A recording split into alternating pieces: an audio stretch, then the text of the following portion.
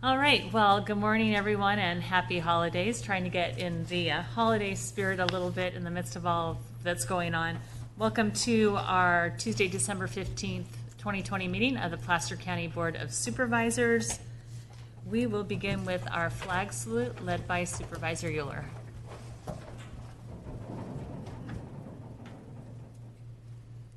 Allegiance to the flag of the United States of America and to the republic for which it stands, one nation, under God, indivisible, with liberty and justice for all. Thank you. I'm going to go ahead and have the clerk read the meeting procedures, please.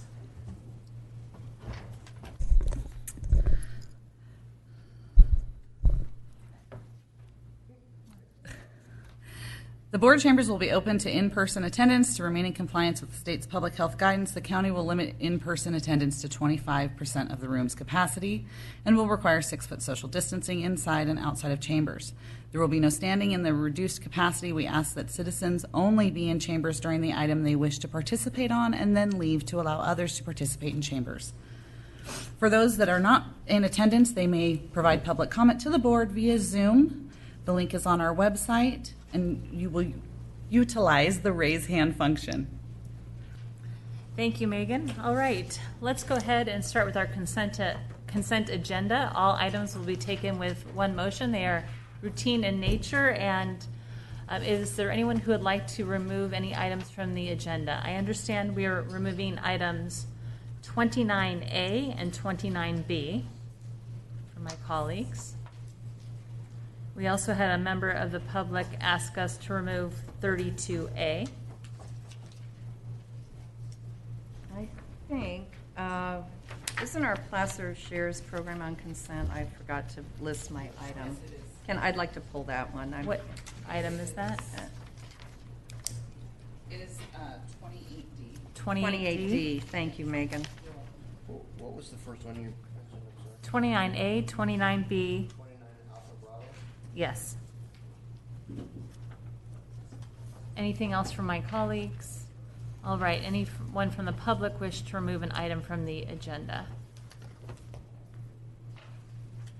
All right, we will close that and bring it back to the board for a motion or action. Move approval. All right, we have a motion by Supervisor Gustafson, second by Supervisor Holmes. Roll call, please. Wygant? Yep. Holmes? Yes. Euler? Gustafson? Aye. Gore? Aye, thank you. Let's do this. Let's start with 29A and then 29B since staff were prepped for those. And then we'll move to 28D and then 32A. So it looks like, do we have somebody on the line for 29A? Yes, good morning, Chair Gore, members. This is Rob Oldham with HHS for 29A Whole Person Care Medical Respite Program, and here with me is Jeff Smith, who's the manager for Whole Person Care. The action requested this morning is for your board to approve a budget amendment in the amount of $159,630 for fiscal year 2020-2021 for the receipt of grant funds and the expense of these funds for the medical respite program. And also the second action to approve a contract with the Gathering Inn, an amount not to exceed $319,260 from January 1st, 2021 through December 31st, 2021, and authorize the Director of Health and Human Services to sign the amendment with Risk Management and County Council concurrence, and to sign subsequent amendments not to exceed $31,926 consistent with the subject matter and scope of work, again, with Risk Management and County Council concurrence. Just for background, HHS, we have Whole Person Care, which has been in operation now for over 4 years. Whole Person Care has contracted with the Gathering Inn to provide these medical respite services to people experiencing homelessness, chronically homeless. And this has been in operation since 2017. Medical respite provides a place for people to stay when they're well enough to leave the hospital, but too ill to stay at a homeless shelter or on the street.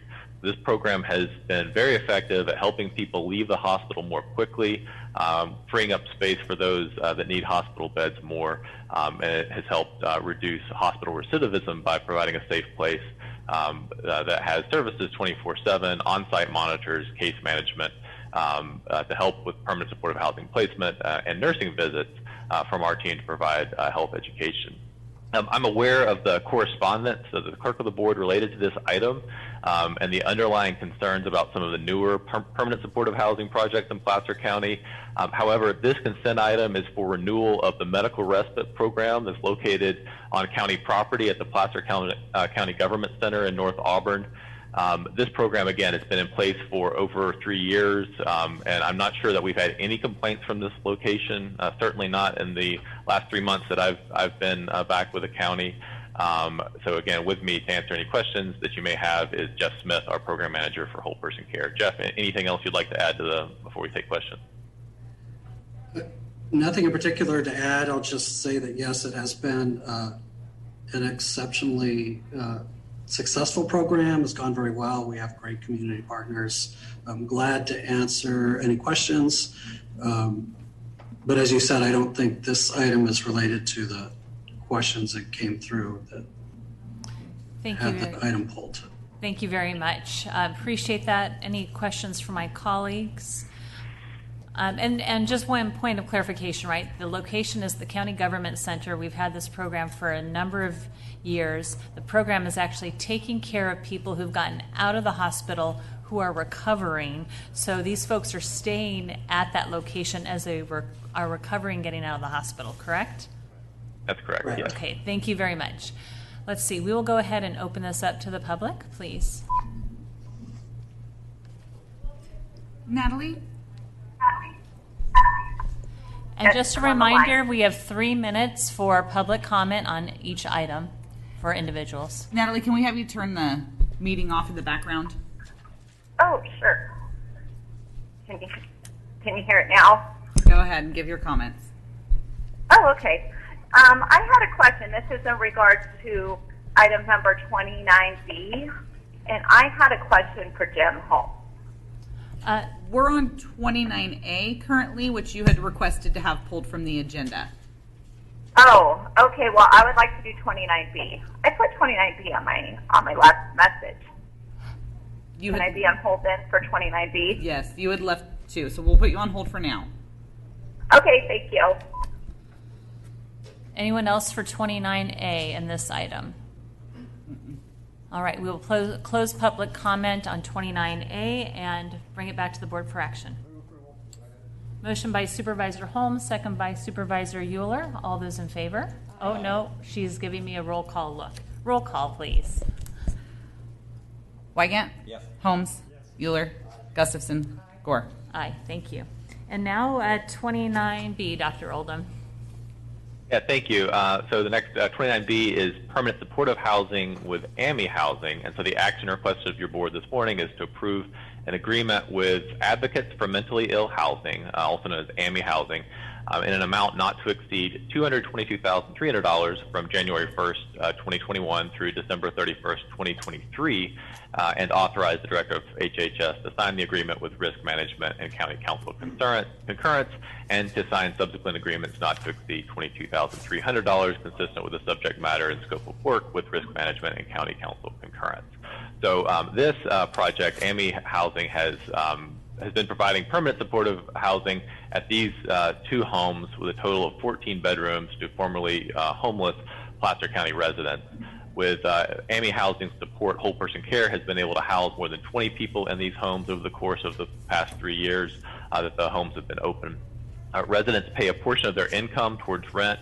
AMI Housing provides property management and resident support, while Whole Person Care staff provide intensive case management to help these individuals be successful in their housing placement.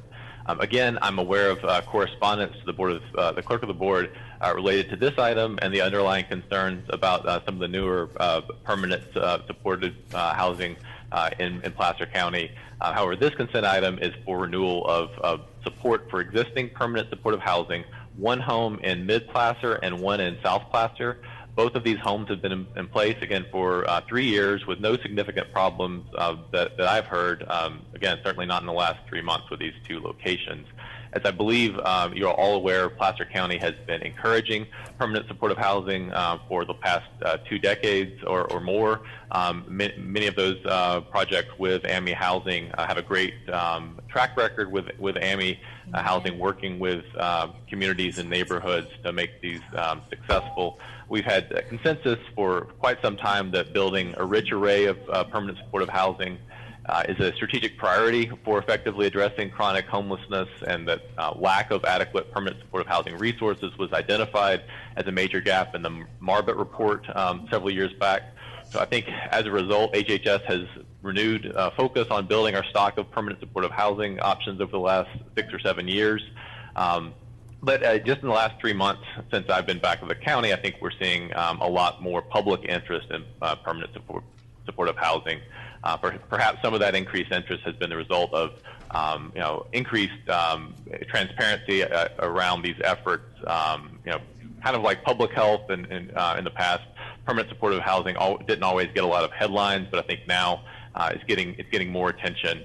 And with this increased attention, I think we've really been working hard to try to get out accurate information about what permanent supportive housing is and what it isn't. We've regularly engaged with media, your offices, city governments, law enforcement agencies to get feedback on how things are going, and we'll continue to do so. We've produced some frequently asked questions, which I would direct members of the public to answer. I think some of the questions that are out there are kind of covered in those frequently asked questions. But also, I think it's time, and I've talked with some of you about bringing this back. If your board approves this item today for these houses, to talk, at a future board meeting, get an update on our general approach to homelessness in Placer County, but in particular around permanent supportive housing.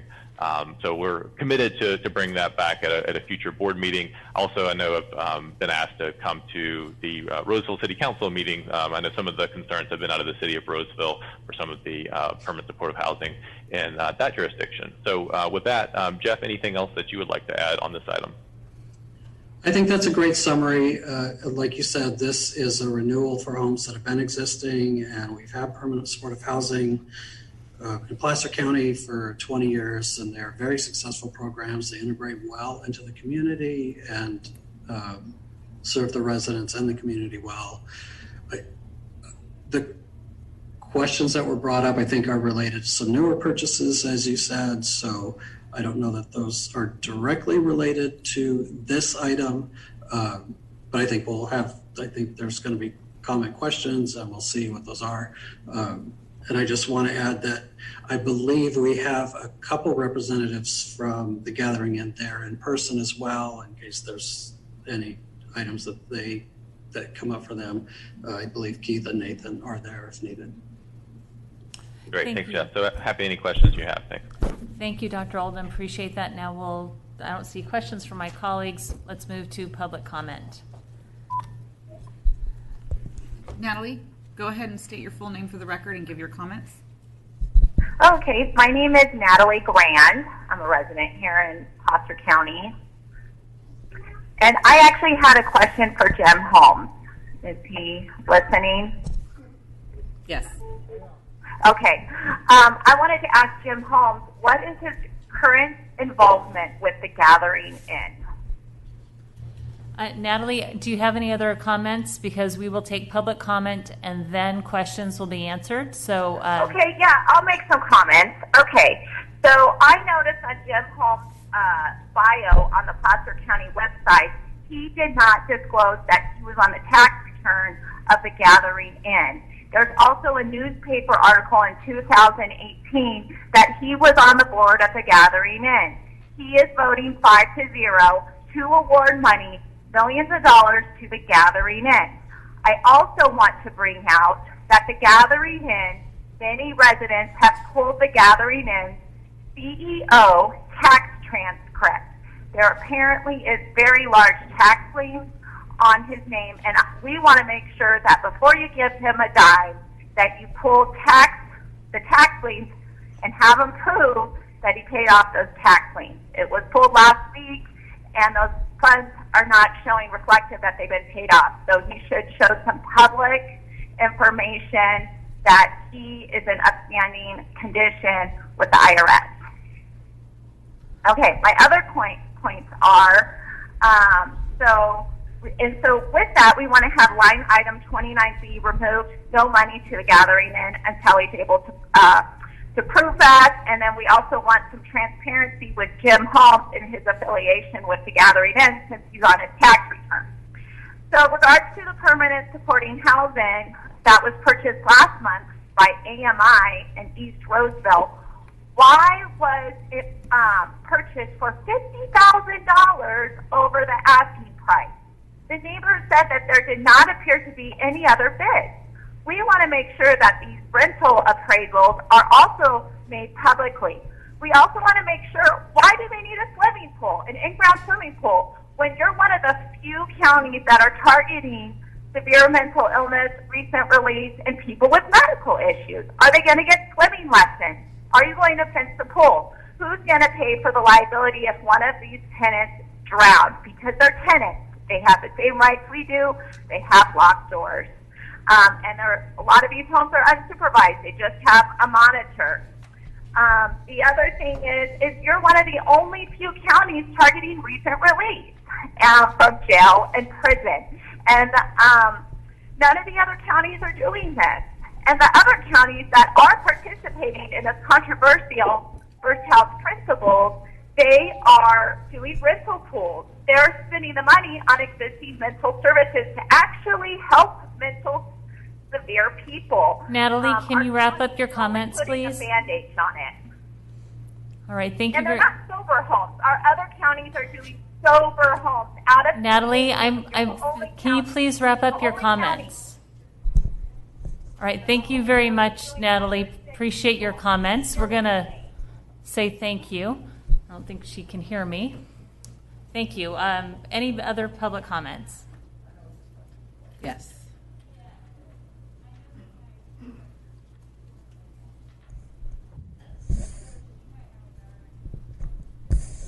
Anyone else? Cheryl Berman, go ahead and unmute your mic and give your comments. Hi, good morning. Cheryl Berman, Foster County resident. As a principal program manager, I've launched releases around the world for Fortune 10 companies. You have a program manager. You approved a Board of Supervisor item for a pilot program. Saying something's been around for several years is not a credible defense. As a pilot program, there are goals, metrics, budgets, criteria, reporting involved with a pilot program. It's not just whenever we feel like launching something, we'll come back to the board and talk about it. You're taking money from other entities and reporting is required. I think that it's not a matter of the goodness of the programs. I don't think residents do not want people to have mental health and to help people get on their feet. It's a matter of transparency and reporting. And so I think that without having, we have someone on the phone here that is a program manager. Where are the reports for this program? I don't understand how we can hire people to do a job and then pretend that these pilots don't have associated deliverables with them. So I think that the fact that other jurisdictions don't even know about them says that it's not just residents complaining. It's the fact that other jurisdictions don't even know about the activities that Placer County is performing.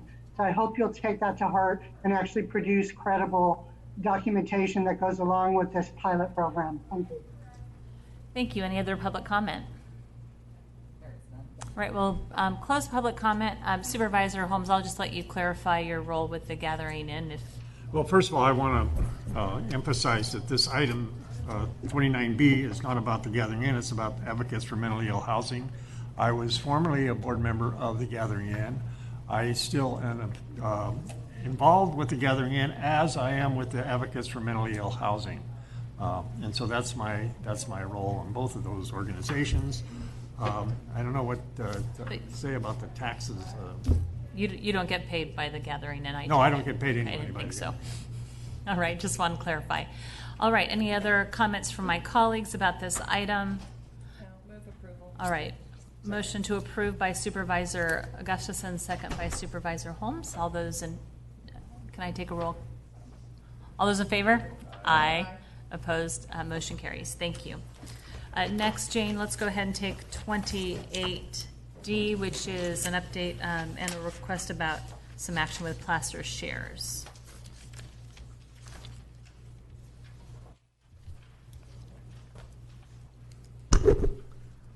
Good morning, Chair Gore, board members. Jane Christensen from the CEO office here today, and this report was really intended to follow up on the board's December 1st action. You'll recall at that time the board allocated $2 million to additional business Placer shares impact grants. Since that time, and in fact 2 days after the board's action, the governor announced the new state framework subject to regional health metrics, which kicked in for Placer County as part of the greater Sacramento region on December 8th when the stay-at-home order went into effect. This materially changed the business operating environment, and so we wanted to report back before awarding grants to make sure that you're aware that it changed a bit of the calculus in terms of what we might award to businesses and or those chamber community collaboratives. And the thinking was that if the operating environment was so constrained, the hope was we could optimize those business grants for what is now possible in the business operating environment. But if there were any funds remaining, shift those to the nonprofit sector. So simply because it was materially different than what we presented to you on December 1st, we wanted to follow up with you before proceeding down that path. Thank you, Jane. Supervisor Gustafson? Yes, thanks, Jane. And Jane and I have exchanged several emails. And this goes back to the city chamber collaborative efforts in Auburn in particular, who are really trying to work with a broader group of their membership so their businesses understand what they're applying for. I know that the hopefully very temporary risk constraints we have right now for business operations are here. Hopefully we're out of those relatively soon, and I don't want to see the money not go to long-term sustainability for these businesses with these new efforts. And so I understand there was some miscommunication potentially between some chamber representatives who asked questions, and I want to reiterate my strong support for those collaborative efforts that are more long-term and long-ranging despite the current 3-week, hopefully only, but if it's longer, that we will get back into tiers, and we'll be living with those probably for some period of time, unfortunately, and that's when I think our businesses most need to get back on their feet and bring business back into their doors. And so any meaningful efforts on those collaborations, I strongly continue to support those and really think that is the best way to sustain our downtown communities, small business communities. To be clear, Yeah. the business collaboratives are first in line for this last potential tranche of funding for 2020 CARES monies, but we wanted to, given the constrained operating environment, carve out the possibility that if there was money left over after business needs were served, that we would allocate that money before year end to, again, other potential needs. And just because this was different than what the board approved on December 1st, we wanted to report back to you to make sure that businesses first, if there's any money left over, it goes to nonprofits, and that aligns with your direction.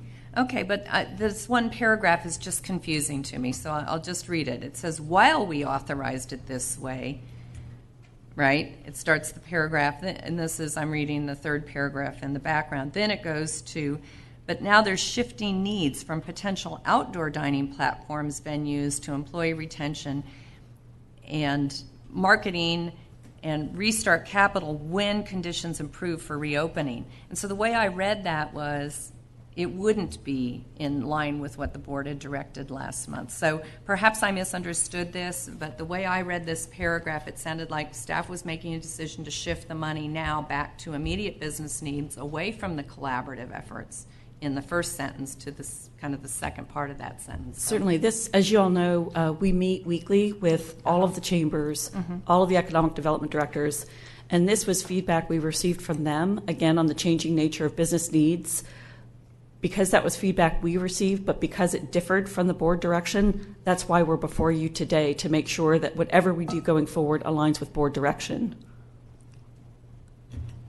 So the collaboratives, you just said collaboratives would be in first place, but the paragraph says they wouldn't any longer. Certainly, that was reflecting the input that we received from folks that we spoke with Okay. on the day that the stay-at-home order was announced, Okay. about what they saw as the changing nature of need. Based on that feedback, we thought that was worthwhile to bring back to the board, but we certainly stand ready to implement whatever the board's intent is for this last tranche of $2 million funding.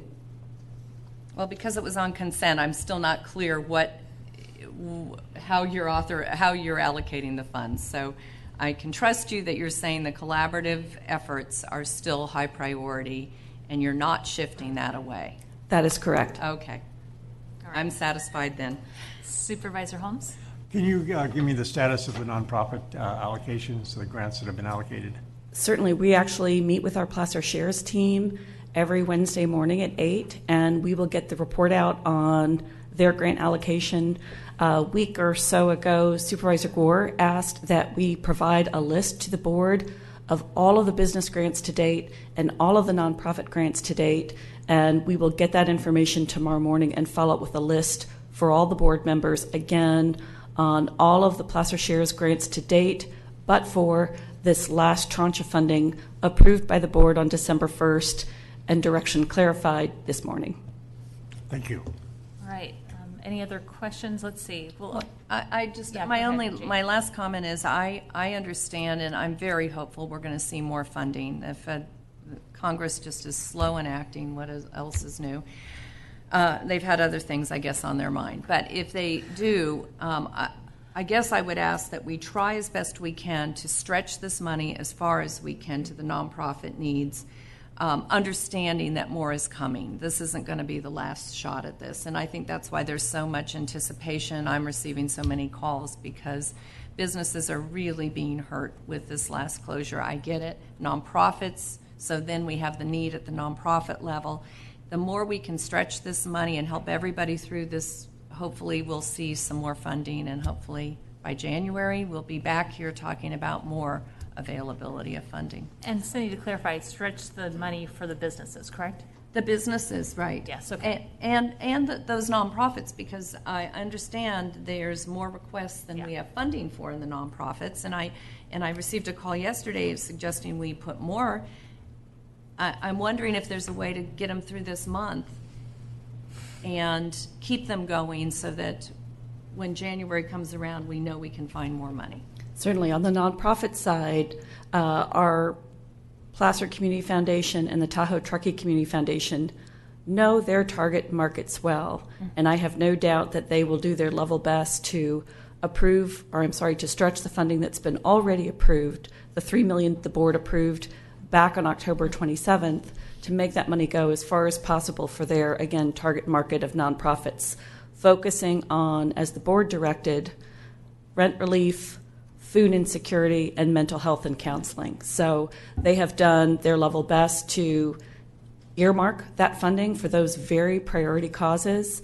And again, I'll have more information. There's no doubt we know that the need exceeded what they were granted because we heard from the results of their December 7th grant round that it certainly did, which is to be expected. But the specific recipients per Chair Gore's request will get to you on Wednesday. Okay. And I just want to clarify one thing. The board approved $2 million on December 1st to be allocated towards, again, these chamber community business collaboratives.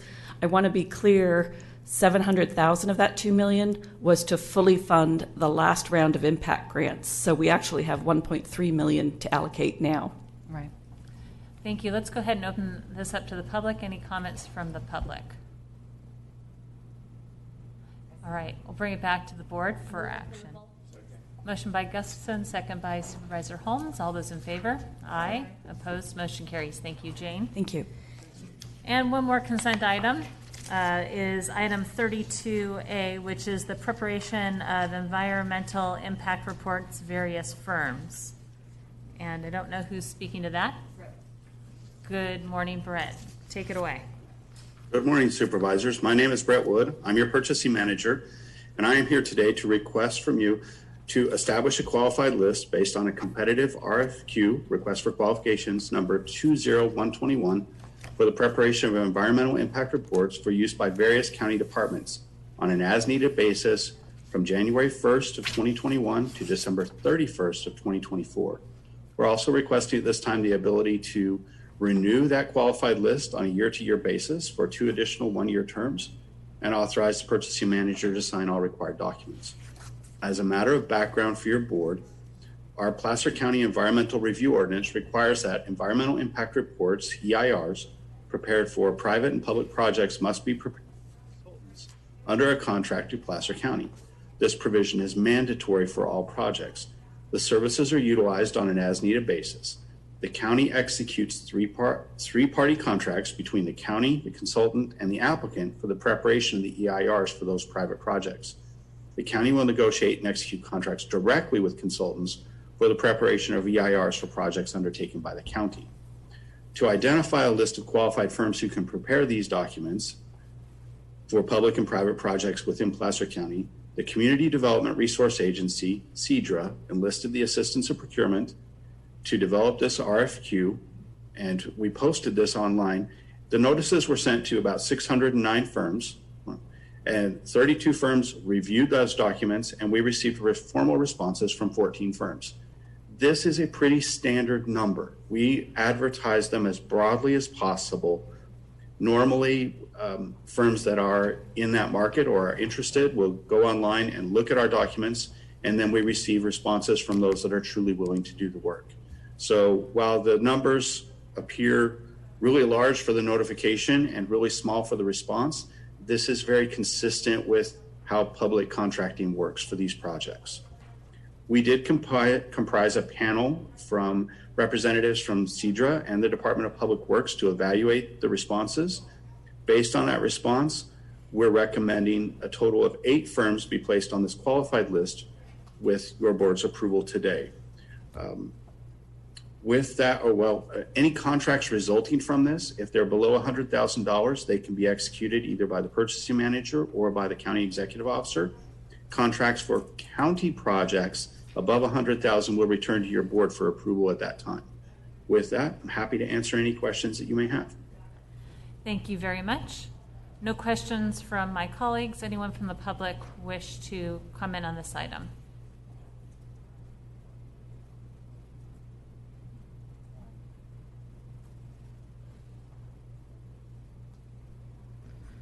Cheryl, go ahead and state your name for the record and give your comments.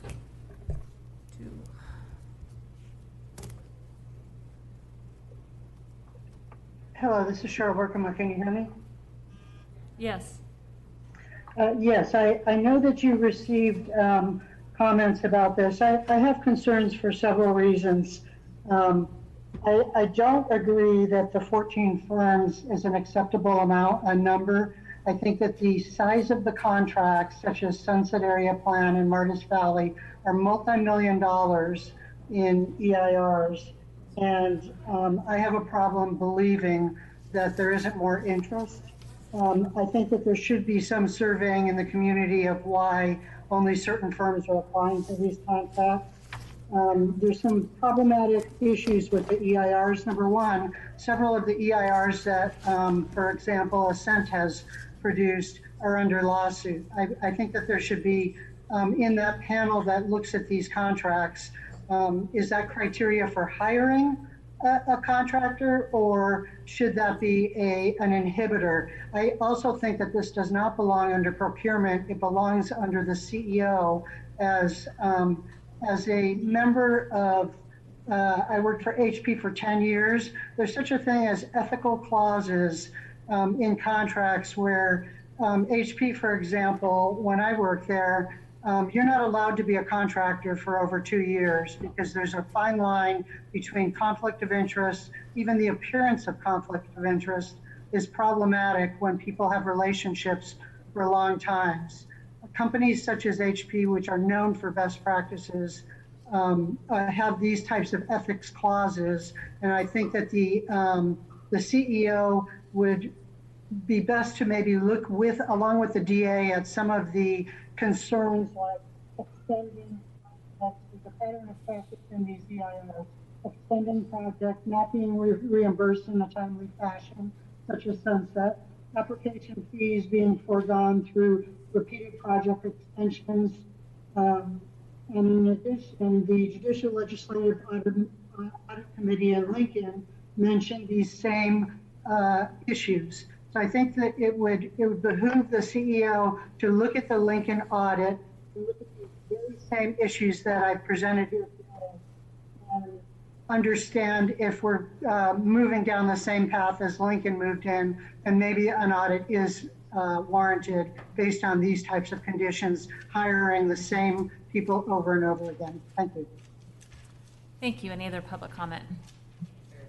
All right, we'll close public comment and bring it back to our board for any action. Second. Motion by Supervisor Holmes, second by Supervisor Wygant. All those in favor? Aye. Opposed? Motion carries. Thank you. Thank you very much. All right, well, folks, we are now at public comment. Sorry, we're a little bit behind, but that's what happens when you've got a full meeting agenda. So this is an opportunity for anyone in the public to address our board on an item that is not on our agenda. Anybody here in the chambers? Anybody online? All right, let's close public comment quickly. And sorry, folks, got to make a little bit of levity with this day. Next is the opportunity for board member and county executive reports. Any updates from my colleagues? Todd, any updates? No items. All right, no, because they're all on our agenda. All right, so we will move to item 1A, which is the public hearing to consider participation in property assessed clean energy programs. Good morning, Mr. DeFonte. Good morning.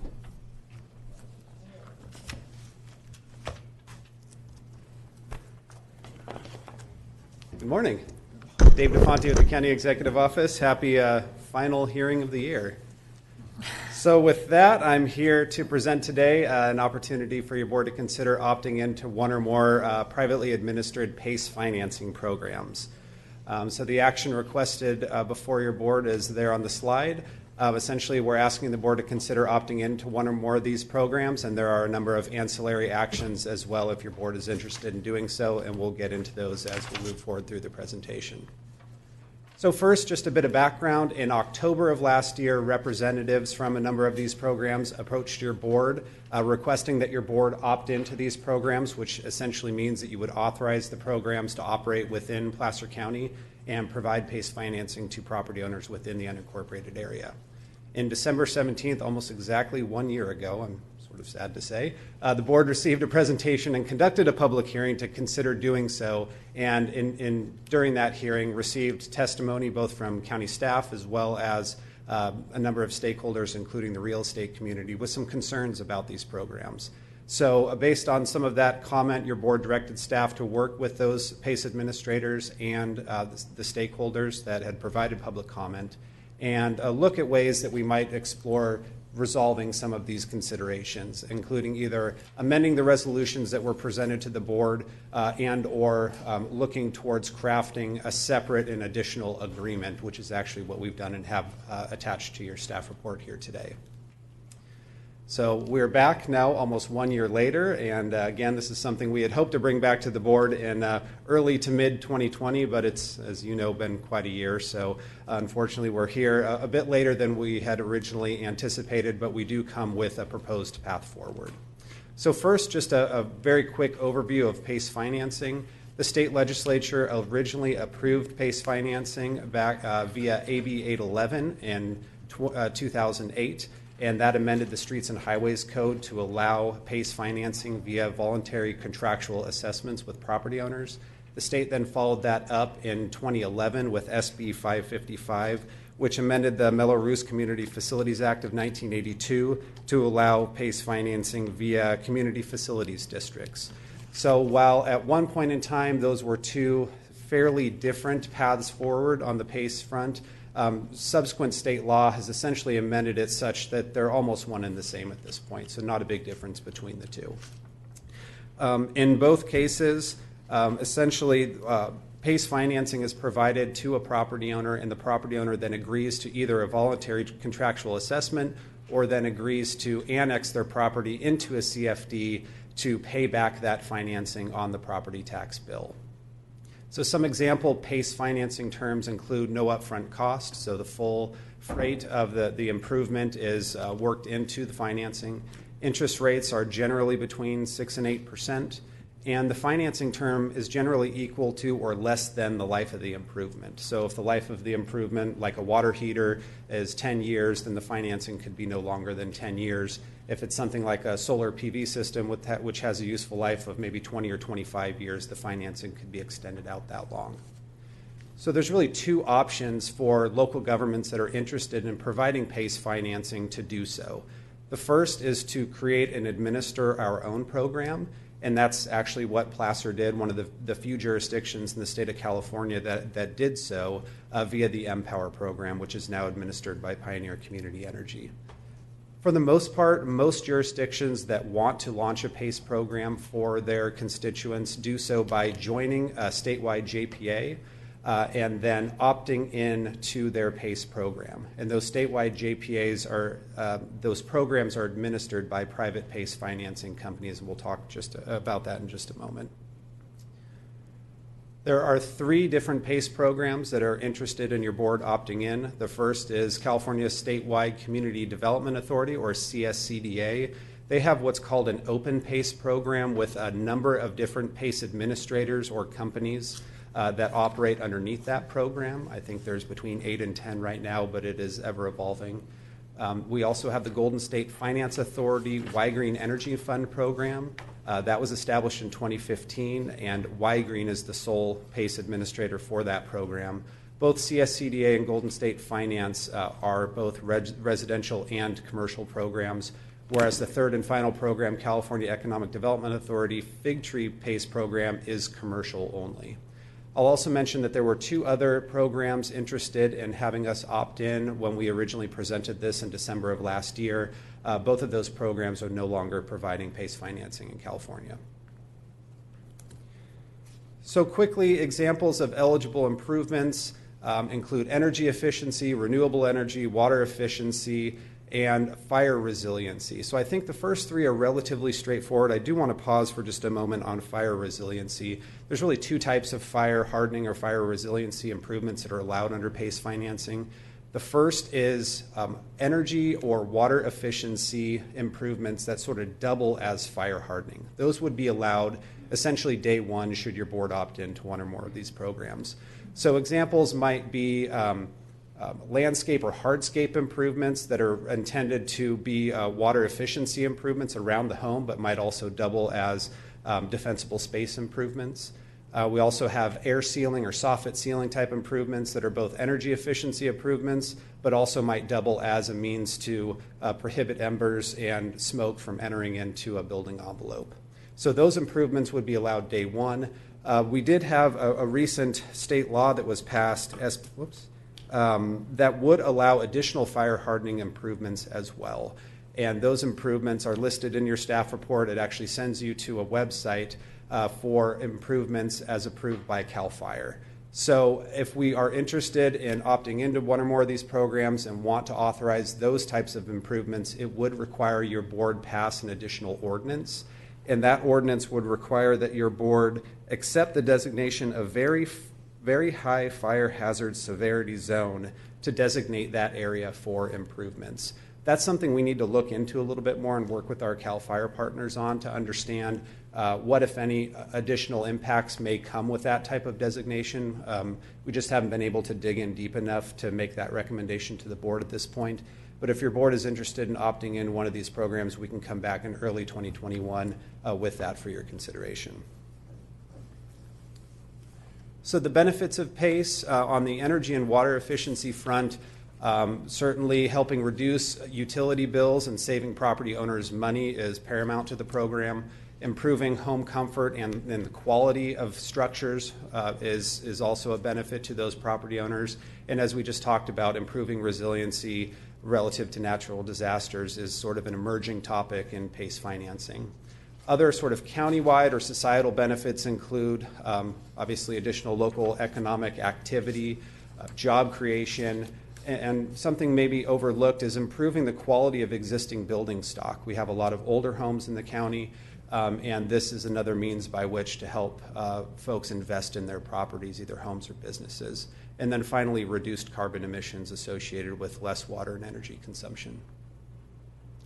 So as noted in the staff report, there have been some issues with PACE financing that staff is aware of. Some of the comments that staff is aware of regarding lending practices and consumer protections in the past include adequacy of disclosures. So comments are that inadequate disclosures have been provided in the past to property owners regarding the cost of financing, the first position lien placed on the property, the potential requirements to pay off the financing in full before selling or refinancing the home, and consequences of failing to pay, including penalties as well as potentially ultimately foreclosure. They also include some sales tactics employed in the past, including reports of marketers representing PACE as a government program or an opportunity for free solar. The use of real-time contracts where folks may approach property owners at their doorstep with an iPad with the contract essentially ready to sign on the fly. And then seeking to potentially finance improvements that don't qualify under PACE financing. And then finally, lack of underwriting and assessing the borrower's ability to pay, and the cost of financing might be more than other potential financing options. So my research suggests that most of these issues seem to be pre-state laws coming online in 2017, and we'll talk about those in just a few moments, but not exclusively. I do still hear of some issues around in my conversations, but don't necessarily have a lot of direct evidence to provide to your board on that. So staff is also aware of multiple lawsuits that have been filed against PACE administrators and local governments, including one in 2019. 6 DA offices announced a $4 million settlement against a company that's no longer providing PACE financing. And then in 2016, there were class action lawsuits that were filed against the same PACE administrator and Los Angeles County that were later coordinated into one action. And that generally alleged that the program failed to adequately disclose certain fees and interest. And our understanding is that settlement is coming to a head in 2021. And then finally, because of some of these issues, there have been a number of local governments that have opted into a PACE program and then chose to opt back out. That includes Kern County and several San Joaquin cities. And then in May of this year, LA County also stopped accepting applications for their PACE program. And then I believe you received communication this morning about the Western Riverside Council of Governments also, as of just last week, decided to wind down their PACE program. So as we mentioned, because of a number of these issues that have come up in the past, the state launched a number of legislative inquiries that resulted in a slew of new bills that have come online since 2016.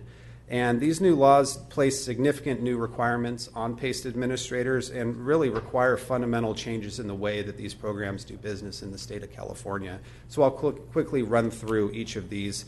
AB 2693 now requires a 3-day right to cancel be provided to each property owner, along with a financing estimate delivered to that property owner before the contract is executed. It generally prohibits representations of finance improvements' effect on the property value. And it also requires property owners acknowledge they may be required to pay off the remaining balance of the PACE financing if they want to refinance or sell their home. That's now a required disclosure. AB 1284 requires PACE administrators to be licensed by the Department of Financial Protection and Innovation, and that is the new organization, or the same organization formerly known as the Department of Business Oversight. It authorizes that department to bring enforcement actions against PACE program administrators if need be, and requires program administrators to make reasonable good faith determination that the property owner has a reasonable ability to repay the PACE financing. Senate Bill 242 establishes additional consumer protections, including it requires an oral confirmation, essentially a telephone call from the PACE administrator to the property owner to confirm key terms of the contract, and requires that those documents and that call be translated in certain enumerated languages. It also restricts various acts from contractors in particular to protect consumers and requires reports to local agencies. Assembly Bill 2063 revises the factors used to determine a property owner's ability to pay the financing, including bankruptcies, late mortgages, etc. And Senate Bill 1087 makes various changes to provisions in California financing law related to oversight of administrators and contractors, and requires the DFPI to maintain on its website the identities of enrolled and barred PACE contractors. I think I may have included some of the notes under 242 and 1284, but suffice to say, a number of new state laws that are summarized in 2 different attachments in your staff report that provide a great level of detail as to what they require. And finally, the Department of Financial Protection and Innovation, again, formerly Department of Business Oversight, began licensing PACE administrators in 2019. In October of 2019, the DBO issued a notice of rulemaking that's still ongoing right now. So the DFPI is going through a regulatory rulemaking process, and there's been some question raised as to whether or not these new state laws are in effect while they go through that rulemaking process. So I contacted staff with the DFPI or DBO at the time to ask that very question, and essentially the answer I got back is those laws are very much in effect, and they are implementing them right now. However, that rulemaking process will put a finer point on them and clarify how some of those regulations will come into play, but they are being enforced today by the department. And then finally, DFPI reviews the program's administrators' compliance with these laws. The effective dates of these new laws are provided in Attachment H.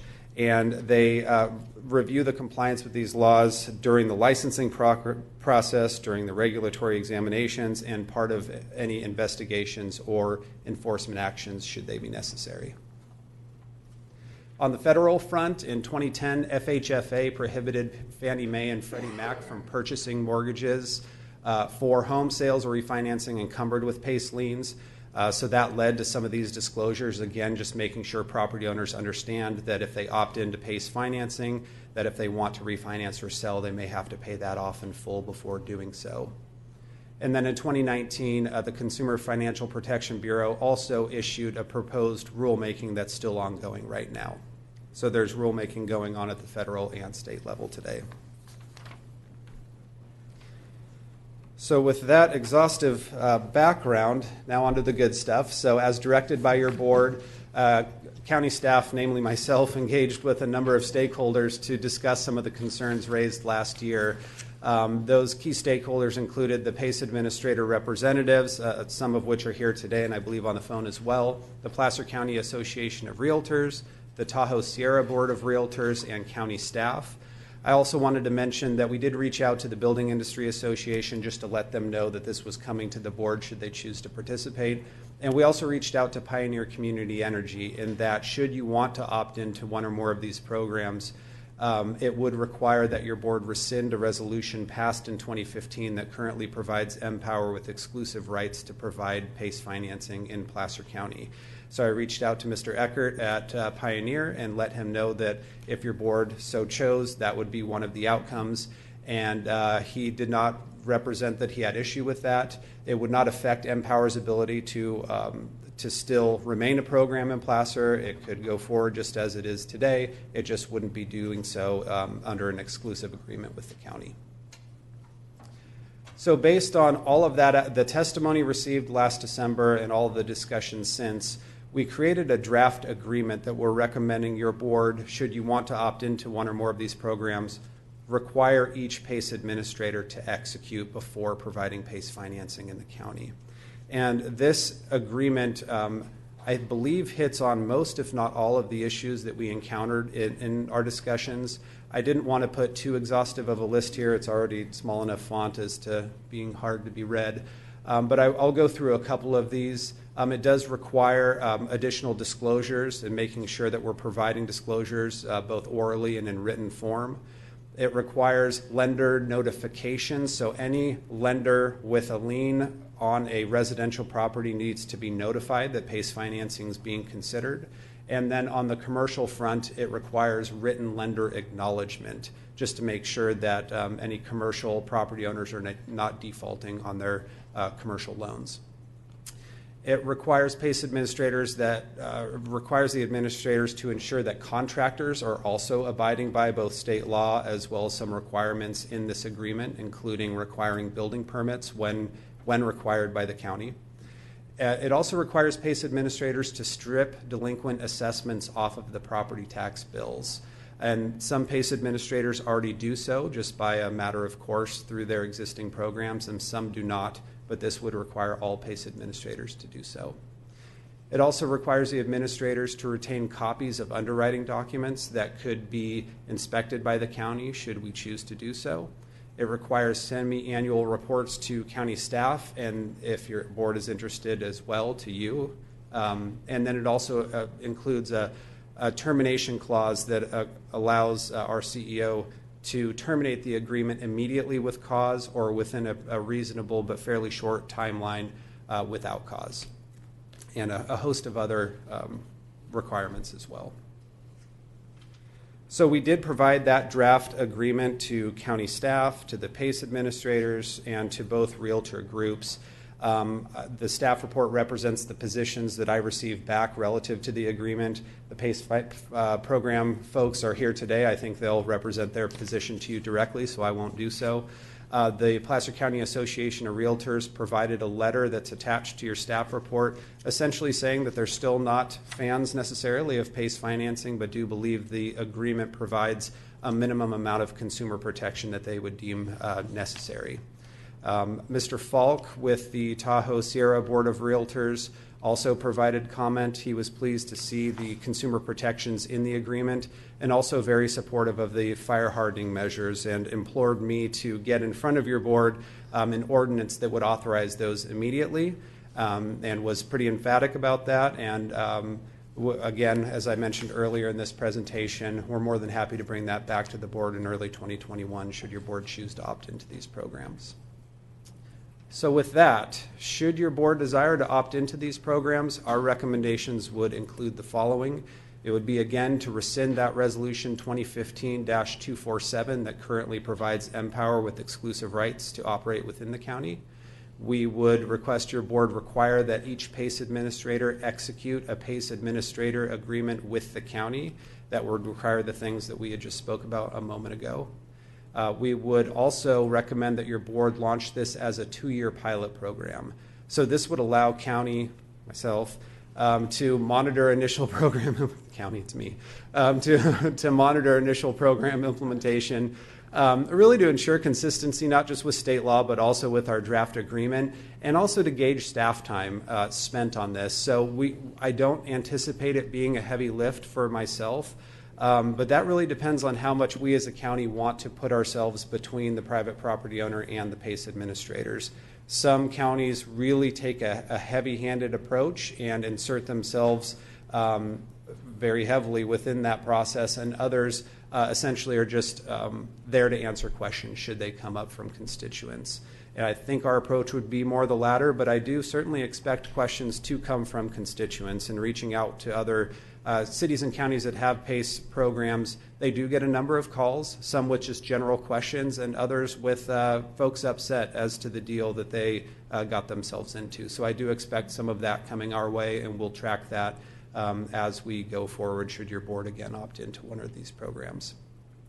And finally, we would request your board to direct me to come back within 12 months to review initial implementation of the program, and then again at the end of the 24-month pilot program to talk about how things have gone thus far and whether or not your board wants to continue or cease with the PACE program and or continue with modifications to the agreement, either to strip out certain provisions, add other provisions, however your board sees fit, given how things have rolled out during that first 2 years. So with that, I will leave you with the action requested on the screen and be happy to answer any questions you have. Thank you, Dave. Appreciate the report. Supervisor Holmes? So if a citizen wanted to participate in the PACE program and had some uncertainty about that, would they reach out to your office in order to get the questions that they needed to feel comfortable with moving forward? Yeah, if they have questions about a particular program, I think they could certainly reach out directly to that program, but should they want to talk to somebody in the county, they can call me. Okay, so will that be in part of the agreement with the provider and the citizen that signs the agreement? Would there be a clause in there that would allow them to ask questions of county staff? There's no current clause in the agreement. They're always, they can certainly call at any time should they have questions. If there's particular questions about the program, detailed questions about what it entails, I certainly would want to connect them with the program that they're considering potentially getting PACE financing from. I know a decent amount of these programs. I don't know everything about them, and I wouldn't want to necessarily represent the programs on behalf of the administrators. Okay, thank you. Supervisor Gustafson. Yes, you mentioned on the fire resiliency, there's another finding we need to make. Are they not recognizing all the other fire designations we have throughout the state for, that could be just overlaid? Because I hate for the Board of Supervisors to do anything further that may restrict or create issues for fire insurance or anything else, but there's all kinds of maps indicating where our fire issues are in this county. Right, so that the FRAP maps already show these very high, whatever it is, severity zones. As you'd mentioned, I'm just frankly not sure at this point what passing an ordinance to accept that designation means. The designation is already out there. They're on maps that you can pull from the state's website. I'm not sure of the maybe unintended consequences of passing that ordinance. So that's what we need to dig into a little bit more. We only had a passing conversation with our CAL FIRE partners thus far, and we need to talk a little bit more about that before feeling comfortable to provide a recommendation. Right. Well, I appreciate you pursuing that because, replacing a roof is a very significant cost, and yet that is one of the issues that we really want to encourage and find opportunities for homeowners to be able to harden their homes. And some of those are the most costly improvements you can make. So making sure that we pursue that, but understand we don't want to add any additional barriers or problems for homeowners in accepting any of those maps. Right. Thanks. And I would echo that it would be great to have you come back once you have the information about possible action by the board. One question which you had mentioned inside the Riverside COG, I believe, and I didn't have a chance to read the letter that came through at the last moment. So could you just address the reason I think the Riverside COG pulled out, correct, based on a certain provider that it had issues with? I think that certain provider is no longer providing PACE programs. Could you just clarify for me, Dave? Yeah, I'm happy to clarify with the information I have, which is very, very little. But my understanding from being involved in PACE financing a decade ago, the Western Riverside Council of Governments were one of the original entities that created a statewide PACE program in California. And their main partner at the time and up until recently was Renovate America. And Renovate America just chose to stop providing PACE financing within the last few months. So I have to imagine that played into their decision, but frankly, I'm not sure if other things played into their decision as well. But I do know Renovate America, which was a very large PACE administrator in California, represented to me that they're focusing on other financing options that they have that they've found a lot of success with and are no longer providing PACE financing. Thank you. Supervisor Euler?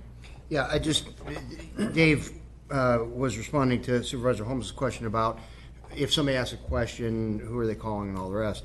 And just to kind of remind my board of this process and what's actually going on, the PACE providers aren't selling financing. The contractors are selling improvements.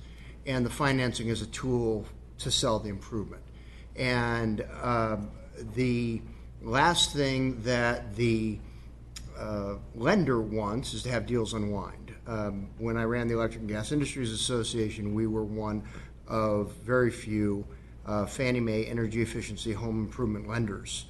And all these controls that you're talking about that have since become state law, we were doing just by matter of practice back in 2004 in terms of the 3-day right to rescind, in terms of the call to the homeowner to verify all improvements were done prior to funding the loan, all those other things. And the last thing that we wanted was any kind of a deal to unwind, because then Fannie Mae put that back on us. And so those who have lived through the evolution of PACE financing and are still operating today are typically the ones who employed these kinds of best practices early on and have been living with the refinements of these as these things move forward. And so really what I just want to remind my colleagues is this isn't a PACE provider from the Bay Area who's just salivating to get into Placer County and sink their teeth into Placer County retirees in Lincoln Hills. This is the contractors who live and work in our area who are selling to people in our area. And this tool is simply one more tool for them to be able to help meet the needs of their customers. Thank you, Supervisor Euler. Looks like there are no other questions from my colleagues. We will open this item to the public, and we will start with people in the chambers. You're welcome to address our board, and we ask that you keep your comments to 3 minutes or less. None of you are getting up. Okay.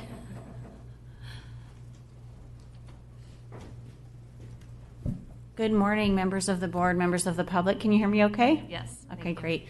Happy holidays, everybody. Thanks for allowing us to meet in person. It's sort of refreshing to be here, in all honesty, even though we have to wear masks. My name's Emily Ramey. I represent Y Green Energy Fund. We are a leading PACE finance company, and we serve both residential and commercial properties throughout the state. I know many of you already have shared lots of correspondence and discussions in person, which I very much appreciate on this topic, so I won't reiterate what is already known.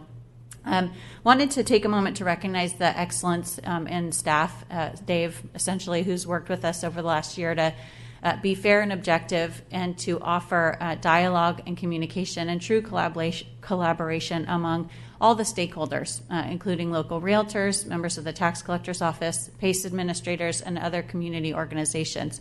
I commend him for that work, and I thank you for allowing him to do his job really well.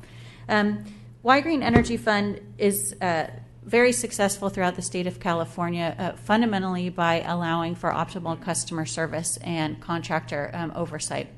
A lot of the implementations that have been codified recently by state law were best practices, as mentioned earlier, in our program, among other providers throughout the state. And we've evolved to adapt to those new regulatory requirements, but we've been operating by most of them for many years already. And we really recognize and support them being codified into law. Our new regulatory body is very much in full effect and has full authority to revoke our license at any point, including today, if we do not meet the statutory requirements that are laid out on the website of the DFPI. So just contrary to some recent communications, counter to that statement, we are very much regulated by the DFPI currently and have to be in full compliance to the criteria that's outlined on the website there that started at this beginning of 2018 and has sort of rolled out in tranches throughout 2019 and are in effect today. There's other correspondence that was recently shared about a joint agency task force. That joint agency task force we are members of simply because part of our eligible improvement list includes solar projects.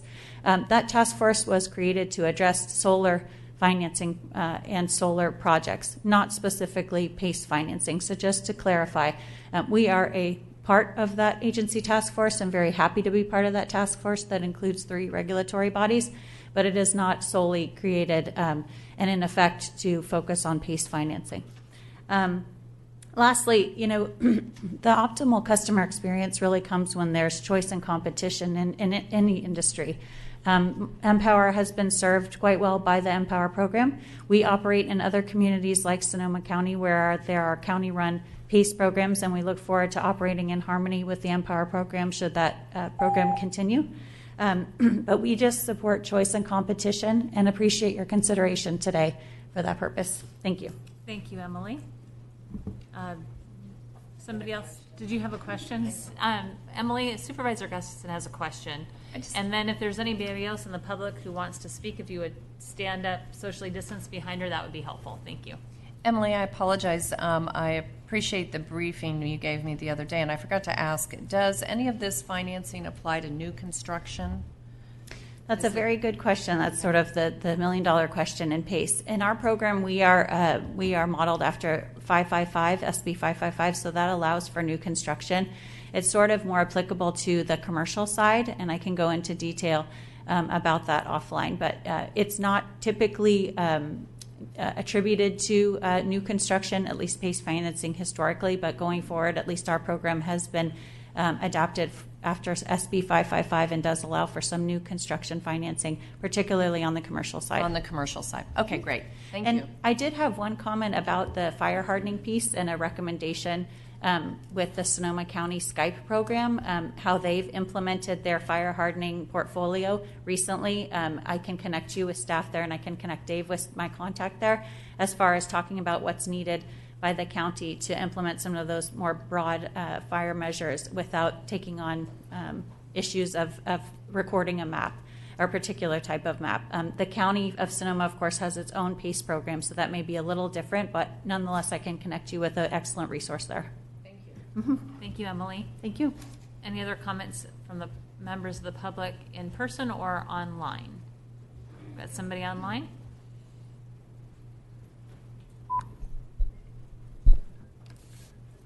Rachel, go ahead and give your comments. Thank you. Good morning. My name is Rachel Hobbs, and I represent PACE Funding Group. We're one of the program administrators with the CSCDA's Open PACE program. CSCDA, as you probably know, is formed and sponsored by your county association, CSAC, and the League of Cities. And we are approved with them in over 350 other municipalities. Just wanted to let you know that there are 32 other counties that have approved our program already for the unincorporated region there. And I just wanted to touch then on your staff. Dave has done such a great job, and he answered your questions very well about the Western Riverside Council of Governments. So yes, the Western Riverside Council of Governments was partnered statewide with Renovate America, and they had their own staff and their own program who were working on those assessments. And when Renovate America decided to stop doing their PACE work, then the Western Riverside Council of Government program is not really economically viable to have staff and people processing assessments that are not going to be coming in. But please note, you know, the county, the Riverside County there, has still approved CSCDA's Open PACE. So we're still approved by Riverside County to do PACE financings in the unincorporated area there, and in 13 of the cities in Riverside County also. I wanted to also just mention, Emily had mentioned about the DFPI, formerly DBO, and their regulation of us. We have all been licensed since January 2019, so 2 years now that we've been licensed. We have to submit annual reports, and as all licensees of DFPI, we do have to go through examinations periodically, and I believe the other PACE providers have been through examinations. My company is currently going through our examination. We do also have to submit daily lists of our contractors who are registered with us. So yes, the FPI and us, we're definitely really working together already. And the rulemaking process that was mentioned, we're very much at the end of that. We expect that the additional regulations will be finalized very soon. The absolute deadline for DFPI to announce those regulations is February the 28th. So we just have a couple more months and those regulations will be ready. So I wanted to thank you today for your time and your consideration, and also for enabling us to be able to present remotely. And please know that we're here on the line if you have any questions. Thank you very much. Thank you, Rachel, and thank you for your clarification on that one question that I had. Any other public comment? We do. All right. Erica Please go ahead and unmute your mic and give your comments. Hi, everyone. Hi, can you hear me? Yes, we can. Thank you. So I'm speaking today. I am a founder and executive director of Haven Neighbor Service, a nonprofit housing counseling agency that focuses on helping low-income individuals and families. I'm speaking to you today because I'm very concerned about this program. And as a founder and executive director of a nonprofit and also a community member, also I represented the low-income individuals, families that are first generation owning homes, PACE finances, stripping low-income households, particularly monolingual Spanish-speaking families, from their equities.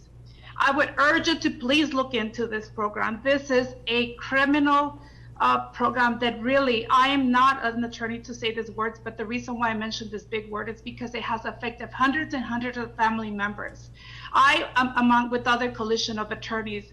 There are nonprofit attorneys that are helping communities, are very concerned about these programs. And the reason I'm telling you this because we have dedicated right now our lives to really go against PACE because of what they've done to our communities. The gentleman says, yes, there are settlements, but these settlements have no restitution. So what does settlement mean when our families are about to lose their homes on foreclosure because they can't pay their tax assessment because of this PACE loan? This is something that, please, I urge you, I'm telling you, I'm not the best public speaker, but because I'm telling you from my heart that this is a program that is harming our families.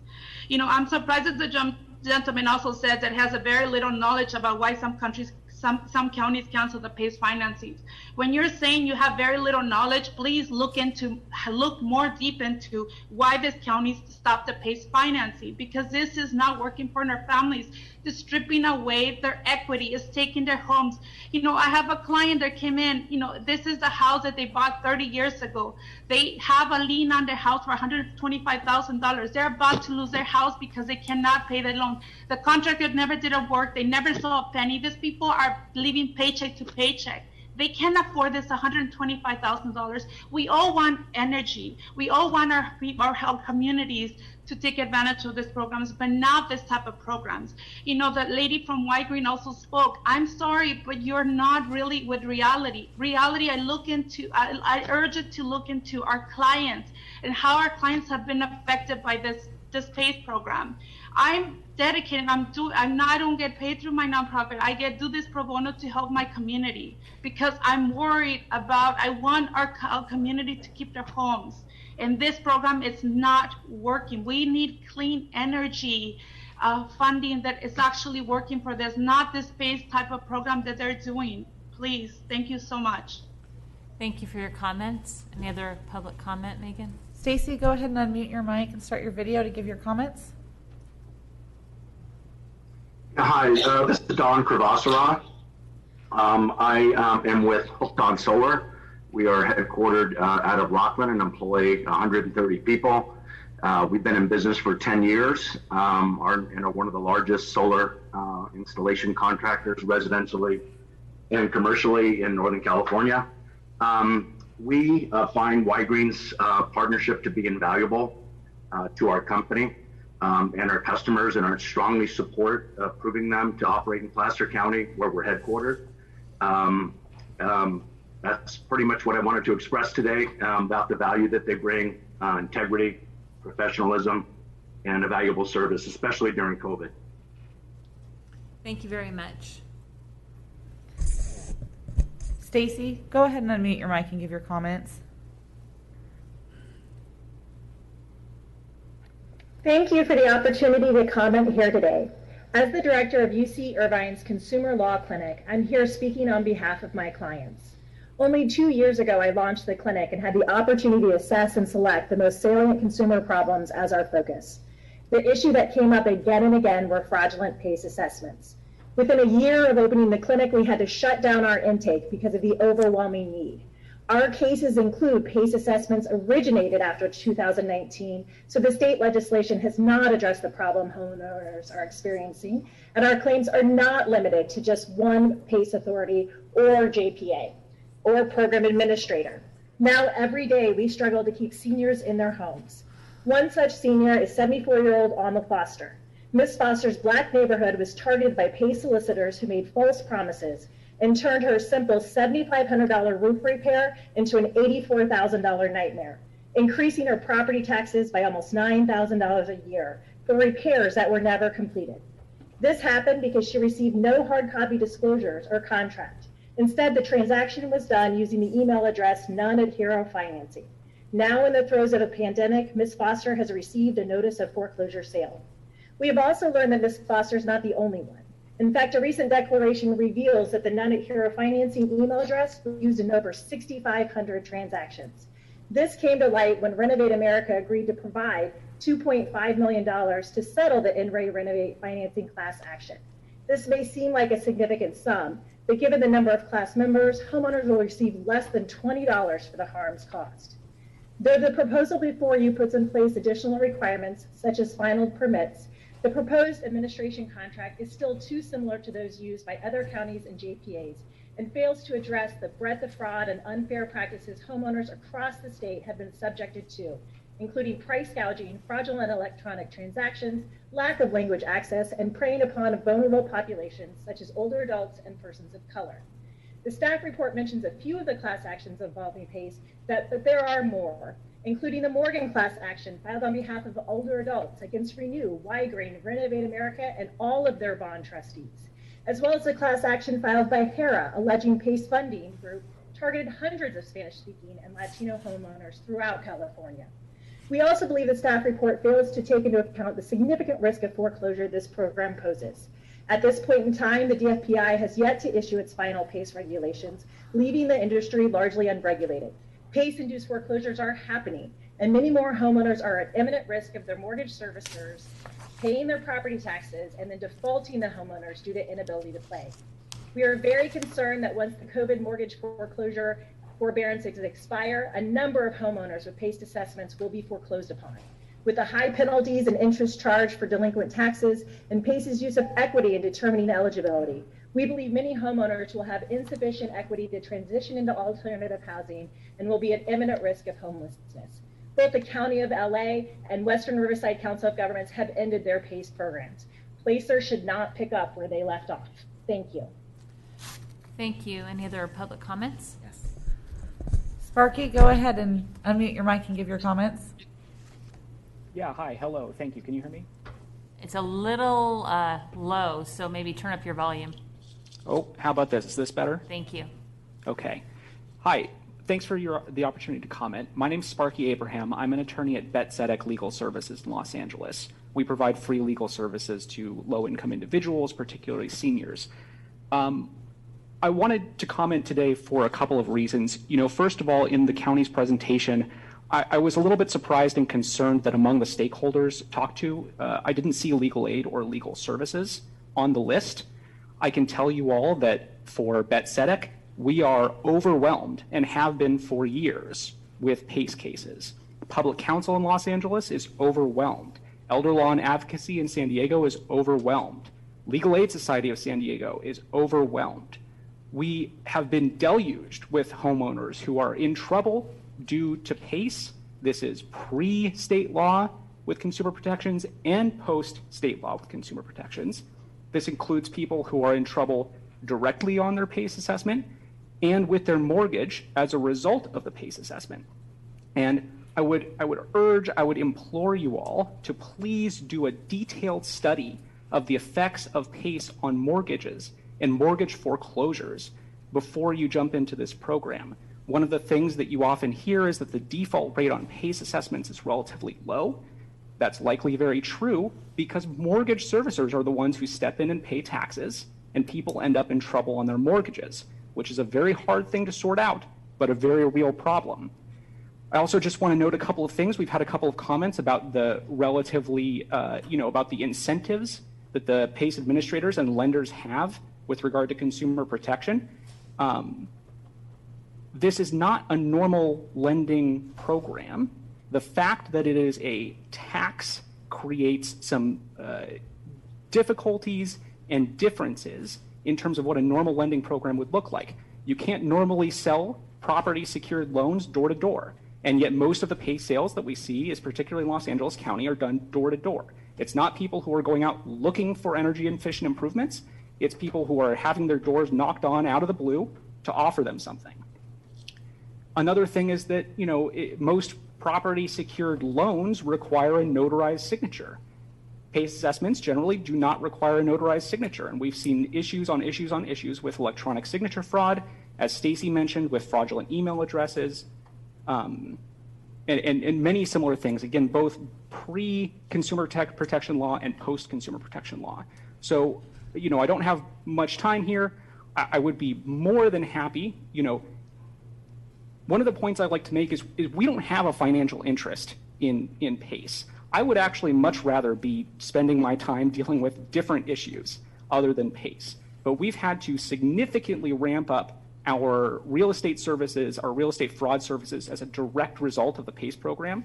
And one more thing, there's been some discussion of the Western Riverside Council of Governments meeting and of their ending of the program. I would urge you all, please go watch and listen to the recorded meeting where they ended the program, which included testimony from several homeowners about what their experiences with the program have been. And of course, we at BetSedec, and I'm sure all the other legal aid providers here on the line are more than happy to talk to the county about what our experience has been and what our recommendations would be for an actually consumer protective program. Thank you. Thank you. Next comment? Chris Peterson, go ahead and unmute your mic and give your comments. Good morning, Supervisors. My name is Chris Peterson. I'm with Fortify Financial, a PACE provider under CSCDA. I had a statement prepared here, but I'm hearing these comments from the legal aid people, and frankly, we had an opportunity to flesh all of these issues out. Dave did a fantastic job navigating these stakeholder workshops where everybody talked about what it is that was concerning them, and I feel like we've already been through this. These legal folks do have a vested interest in PACE, and this is a business, and unfortunately, my being very close to the operations of my business, I do not understand what they're talking about. We don't have any issues with BetSedec right now. We have. Since the legislation has passed, there has been almost zero problems with any consumer issues at this point. It's just so frustrating to hear this stuff. All these legislative changes, all it's done is strengthen consumer protections. PACE is a regulated financial industry at this point. And we have an operating agreement in place here that's going to just further protect the counties and its residents. And this is an option. PACE is an option that can be used, and we make phone calls to make sure that people understand it. We make phone calls after the work is done to make sure it was done to their satisfaction before we pay the homeowner, the contractor directly. So we have all of these things in place to make sure that everybody understands what's going on. Everybody's on the same page. The work was done. Then we send out an inspector, and the inspector will take a picture, make sure everything is done according to the contract, and then we'll release the money. All of these things, no other financing method has these things in place. It's almost impossible to have fraud these days. Before it did, there absolutely did. There was holes in the system. We've plugged those holes up, and what we have today is something we stand behind. So I encourage you to move forward. We're going to make a positive impact in Placer County. You're not going to see these issues because they don't exist anymore. Thank you. Thank you. Next caller, please. Daniel Lewis, please unmute your mic and give your comments. Good morning. My name is Daniel Lewis. I'm a legal fellow at BetSedec Legal Services in LA County. As Sparky said, we offer free legal aid to low-income individuals with PACE issues in LA. LA County's program, which, as you heard, ended earlier this year, had a ton of problems, including people losing their homes, people struggling to keep up with payments, faulty workmanship, and rampant fraud, among other things. We've seen the same problems with third-party run PACE programs across the state, and they will come to Placer County too if the Board of Supervisors goes down this path. As someone who works on PACE in legal aid, I want to share with you some of the things we've seen. First, as Sparky said, I just wanted to echo, even though the LA PACE program has ended, we have been overrun with PACE cases. We've had to close our intake line multiple times because our attorneys just don't have the capacity to take on any more cases. It's happening in legal aid organizations across the state, and there simply aren't enough resources to help all the people who have been harmed by this program. Also, a particularly high percentage of people seeking help are either seniors or non-English speakers or both. Also, although there has been a lot of work on increasing consumer protections in the law, we have actually seen an increase in fraud since 2018.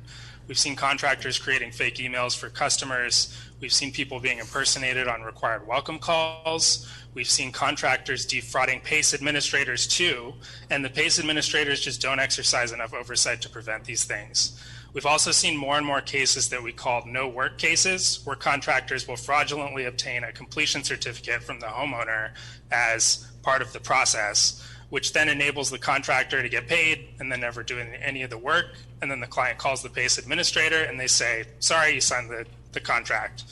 And because there's not much oversight from the PACE administrators, these programs are just a honeypot for fraudsters. All of the bad actor contractors are going to come out of the woodwork to participate in this program.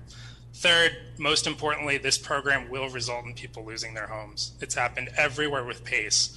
PACE administrators are going to cite stats saying that foreclosure rates by Placer County, because of failure to pay property taxes, are going to be low. But as Sparky said, we all know if someone's in danger of foreclosure because they can't pay their property taxes and they have a mortgage, the mortgage servicer is going to step in and pay those taxes. And it will be the mortgage servicer that forecloses on the homeowners. That's what we've seen.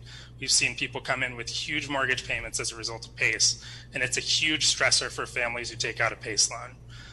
There's not even a great economic benefit to PACE right now. If you take out a second mortgage, that has more protections for you and fewer risks and lower interest rates.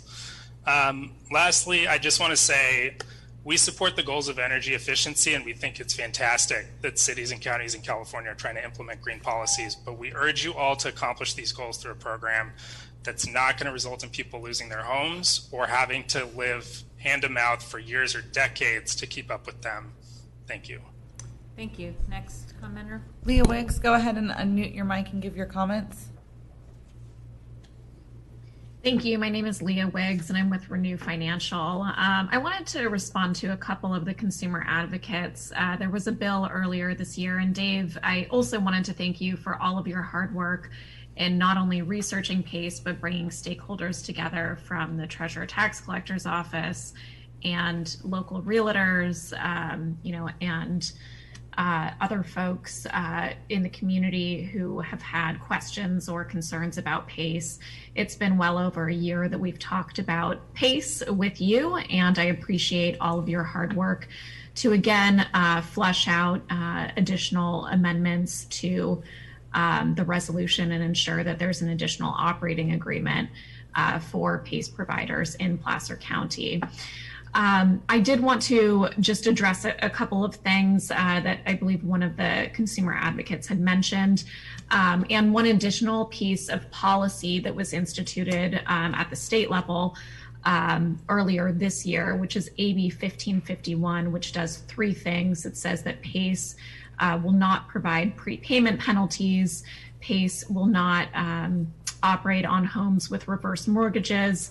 And also PACE customers have to sign a written paper copy letting, essentially opting in to receive electronic documents. And so I think that from the state level, and this is something that was debated and talked about with the consumer advocates at the state level, and was sort of an agreement that was come to with state electeds to deal with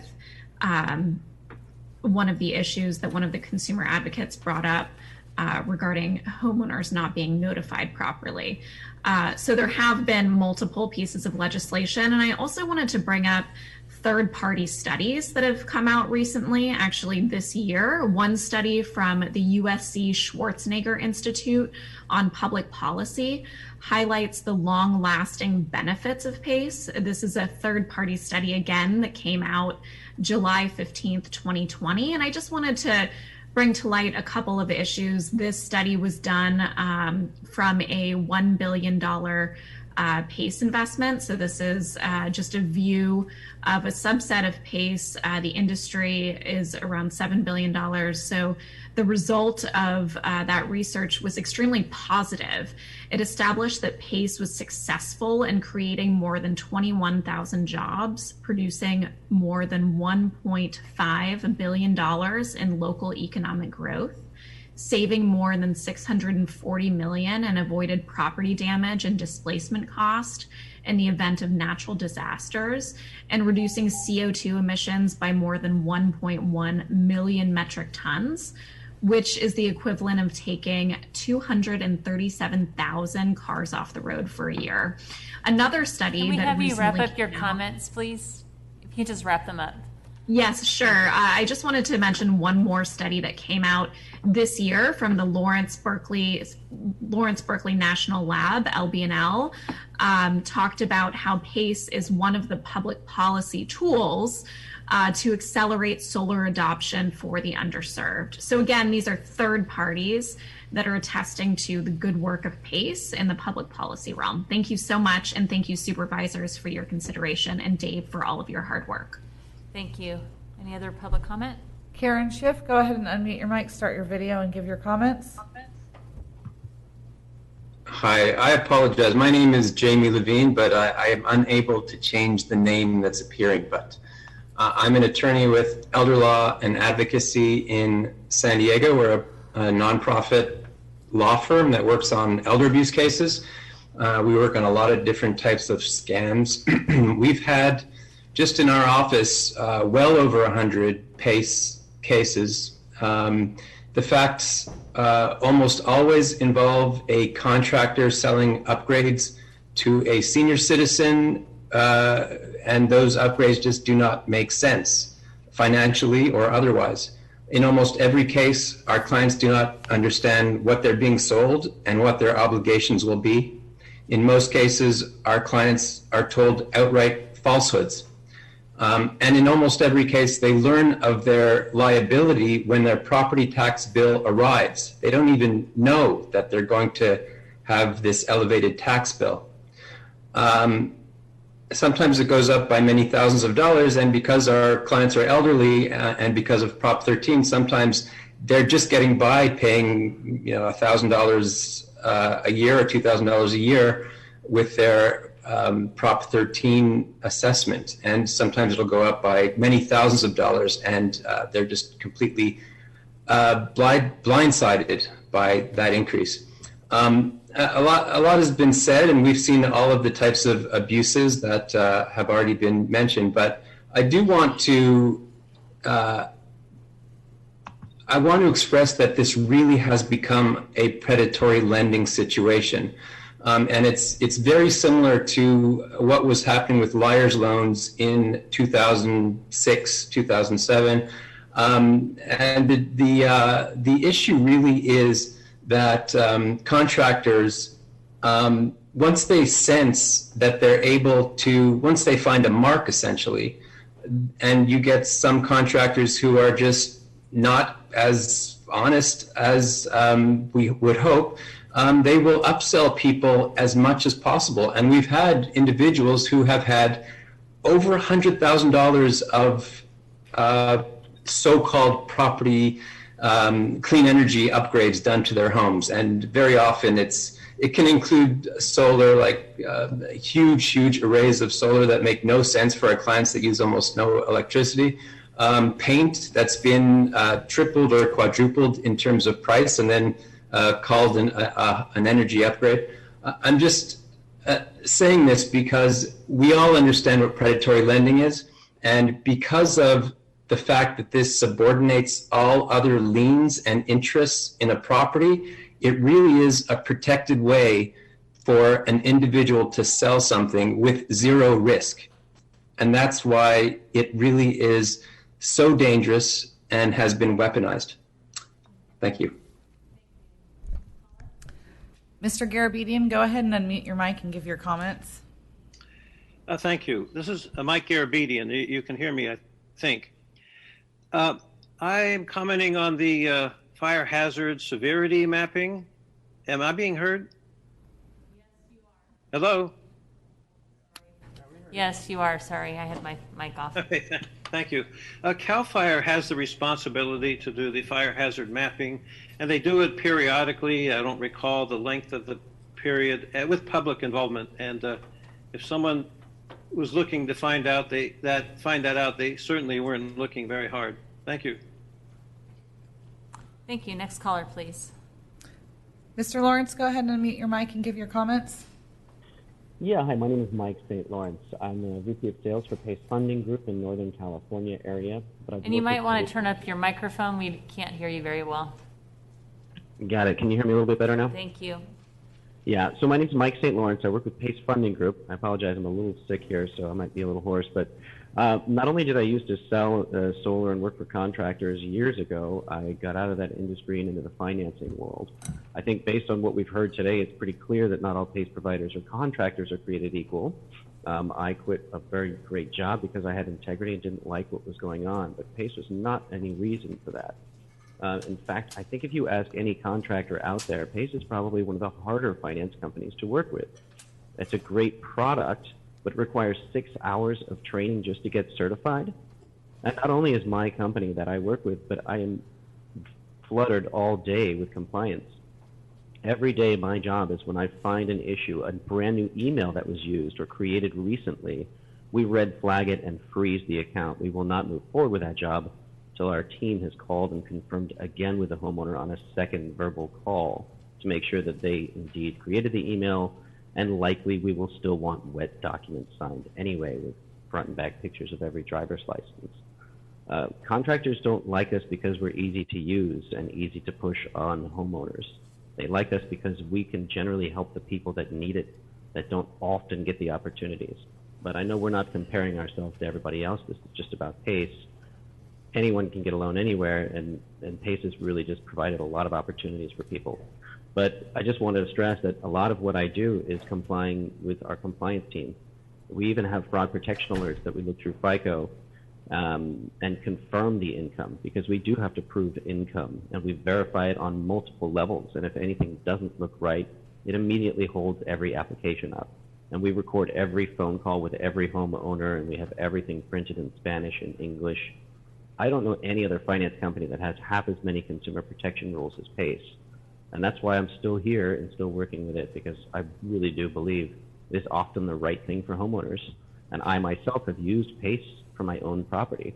All it comes down to is educating contractors properly on when to use it and when not to use it. And I think it's very clear that some PACE providers that aren't even here anymore definitely abused and maybe even market it in the wrong way in a sense. But we don't actually go out and find homeowners. They come to us naturally and looking for opportunities because they need something. That's all I really have to say. But thank you for your time. Thank you. Next caller, please. No further public comment. All right. We're going to go ahead and close public comment, bring it back to our board for further discussion. Supervisor Euler. Yeah, Dave, a couple questions. First of all, it occurs to me that the 5 different public interest attorneys who called from Southern California might not understand that our board is not being asked to adopt PACE financing. We've had PACE financing in place since 2015, and we in Placer County have not experienced, at least not that I've heard, anywhere near the kinds of issues that they all are saying that we are going to be overwhelmed with if we simply expand the universe of PACE financing providers. So my question is, are the PACE financing providers that we are being asked to consider expanding to, leaving Empower in place should they choose to, are they subject to the same kind of evaluation, measurement, verification prior to funding that Empower currently does? My understanding is actually the new state laws are only applicable to the private PACE financing providers that are interested in having you opt into their programs. The more homegrown programs, Empower in particular, my understanding is they're not subject to the same regulations. So they're actually now subject to more rigorous requirements than we've had for the last 5 years under our current PACE financing, which we've been providing for 5 years?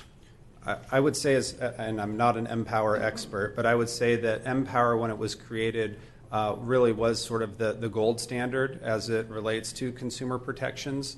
So maybe the way I would represent it is that these other, via the new state laws, these other PACE providers are now required to do things that Empower has been requiring for a while. Great. Thank you very much. But just kind of want to drive home that point that our board is not considering offering PACE financing for the first time. We have experience working with our contractor community, educating our contractor community. We did extensive public outreach back in 2016 and into 2017 on the availability of PACE financing, what it meant to homeowners, what the requirements were. So we as a county acted very aggressively to make sure that folks understood that if they were signing up for a PACE finance tool at the time, Empower, that they knew what the obligations were on the homeowner. Thank you, Supervisor Euler. Supervisor Holmes? Yeah, I just want to thank you for your question, Supervisor Euler. Some of these people that have been taken advantage of, it seems like they weren't assessed the ability to pay back on the loan. Has that been addressed in the legislation, that assessing the applicant's ability to pay the loan back? Has that been addressed? That is, yeah, there's new provisions about ability to pay. So at one time, PACE financing to really see if PACE financing was available to a property owner, that the main thing being looked at in the early days was equity in the home. These new state laws that have come online have required additional underwriting, pretty significant underwriting, to include ability to pay, and also, as mentioned, look at whether or not there were bankruptcies or other indications that the property owner might not be able to pay back the financing. So they'd have to go through a thorough financial background check? Yes, far more underwriting than once was. Okay, thank you. Thank you. Supervisor Gustafson? Yes, thanks, Dave. 2 comments, or 1 question and 1 comment, but following up on this, it's clear to me that the problems that have been experienced in PACE have been addressed through the legislation. There's no one losing their house today as a result of things that have happened since the latest legislation in consumer protection, probably. So it's not a question for you, but certainly these stories are troubling. There's stories like this in many industries and many programs. And it's unfortunate people don't understand better when they're signing those disclosures what it all means. There is no free money, well, except the Placer Cares Shares Act funds, making a plug for what the county's done. But I just want to commend you for the outreach, because I know a year ago when this came forward, there was a tremendous amount of concern expressed by board members, as well as our treasurer, as well as many others. And you've done a tremendous amount of outreach to our realtors and to our community, and I've just heard incredible compliments to your efforts to try to bring this into a program that the county could accept, that would be a benefit for, and with protections for our homeowners. So I really appreciate that. And anyway, that was my only comment. Thank you, Supervisor Gustafson. All right, no other comments. I appreciate the input from our public, and Dave, your hard work. Anyone like to make a motion? Yeah, I'm happy to move that we adopt the resolution rescinding our 2015 resolution when we first established PACE financing in this county, that we also adopt the resolutions participating in as many as care to apply programs in Placer County that meet our standards, and authorize the county executive officer to move forward with executing those agreements. Second. Second by Supervisor Gustafson, and a roll call, please. Wygant? Yes. Holmes? Bueller? Gustafson? Gore? Aye. Thank you. All right, Mr. Cortland, thank you for waiting. We should have put you first on the agenda, and I apologize. I'll remember. Well, Supervisor Wygant will remember that next time. Amanda, good morning, Amanda. Still morning. Yes. Thank you. Good morning, members of the board, ladies and gentlemen, and those joining us remotely. I'm Amanda Sharp. I'm a Deputy Director for Health and Human Services with responsibility over Human Services Division, which now includes the Veteran Services Office. Today I'm joined with two service members, Derek Oliveira, who is our Placer County Veteran Services Officer, and our esteemed colleague, Mr. Cortland Bradbury, who we recognize today through a commendation. About a year and a half ago, your board officially moved the Veteran Services Office to administer under the Human Services Division through HHS and our HHS department. As a spouse of a veteran, I was very proud to accept the Veteran Services Office under the Human Services Division, and I'm very proud to serve veterans in our county, in our state, and the United States through our Placer County Veteran Services Office. When I heard the office would move to my division, I started a list of key community figures who have advocated for and supported veterans in Placer County. The first person I met with in person was Court Bradbury. He welcomed me to the Auburn Veterans Hall and gave me a full building tour and offered space for us for meetings and gave us information about how the hall works. He also shared his time and gave me valuable advice about what veterans needed and how we could move to the next level of service in our county. My personal thanks goes out to Court for his time and for trusting me to find a new Veteran Services Officer who would take us and lead us on that charge, and further thanks for helping to support the office during our transition in the last year and a half. Obviously, his service extends beyond that, but I wanted to share my thanks for all of that support personally. Since then, remarkable improvements in services have been provided to our veterans, and we are most importantly here to recognize Court for his help during our transition and his remarkable career in service to our nation and Placer County. I'm going to turn the microphone over to Derek Oliveira for any words he might have to share. Well, good morning. It really is an honor to recognize Court this morning. When I arrived as a Placer County Veteran Service Officer just over a year ago, Court was essential in helping me with my own transition in my service to the veterans of Placer County. So, as part of the Veteran Service Officer, I have the luxury of having a Veterans Advisory Council, and Court has been the chairperson of that council, president, for 15 years. And that council is crucial in delivering veteran services to our vets here in Placer County. I just want to touch on some highlights of Court. Cortland D. Bradbury served in the United States Army for 22 years, including serving in the Vietnam War.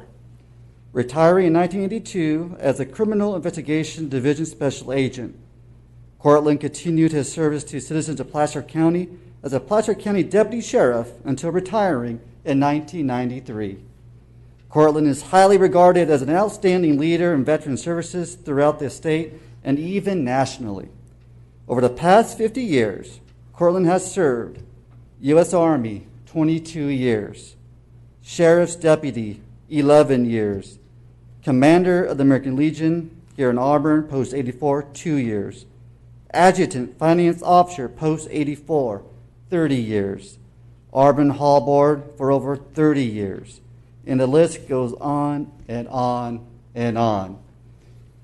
And recently, Congressman Tom McClintock recognized Court, saying he presents Mr. Cortland Bradbury in recognition of 50 years of distinguished service to the United States of America and the citizens of Placer County. So at all levels, we're grateful for Court's service. Court, thank you for your service in the Army, to our nation, and thank you especially for our service to the veterans of Placer County. Absolutely. Thank you very much, sir.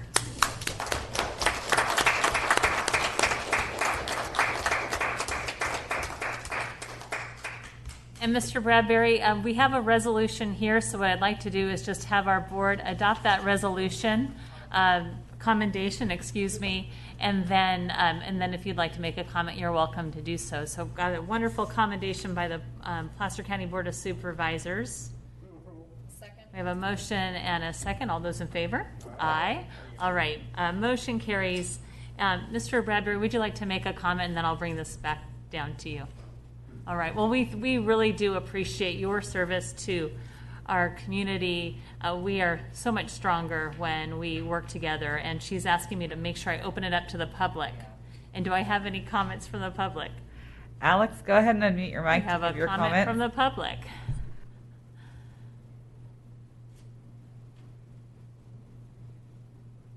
Did she hear us? Alex, go ahead and unmute your mic to give your comments.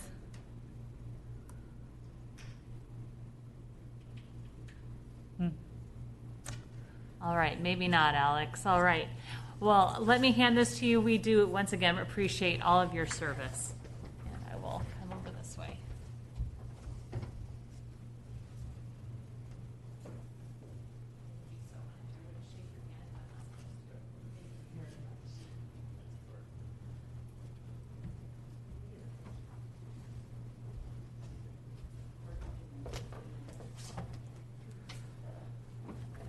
And Derek, why don't you stand there along with him? That makes a nicer photograph. There you go.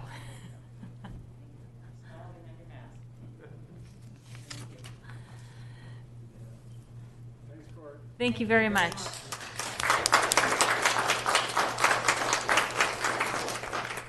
It is always nice to recognize people in our community, and I appreciate our staff for bringing that forward to us so we could do so.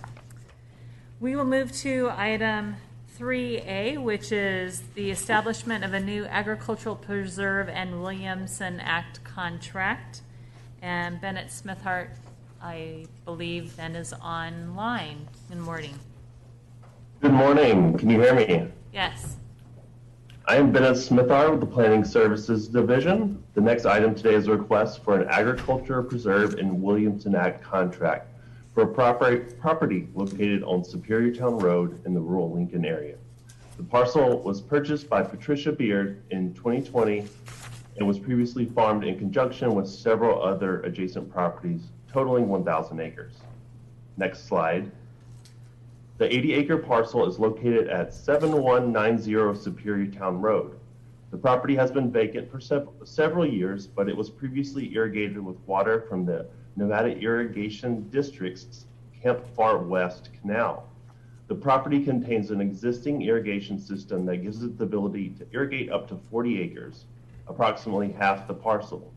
There is one NID box on the property with an additional box scheduled to be installed in December of 2020, this month.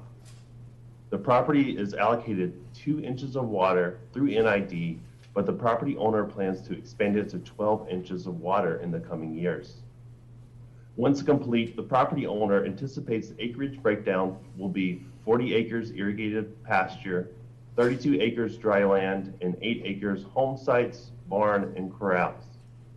The ranch will be used to supplement the property's owner's existing cow-calf operation in Auburn and will provide space for additional cattle. The irrigated ground should carry 15 to 20 pair for 5 months out of the year, backing off to 15 head for 3 months out of the year and down to 10 head for 4 months out of the year. The lower count changes with supplemental feeding throughout the fall and winter.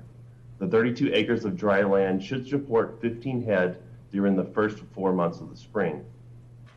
There is an existing road on the site that is in acceptable condition that can be used during winter. The perimeter fencing on the ranch was existing but in very rough shape. The owner has recently constructed new perimeter fencing at a cost of about $45,000 and has plans to construct cross fencing early in 2021.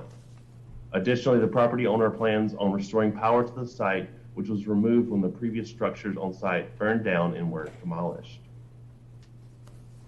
An economic analysis prepared by the Placer County Farm Advisor determined the sale of cattle, the minimum gross production value would be $12,000, which exceeds a minimum of $4,500 annually in gross agriculture income. Next slide. Even though the parcel is less than 100 acres, the board may establish preserves as small as 40 acres for non-prime use upon finding the establishment of the preserve less than 100 acres necessary to preserve unique characteristics of the agriculture enterprises in the area, and that the establishment of the preserve less than 100 acres is consistent with the general plan. In this instance, the proposed 80-acre agriculture preserve would be located adjacent to preserves totaling over 568 acres and is in close proximity to approximately 4,300 acres of enrolled properties. Additionally, the annual income generated from the parcel is expected to exceed the minimum annual income requirement of $4,500. Next slide. Here are a few photographs of the site showing the perimeter fencing that was constructed this year. Next slide. Therefore, staff recommends your board take the following 3 actions. First, determine the establishment of the Agriculture Preserve PLN 20-00252 is categorically exempt from environmental review pursuant to Section 15317 of the California Environmental Quality Act guidelines and Section 1836-190 of the Placer County Code. 2, adopt a resolution to establish Agriculture Preserve based on the findings contained in the staff report. And 3, approve and authorize the chair to execute the Williamson Act Land Conservation Agreement. The applicant is here today if you have any additional questions. Thank you very much. Looks like there are no questions from the board. We will open this up to the public for any public comment. No public comment. We'll bring it back to the board for action. Second. Motion by Supervisor Holmes, second by Supervisor Wygant. All those in favor? Aye. Opposed? Motion carries. Thank you. Next is item 4A, which is Placer Vineyard Specific Plan Property 1A, Small Lot Vesting Tentative Subdivision Map Modification Condition of Approval 106. Good morning, Nick. Good morning, Chair Gore, members of the And board. we cannot hear you very well. Okay, I'll try again here. Good morning. Could you hear me now? That's a little bit better. Thank you. Okay. Nick Trefero with the Planning Services Division, here to present a small lot subdivision map modification for Placer Vineyard Specific Plan Property 1A. The modification is being requested to modify Condition 106 to change the timing of the Park District formation to conform to the requirements of Section 3.13.1 of Property 1 Development Agreement. Property 1A Small Lot Tentative Subdivision Map was originally approved by your board in February 2019 to create 1,181 lots consisting of 1,117 active adult low-density residential lots, 1 active adult high-density residential lot, 168 dwelling units, 4 private neighborhood parks, 1 private recreational park, and 6 open space lots. With the original approval, Condition 106 required the Park District to be formed prior to recording the initial small lot final map. The condition currently states, prior to recordation of the initial small lot final map, the Park District shall be formed and shall obtain all necessary approvals with all terms and conditions acceptable to the county as set forth in a development agreement. The proposed modification would remove the timing requirement, eliminating the phrase prior to the recordation of the initial small lot final map from the condition. The development agreement does not require the district to be formed by any certain date, but instead indicates the parties will work cooperatively to form a park district. Note that the Placer Vineyards board item that follows today is a request to approve recordation of the final map. Although there is no specific date required, staff has been working with internal teams and the developer to have the park district formation become effective in July 2021. The 1A map modification is considered exempt from CEQA since the project would not result in new or more severe environmental impacts than already analyzed in the specific plan final EIR, and addendums and the modification is consistent with the specific plan and county general plan. With that, I'm happy to answer any questions. Thank you, Nick. Looks like there are no questions from my colleagues. Any questions from the public? No questions? I'll bring it back for our board for action. Second. A motion by Supervisor Holmes, second by Supervisor Wygant. All those in favor? Aye. Opposed? Motion carries. Thank you, Nick. Thank you. Next is item 5A, Placer Vineyard Specific Plan Property 1A Phase 1, Village 1A Small Lot final map, tract number, lots of letters and numbers, Village 1B, small lot, final map. Is this Leslie? Hi, Leslie. Yes. Yes. Can you hear me? Yes. Good. Good morning. My name is Leslie Amsbury, and I'm with Engineering and Surveying. And for your consideration this morning are the first two small lot final maps within the Placer Vineyard specific plan. Village 1A and Village 1B are both located within Property 1A, and Property 1A is on the very eastern side of the specific plan, south of Baseline Road and about a half mile west of Willerga Road. Property 1A was approved to create up to 1,117 single-family residential lots, with additional lots for private parks, private streets, common areas, landscaping corridors, and open space. Property 1A is a phased project in 5 phases, and these 2 villages are in the first phase. The Village 1A map will create 184 single-family residential lots, and Village 1B will create 140 single-family residential lots. These are active senior gated communities, so the streets within these villages are private, with the maintenance provided by the Homeowners Association. We have additional infrastructure improvements that are also required for the development of this first phase, and they include the construction of Town Center Avenue, which runs east-west through Property 1A to its intersection with Willerga Road. We have widening and the signalization of that intersection. We have an emergency access roadway connection known as Stargazer Drive that runs north-south up to Baseline Road. And we have drainage improvements within the open space of Property 1A and associated road and grading as a component. The maintenance of Town Center Avenue, which will be a public road, the landscaping corridor, the sound walls, and improvements to Willerga Road and the open space is funded by the Placer Vineyards Services CFD and the Placer Vineyards Parks, Open Space, and Landscaping CFD.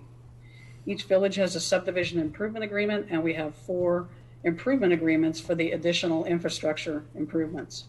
Security sufficient to cover the labor, materials, and the faithful performance of the public improvements for each agreement has been posted with the county. There is a small portion of what's considered backbone infrastructure for the Placer Vineyard specific plan. It's a piece of water line on the south side of Baseline Road that is required for this development. This improvement has already been secured under a separate agreement and that has been approved and recorded. With your approval today of the Placer Vineyards fee program and the map modification that you just approved to condition 106, all conditions of approval required for these 2 final maps have been satisfied, so we are recommending approval of the actions requested. If you have any other questions, I'd be happy to try and answer them. Thank you very much. Can you tell me, Leslie, when some of these improvements will begin? When does the developer plan to start work on the improvements? They're well underway right now. I believe Sean is in the audience. He could give you a better status on the improvements, but I believe they're well under construction. The grading, Town Center Avenue, Yeah. The on-site improvements are, I think, just short of being paved. Great, thank you. And I think it's just a reminder as all the development out in Placer Vineyards area gets moving, just the importance of us reaching out to the neighborhoods just south of that area, since they will be impacted by the construction that takes place over the next many years. And I know that your team's been working with my staff on making sure our residents are kept apprised of what's taking place. So I just sort of want to reiterate the importance of making sure that we do that. Let's see, any public comment on this item? All right, we'll bring it back to the board for action. Move approval. Second. A motion by Supervisor Wygant, second by Supervisor Gustafson. All those in favor? Aye. Opposed? Motion carries. Thank you. Thank you. And item 6A, Brady Vineyard subdivision, inclusion of the county service area 28 zone of benefit 165 Dry Creek Fire. Hi, good morning, board. This is Michelle Kingsbury with CEDRA. I'll present this item very quickly. As you mentioned, this item is to include the Brady Vineyard subdivision within the Dry Creek CSA zone of benefit 165 for Dry Creek Fire. It's just a reminder, Brady Vineyard was an approved subdivision. It's at the corner of Brady Lane and Vineyard Road in the Dry Creek Community Plan area. It's a 118 single-family lot subdivision. By action today of annexing them in, or confirming annexation into Dry Creek Fire CSA Zone Benefit 165, it meets one of their conditions of approval. I believe we are anticipating first quarter of 2021 finalizing the map out there. There's other conditions of approval they're still working on. With that, this is an administrative item. I do believe Megan has the ballots, and we can go through the process of the public hearing, any protests, and opening the ballots. Happy to answer any questions that you may have, but with that, happy to proceed forward too. Thank you. Any questions? All right, and if not, we'll conduct the public hearing, and if our clerk can give us the result of the ballot. Oh, we'll close any public comment. Make sure there's all right. Now we'll close the public comment. Go ahead, Megan. And we are in receipt of one ballot in favor of. It's like an easy election. All right. Bring it back to the board for action. Move approval. And I will second. Motion by Supervisor Wygant. All those in favor? Aye. Opposed? Motion carries. Thank you. Thank you.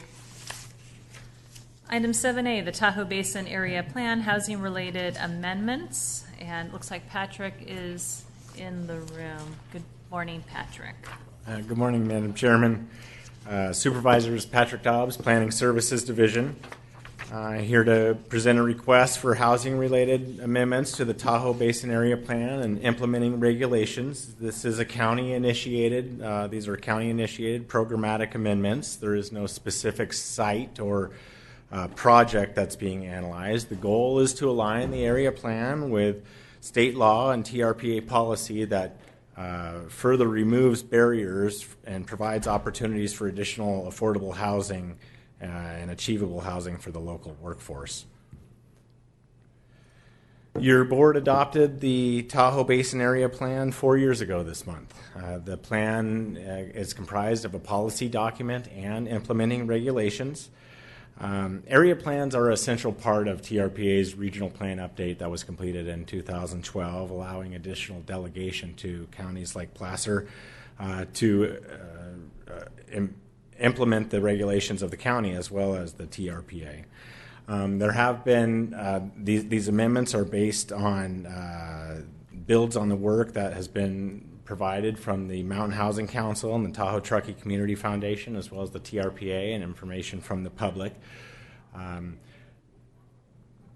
There were a number of state housing laws that went into effect in January of this year, and this meant that the Tahoe Basin Area Plan was not consistent any longer with state laws. So this requirement to update the area plan is a result of changes to accessory dwelling unit laws that are intended to help the county achieve its regional housing needs allocation. I've grouped the amendments into 4 categories, first being multi-residential development, second being accessory dwelling units, number 3 is banking, transfers, and conversions of development rights, and number 4 is the cleanup and non-controversial items, etc. Sorry. So this first group of amendments is related to multi-residential land uses. I skipped a slide there. So in the area plan zoning districts, there are a number of zone districts where maybe one type of multi-residential use is allowed. And when I'm talking about multi-residential uses, I'm talking about really 3 different types. Multifamily is a use that we're all, I think, familiar with in terms of apartments, townhouses, etc. Employee housing is just what it sounds like. The employee housing can occur on-site or off-site of where the employer is located. And we're just kind of reintroducing this other type of multi-residential housing type, which is multi-person housing. That's kind of dormitory style, where you'd have a central kitchen or shared area, a common area with lock-off type bedrooms.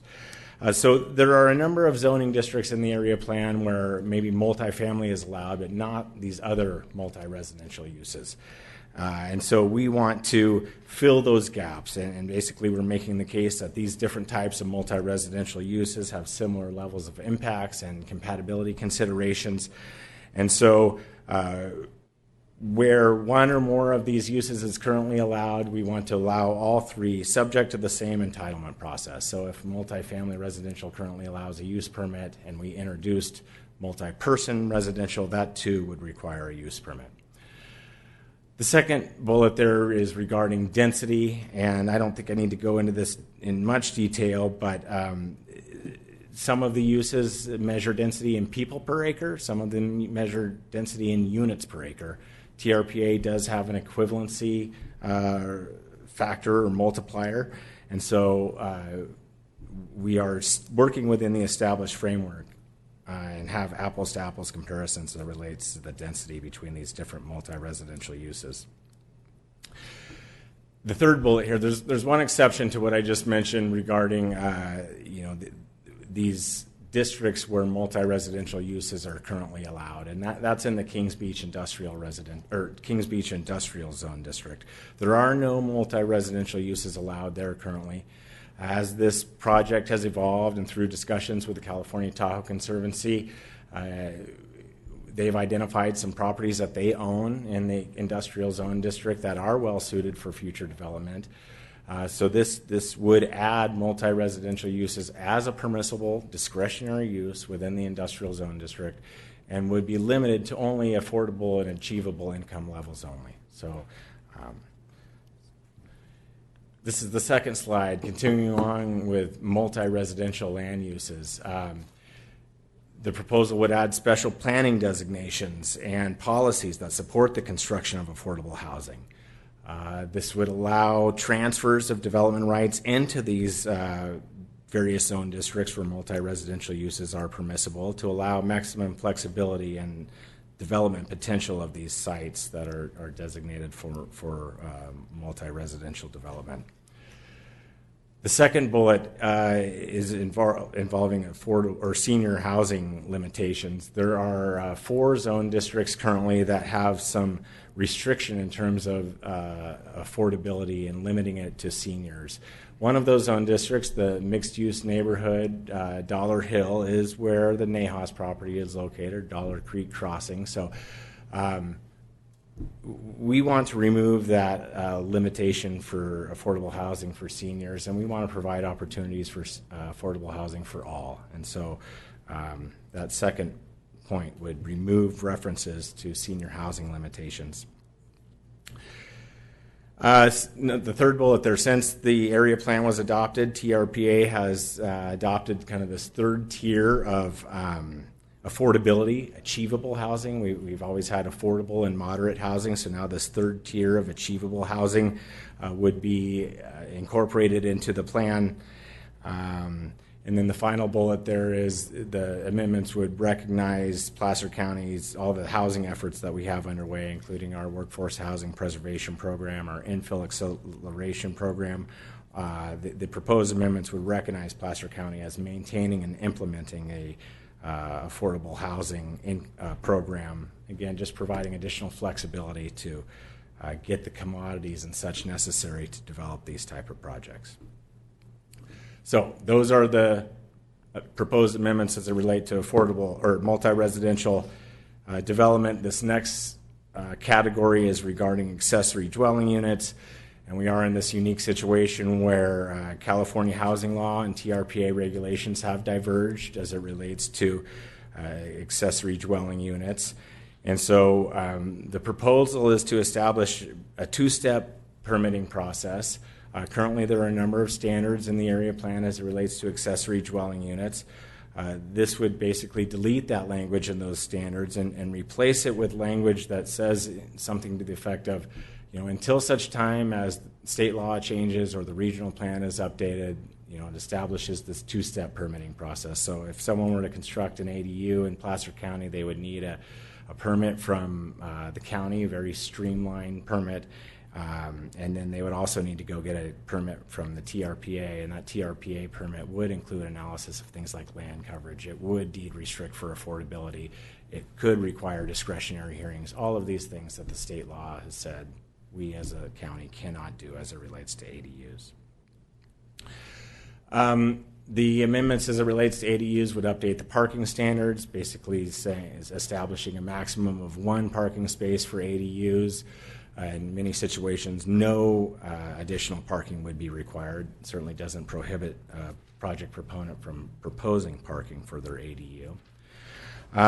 Many of the important provisions of ADUs, especially in the basin, will continue to be maintained. There is no short-term rental for ADUs or junior accessory dwelling units. And this last bullet here is just touching on TRPA's regional approach. As I said, we're establishing this 2-step permitting process. TRPA is looking to do something more region-wide. They're not just adopting the ADU changes that came down from California law. So they're certainly looking to us as kind of pushing this issue. But at this point, we're talking about a 2-step process. There is a regional effort underway to come up with something that's acceptable for the entire region, and hopefully we can get back to a single permit with 1 set of rules as it relates to ADUs going forward. The third component is banking, conversion, and transfer of development rights. In 2018, TRPA updated their development rights strategic initiative. Fundamentally, TRPA operates a cap and trade program when it comes to development potential. That potential was analyzed and established in 1987. And so our area plan did include a pilot program for certain exchange ratios and such for converting things like tourist accommodation units and commercial floor area. The update that TRPA did in 2018 is more favorable in terms of the exchange rates and flexibility that the program provides. And when there is a conflict in the provisions between the area plan and the regional plan, the more restrictive applies.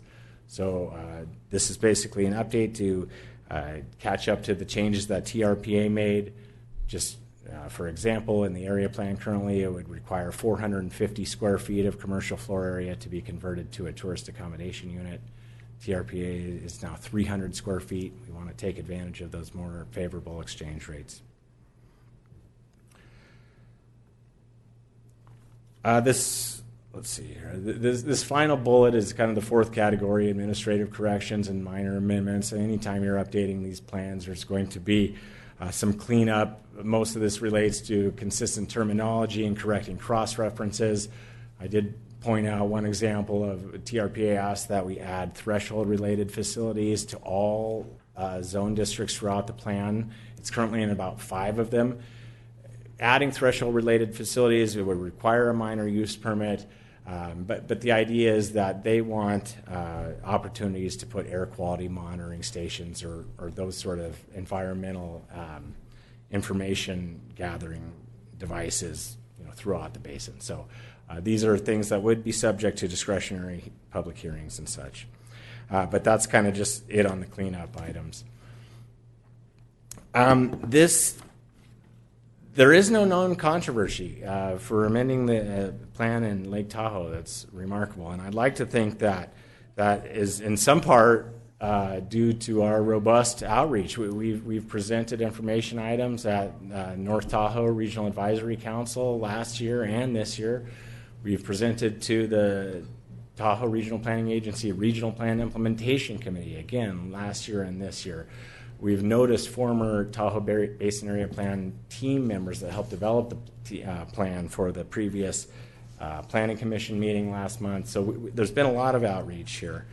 And at that Planning Commission meeting, there was discussion regarding TRPA's autonomy, if you will, and their bi-state compact and their requirement to be consistent with California ADU law or not. There was discussion about the need for workforce housing in Tahoe, and also this issue of environmental justice and the idea that we could be introducing disadvantaged populations to areas like Kings Beach Industrial that might be where they might be subjected to pollution and such. So we've discussed these in the staff report. We're happy to discuss them further if you have questions on them. Again, no public correspondence or comments at the meeting. There was a unanimous recommendation from the Planning Commission last month that your board approve the area plan amendments. Usually we're done with you, and this, because of this additional layer of regional government, based on your actions today, we're tentatively scheduled to go to TRPA for 3 public hearings set in January and February. First would be the Regional Plan Implementation Committee, again for now a formal recommendation to their board, the Advisory Planning Commission, the APC in February, and then ultimately to the TRPA Governing Board at the end of February. And if things go as we hope, that's when the full amendments would be adopted. And so last month on November 12th, your Planning Commission recommended that the Board of Supervisors find the proposed area plan amendments statutorily and categorically exempt pursuant to the Public Resource Code sections and CEQA guidelines sections that are on the slide, to adopt a resolution to amend parts 1, 3, 4, and 8 of the Tahoe Basin Area Plan policy document as it relates to these housing-related area plan amendments. And the third action is to adopt an ordinance to amend the Tahoe Basin Area Plan implementing regulations, chapters 1, 2, and 3, pertaining to the housing-related code amendments for multi-residential dwellings, accessory dwelling units. And this is all supported by the findings stated in the staff report. Thank you, Madam Chair. I can answer any questions you have. Thank you, Patrick. Looks like there are no, yes, there is a question. Supervisor Gustafson. I think it's more a comment. I understand the frustration of the two-part process on the ADUs. I can tell you my counterparts in Nevada on the governing board do not appreciate California, all of California's laws, and don't necessarily want to be subjected to those. So that's the debate at TRPA. It's certainly challenging because anything they do on one side of the basin they need to look at for the entire basin. So I have learned a lot through serving on that board now, and I appreciate all the work staff has done, but I want to make it clear to the rest of the board members here that I don't think it's TRPA staff that are standing in the way. It's really the Nevada board members that are concerned about ADUs and by right versus certainly. Yeah. And I would thank you, Supervisor. I would just add to that, all of this is kind of bubbled up at a time when short-term rentals are very controversial, and so they are working on it. We're working more quickly. Yeah. They're definitely not allowed under this, but that doesn't mean they wouldn't somehow slip under the radar. So thank you.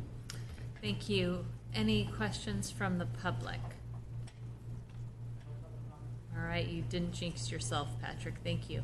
We will bring it back to the board for action. So that was the public hearing, right? We conducted a public hearing, and we have closed the public hearing. Thank you for keeping me honest. No, that's okay. And I'd like to move the rest of the actions as already read into the record.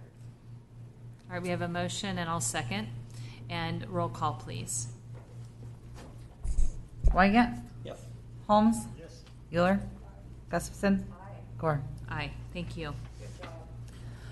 Item 6A, which is Price Index Adjusted Agricultural Commissioner Sealer of Weights and Measures and Community Development Resource Agency fee for fiscal year 2021. And we have Greg on the line. Good morning, Greg. Good morning, Madam Chair, members of the board. My name is Greg Bills. I'm the management analyst in the County Executive Office. I'm joined by Vanessa Lieberman from the County Executive Office, Claudia Wade from the Community Development Resource Agency, Josh Huxinger from the Department of Agriculture, and Fire Chief Estes. The item before you today is to adopt a resolution establishing the current fee schedules and sliding fee scales for services provided by various divisions and programs of the Agricultural Commissioners, Sealers and Weights and Measures, and the Community Development Resource Agency by 1.8% for the Consumer Price Index CPI adjusted fees and 3.93% for the Construction Cost Index CCI fees. The fire planner fees have not been adjusted by the construction cost index since 2017. Therefore, the fire protection planner fees will increase by a total of 8.64%. In July of 2020, your board approved an urgency ordinance to delay the adjustment to the fees for services for the Community Development Resource Agency and the Agricultural Commissioner's Cellar and Weights measures until December of 2020 in response to the COVID-19 emergency. The approved urgency ordinance and resolution stated that the adjustment in each fee will be calculated based on the difference between the most currently available index as of December 2020 and the index amount for the same month. Fees based on the CPI and Engineering News record, CCI, have been calculated on an August to August time period. Fees based on the California Department of General Services, CCI, have been calculated on an October to October time period. Staff recommends to adopt the current fee schedule and sliding fee scales for services provided by various divisions and programs. Adjustments to the fees will be effective 60 days after board's approval. This concludes my presentation. I'm happy to answer any questions you may have. Thank you for your time. Thank you, Greg. Appreciate that. Looks like there are no questions from the board. Any questions from the public? All right, we'll bring it back to the board for action. A motion by Supervisor Holmes, second by Supervisor Euler. Roll call, please. Wygant? Yes. Holmes? Yes. Euler? Gustafson? Aye. Gore? Aye. I wonder if we'll all say aye in the future, at least the second half of us. Okay, we'll move to item 9A. Former Placer County Library purchase and sale agreement with the town of Loomis. And good morning, Karen. Good morning, Board and Madam Chair. I'm Karen Boulay with Real Estate Services, and I'm bringing before you today a request for your board to adopt a resolution to approve a purchase and sale agreement with the town of Loomis for the sale of a 4,608 square foot building and approximately 36,000 square feet of surrounding land for $1. The building is a former Placer County Library located at 6050 Library Drive in Loomis. We're also requesting your board authorize the Director of Facilities Management or designee to execute the agreement and take all actions necessary to implement the terms of the agreement. The county acquired this property through acquired the Placer County Library land through a grant deed from the Gates and Woods families in 1977. In 1980, the county built the Loomis Library on the property and operated the library through July 2016. In June of 2016, your board authorized the closure of the Loomis Library, but concurrently authorized the Director of Public Works and Facilities to execute a 10-year lease with the town of Loomis. And that lease was executed and is in effect now. The lease provides for shared use and maintenance obligations of the parking lot, sidewalks, landscaping, outside lighting, and other improvements serving both the Loomis Library and the adjoining Veterans Memorial Hall. After the town of Loomis entered into the lease, they secured $700,000 in funding through a sales tax measure passed in November 2016 to operate the library as a community learning center. The sales tax measure sunsets in 2026. And to continue the operation of the community learning center, the town will pursue a longer-term sales tax measure and has requested the county transfer ownership of the property to the town. The town agrees to transfer a portion of the property to the town under the following conditions. The transferred property shall remain a public facility for 10 years following transfer. The county will retain ownership of the parking lot. The purchase price is $1. The town to pay for survey and legal description describing the transferred property. Town to pay all title and escrow fees.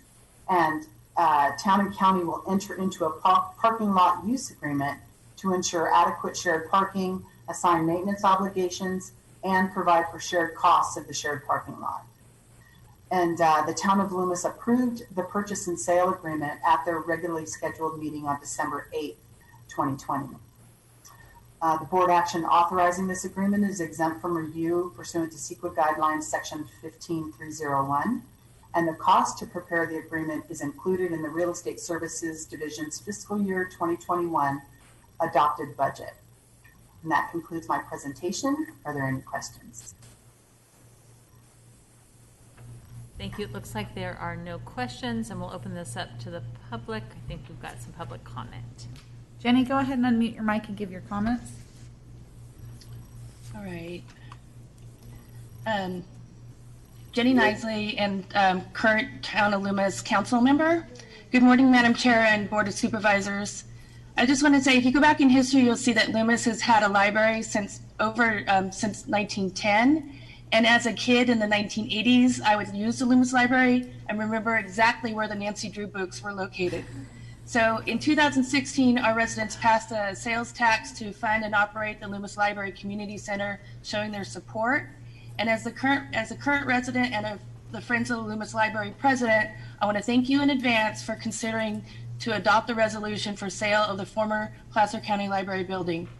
Your approval would mean a lot to our community. Thank you. Thank you very much, Jenny, and congratulations. Nice to have you representing the town of Loomis. Any other public comments? Yes. Duncan, go ahead and unmute your mic and give your comments. In the 1980s, I would use the Loomis Library. Hello. I remember exactly where the Nancy Drew books were located. Okay, thank you. In 2016, I'm having some technical difficulties, but hello everyone. This is Jeff Duncan from the town of Loomis. Duncan, can you turn the audio off in the back? President and the Friends of the Loomis Library president, I want to thank you in advance for considering to adopt the resolution for sale of the former Placer County Library building. Sorry. Your approval would mean a lot to our community. Thank you. Is it? Thank you very much, Jenny, and congratulations. What you need to do, Duncan, is turn off the video that's playing on your computer. Duncan, go ahead and unmute your mic and give your comments. Okay. Hello everyone. This is Jeff Duncan. I'm sorry. I just want to thank you guys for. Got it. Okay. Thank you, Duncan. Sorry about that, but I'm pretty sure you are for this item, so we appreciate you trying to call in. And we'll need to have, okay, good. Yeah. Anybody else on? Sean, go ahead and unmute your mic and give your comments. Hunter Bay, Loomis Town Manager. I just wanted to thank the board for getting this before you, and also your staff for putting this together in the middle of a pandemic, working from home and trying to get all that stuff figured out. Really appreciate it. It's an important thing for the town to have done. So that's all that I wanted to add. Thank you, Sean. Any other comments from the public? All right, we'll close public comment and bring it back to the board. Any Supervisor Holmes? Yes. Yeah. First of all, I want to thank the board for allowing this to happen for the town of Loomis, and particularly I want to thank the town of Loomis when we did vote to close that Loomis library. I took a lot of hits, but the nice thing about that was the community came together. The community of Loomis came together. They figured out a way to save that library, and they've done an exemplary job. And I'm just pleased that we're able to do this action for the benefit of the town of Loomis and the surrounding area. And I move approval. All right, motion by Supervisor Holmes, second by Supervisor Gustafson. All those in favor? Aye. Opposed? Motion carries. Thank you, Town of Loomis and staff. Item 10A, which is the North Lake Tahoe Tourism Business Improvement District Resolution of Intention, and Casey is here in the audience. Good morning, Casey. Erin That's Casey. okay. That's what happens when you have two first names. Erin Casey. I get it. Sorry, Erin, I know your name, but I know you do. I'm trying to bring it light, bring levity to the day. Nice work. Good morning, Madam Chair, members of the board. Erin Casey here with the County Executive Office, here to present this item to you this morning. I'm really excited and quite pleased to be here in front of you today to present the North Lake Tahoe Tourism Business Improvement District for the North Lake Tahoe community and on behalf of the North Lake Tahoe Resort Association.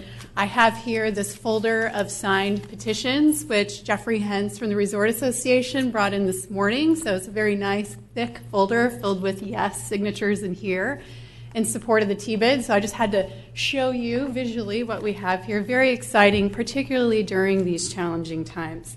I also have John Lambeth with Civitas. They are a consultant the Resort Association has been working with very closely. Will co-present with me today, so I'll invite him to present when we get to that section of the slides.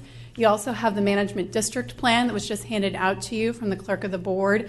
John or myself may reference that document during the presentation, so I wanted to make sure that you had copies of it in front of you today. So the presentation overview today will include the county partnership. I'll talk a little bit about that with the North Lake Tahoe Resort Association, a little bit of history on Tourism Master Plan funding and the funding gap that we've talked with your board about over the last few years, transient occupancy tax in Eastern Placer County and how those two things are related, Tourism Business Improvement District details, and that's what John Lambeth will cover for your board, the multi-year agreement that your board approved last year that is tied directly to the T-bid, so it's really a package deal here today, the T-bid schedule, and then requested board action. The county has been in partnership, as you all know, with the Resort Association since the mid-90s. They implemented a destination or continue to implement a destination marketing program and recommended at that time infrastructure and transportation investment in Eastern Placer County.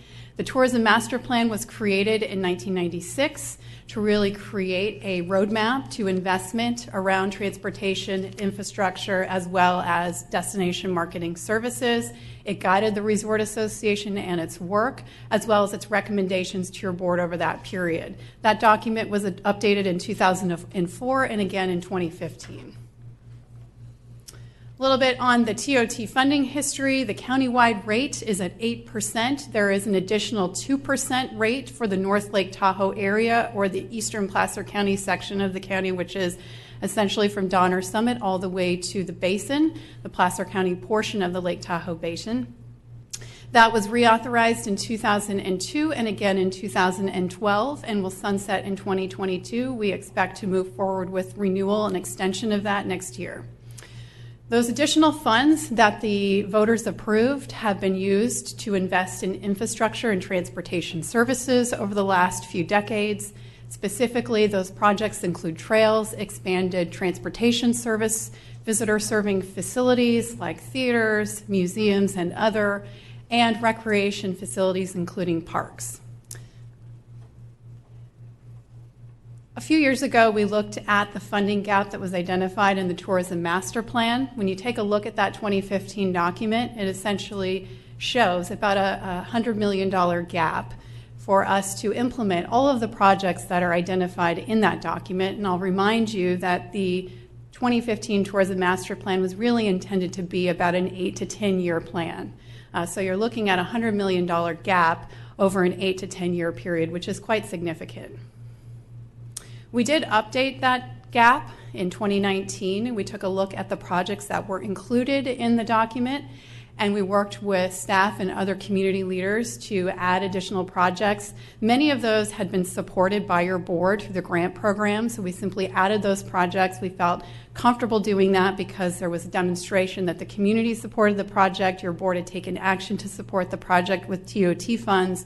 So we added those, and in doing that, it showed over a $200 million gap in order to implement those projects that are important to our community.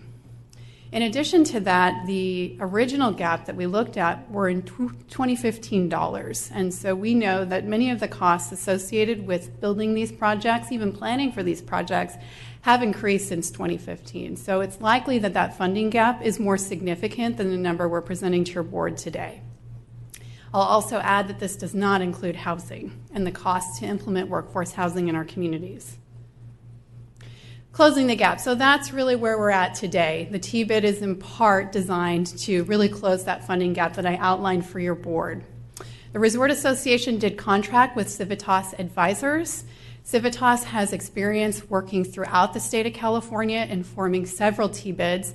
They also worked in Placer County to form, in partnership with many of our community members, a T-bid in Squaw Valley, or Olympic Valley now, and Alpine Meadows, which funds transportation service in that community.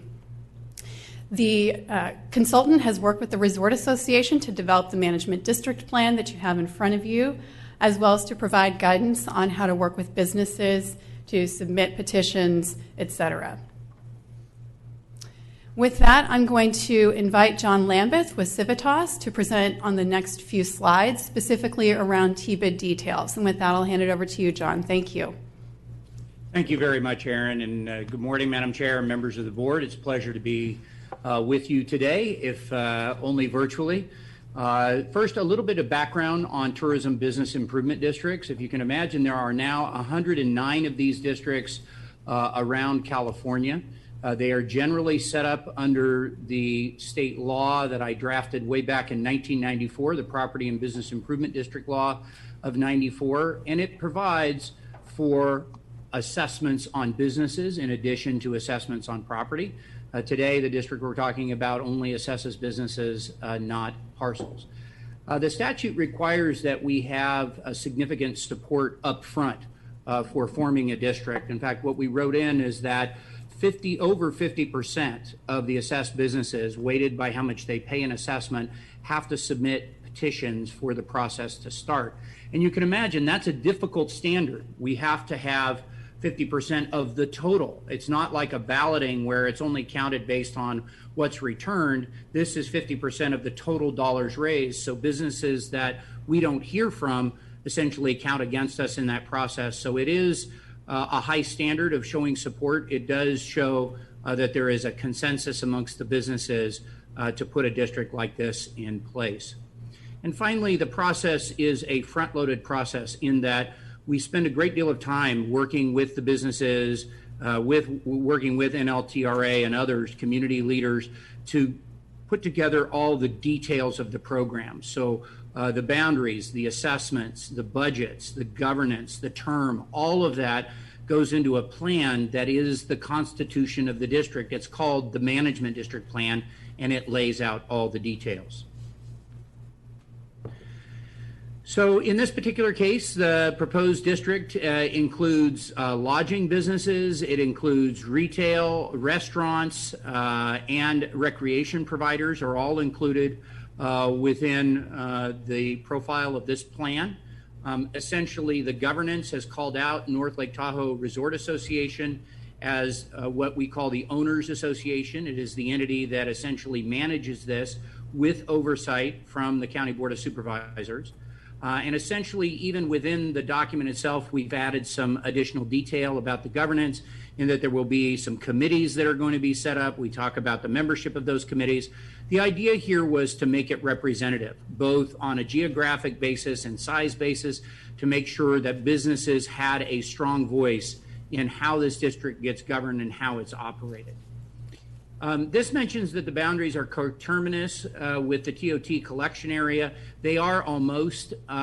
Sugar Bowl was removed because of its outlying nature in terms of where it's situated. But other than that, those are the boundaries of the district.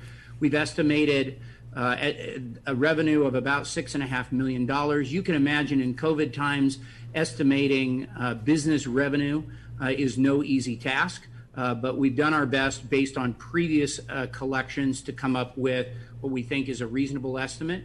The district itself, the state statute provides that it's going to have a defined term. These don't go on forever without checking back with all of you. In this case, the statute says that we can set it up for 5 years and then on renewal go up to 10. So they have proposed a 5-year term as part of this. So that means we would be back within 5 years, both to the businesses asking for their support to keep this going, as well as the Board of Supervisors for your support to keep this going. This is not a program that you have to try to organize to kill. If it's not going well, it automatically goes away, and only if we have significant support, both from the county and the businesses, does this continue. So it makes it a very accountable mechanism. The county does have a role in collecting these revenues. essentially, and remitting them to the Resort Association. Finally, with respect to the specific assessments that are included in the plan, first, as it relates to lodging, there really are two zones. Zone 1 is within the Tahoe Basin, and there we've proposed a 2% assessment on lodging businesses. Zone 2 is located outside the Tahoe Basin. Really, we're talking about Olympic Valley, North Star, Martis Valley, and there it's a 1% assessment. And that is really based on benefit. I didn't mention before, but this is a special benefit assessment district, so it means as we're putting this together, we are constantly looking through the lens of benefit. That is, how do we make sure that those that are paying are receiving the benefit, and we also try to make it as proportional as we can, where we see some folks like those in the Tahoe Basin that we anticipate will get greater benefit, we have a higher rate of assessment as it relates to lodging. As it relates to retail, restaurants, and recreation, there was concern about the various size of businesses. We get very small businesses and very large businesses, so we've broken that up into 3 tiers. Tier 1, if you have annual gross revenue of more than $150,000, then it's a 1% charge. Tier 2, between 50 and 150 is a flat $250 a year. And Tier 3, those with less than $50,000 pay a fixed amount, and it's not on my screen or on my sheet here. I think you guys have it on your screen. The lowest rate is $50 per year for the lowest rate. And that concludes my summary of the district and the details. And Aaron, I'll turn it back over to you. Great, thank you, John. And John will be on the line so that he can answer any questions that your board may have, specific questions on the T-bid or T-bids themselves. A little bit of feedback from the business community to the Resort Association through their process. The Resort Association board and staff did meet with several resort and business owners in the North Lake Tahoe community. Feedback from those meetings did shape the management district plan and the T-bid as proposed today. The feedback that was received also shaped the multi-year agreement that your board approved in January of this year, which I'll provide just a bit of detail as a reminder, and for the public who may not be tracking all of the details of the T-bid, I want to make sure the community is aware of all the benefits of what's being proposed today. The agreement was presented to your board in September of 2019 and, as I mentioned, approved in January of 2020. The agreement points within that document included that all TOT to the Resort Association contract that's no longer needed because T-bid revenues are replacing those dollars would continue to be invested in Eastern Placer County. That was a very important point for many of the businesses when they were talking with the Resort Association about their support for the T-bid. In addition to that, there would be local participation in prioritizing the allocation of these funds. More specifically, in the multi-year agreement, the Resort Association is the designated entity that would recommend how these, let's call them freed up TOT dollars, would be spent in Eastern Placer County. And more specifically, the business community felt it was important that those dollars be prioritized to support workforce housing and transportation initiatives. So that's also written into that document. And then the agreement also addressed any TOT increase, which your board committed not to do to allow the T-bid to move forward. And that's where we're at today. So I do think it's important to highlight this. Not only are we looking at additional revenues from the T-bid, about $6.5 million, which is more revenue than what the Resort Association currently receives in contract with the county. So it's more funding for our region. But it frees up those TOT dollars that then can be spent to support workforce housing and transportation initiatives, which are very important, I'd say globally, but certainly a high priority for our communities as well. That agreement, your board did approve it, but it was contingent upon the formation of the T-bid. It will commence on the day the T-bid is formed. There are a few steps that have to be taken from this point forward for that T-bid to be formed. I'll talk about that here with you shortly. And the agreement may be extended if the T-bid is renewed and the agreement approved by your board. There will be an annual follow-on contract with the Resort Association for services. So we have this multi-year agreement that specifies their role with the freed up TOT, but we will continue to work with the Resort Association under contract specifically for CAP committee and other services. That said, the vast majority of their operations will be funded with TBID revenues moving forward. Here is the projected TBID timeline. So what your board has in front of you today includes a resolution of intention. The requested action is that you approve that resolution. There will be a public hearing notice that will be sent out on January 15th, assuming your board approves today's resolution. There will be a follow-up public meeting on January 26th, and then the final step in this process will be on March 9th. That's the final public hearing or the resolution of formation. If your board were to approve that resolution, then that would form the TBID, and then the multi-year agreement would become active.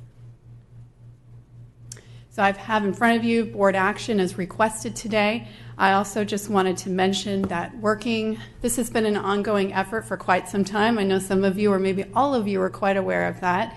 It's really been a pleasure of mine to work very closely with the Resort Association. We've got Jeffrey Hentz, the CEO with the Resort Association here. I'm sure he'd like to make some comments and is available to answer questions that you may have, as well as Samir Tuma, the chair of the board as well. Working very closely with them and John Lambeth and his team over the last 2 years to really do what we can to engage the business community on this item, look at alternative or additional revenue sources to really close that gap. So it's really been a great opportunity and partnership, and look forward to any questions that your board may have and any comments that Jeff or Samir may also have. Thank you. Thank you very much. Let's start with questions from board members. Supervisor Gustafson. Thanks, Erin. And I have many comments to make, but I'll save it to a question right now.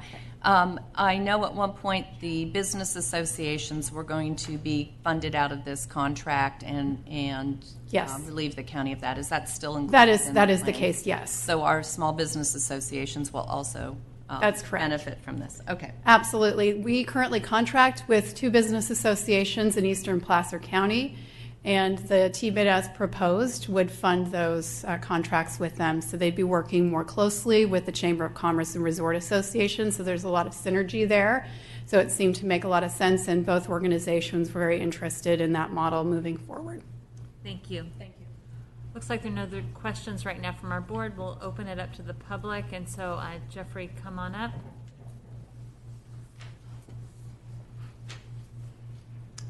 Thank you, Madam Chair.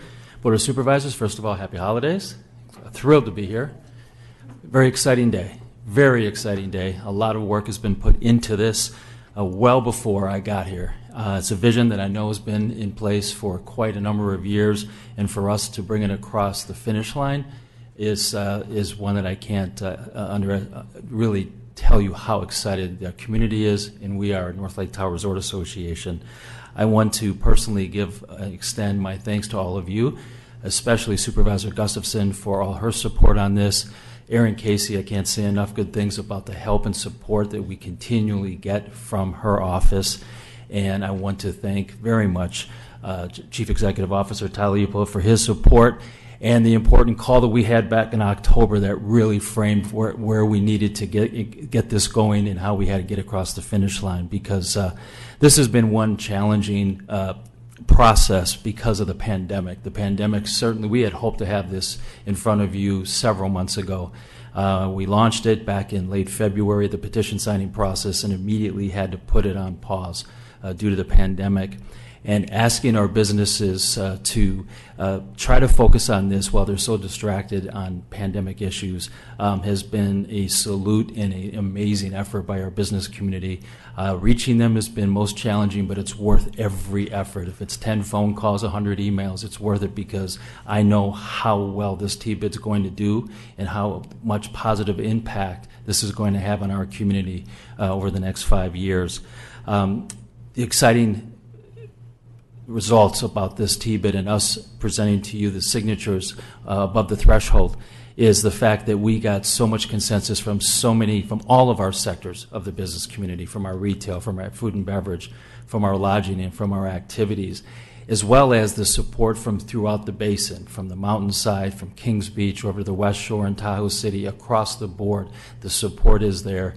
And what's exciting for me is I've had a chance, knowing that I'm still less than a year in my position, have had a chance to really spend a lot of time with these business owners, talking them through this program, because I've had success in putting a T-bid in another destination here in California and know how positive it works for a community. And we are certainly creating a new template for T-bids, and this is one I believe will be a template for future T-bids around the country. I want to thank Civitas for all their amazing work and support that they've provided us. We still have some work to do, but having them along riding shotgun with us is critical.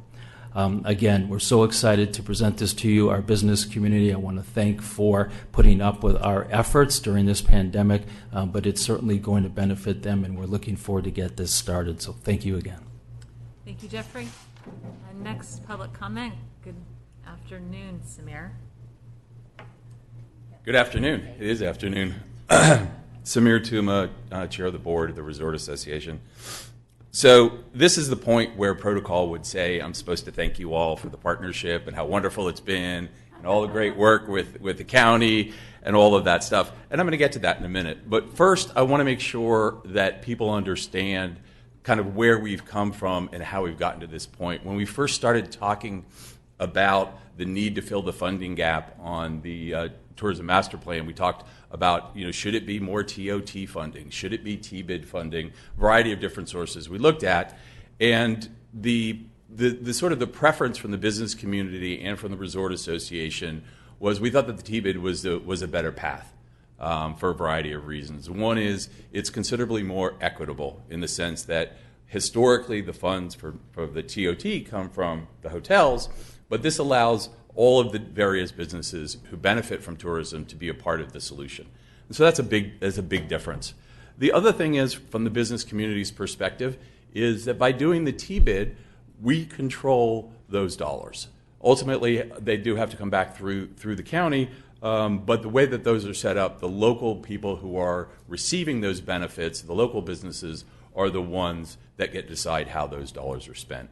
And I think that's a big difference. TOT, we've had a great partnership with the county for years and are advising on the TOT dollars, but this is another level of importance for the community. And so it's important for people to understand that. The other thing that was touched on a little bit, but was extremely important when we first started this process, several of the businesses said, well, if we're going to give up all these TOT funds, where's it going to go? And is it going to continue to come back to the community? And the earnestness with which you all engaged in that process and those discussions really is, and I know it's trite to say these days, public-private partnerships and all the rest of that, but this really is a shining example of a partnership that is mutually beneficial, that does benefit the county. It also benefits it's not so much the Resort Association as it is our community members, both the businesses as well as people who are not involved directly in business because of the mitigation impacts and various different things that we can do. So this is really, I can't say that I'm terribly comfortable being here in this environment with COVID, but it was important, really, really important to me to come here today to make these comments and to thank you all for your continued support and really, honestly, all of you, but certainly Supervisor Gustafson has been involved day and night, in a variety of different ways, helping us educate the community regarding moving forward. And people say these things, but Erin Casey is a superstar, and you all, I'm sure you recognize that. But her effort, night and day, weekends, all sorts of things, has really been instrumental in us being successful. So thank you so much. It's a really, really important day for North Lake Tahoe and Placer County, and I couldn't be more excited. Thank you, Samir. All right, any public online, Megan? I think we have Alex. Me too. Alex, go ahead and unmute your mic and give your comments. Hi, everyone. Madam Chair, members of the board, this is Alex Muralatos, the General Manager of the Muralatos Lakeshore Resort. Family-run business here in Tahoe Vista for over 43 years. I had the pleasure of serving on the North Lake Tahoe Resort Association board for 9 years. 2 of those years as its chair. I also spent a considerable amount of time and effort on helping the region trying to address workforce housing solutions as well as the transportation challenges that we face. We are at the end of a journey, a long journey that so many people have contributed to. And I applaud, as others have just done, the efforts. But I think Supervisor Euler, Supervisor Wygant, Supervisor Holmes, and now Supervisor Gustafson, you have been sitting there watching us collaborate. You gave the Resort Association the challenge of, cleaning our house and vetting our issues and coming up with priorities and making solid recommendations. You've given us solid staff to evolve. We as a board had been so challenged every year trying to achieve one of the key goals of the Tourism Master Plan, and that was to diversify the source of funding to achieve mitigation of the impact of the visitor in North Lake Tahoe.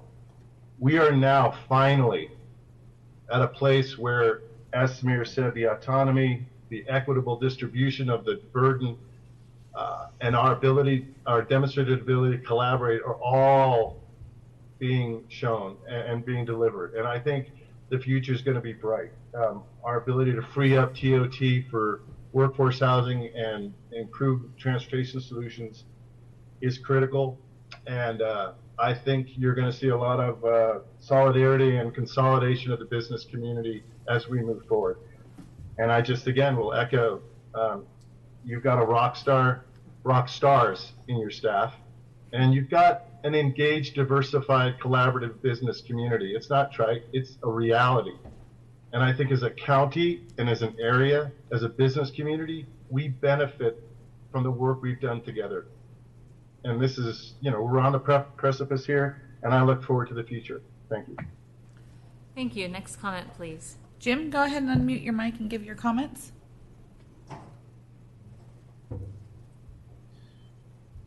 Thank you. Good morning, Madam Chair and members of the board. My name is Jim Phelan.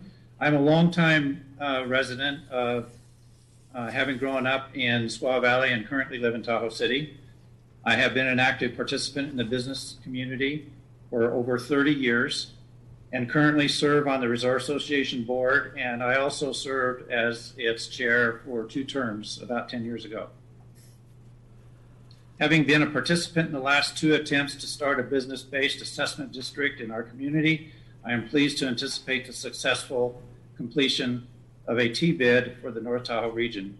I believe that the regional approach to this T-bid effort contributed greatly to its success. I believe the T-bid will be instrumental in accomplishing many of the goals and needs of the North Tahoe region that have been in place for many years. With the realization that the important resource Placer County has in the eastern portion of Placer County, which includes the North Tahoe area, I would like to encourage the board to take the action necessary to make the establishment of the North Lake Tahoe T-bid a reality. In closing, I would like to also reaffirm the comments about the efforts that your staff has made in getting this process underway. Thank you. Thank you. Next comment, please. Kylie, go ahead and unmute your mic and give your comments. Good afternoon, Chair Gore, members of the board. Kylie Bigelow, Executive Director of the Tahoe City Downtown Association.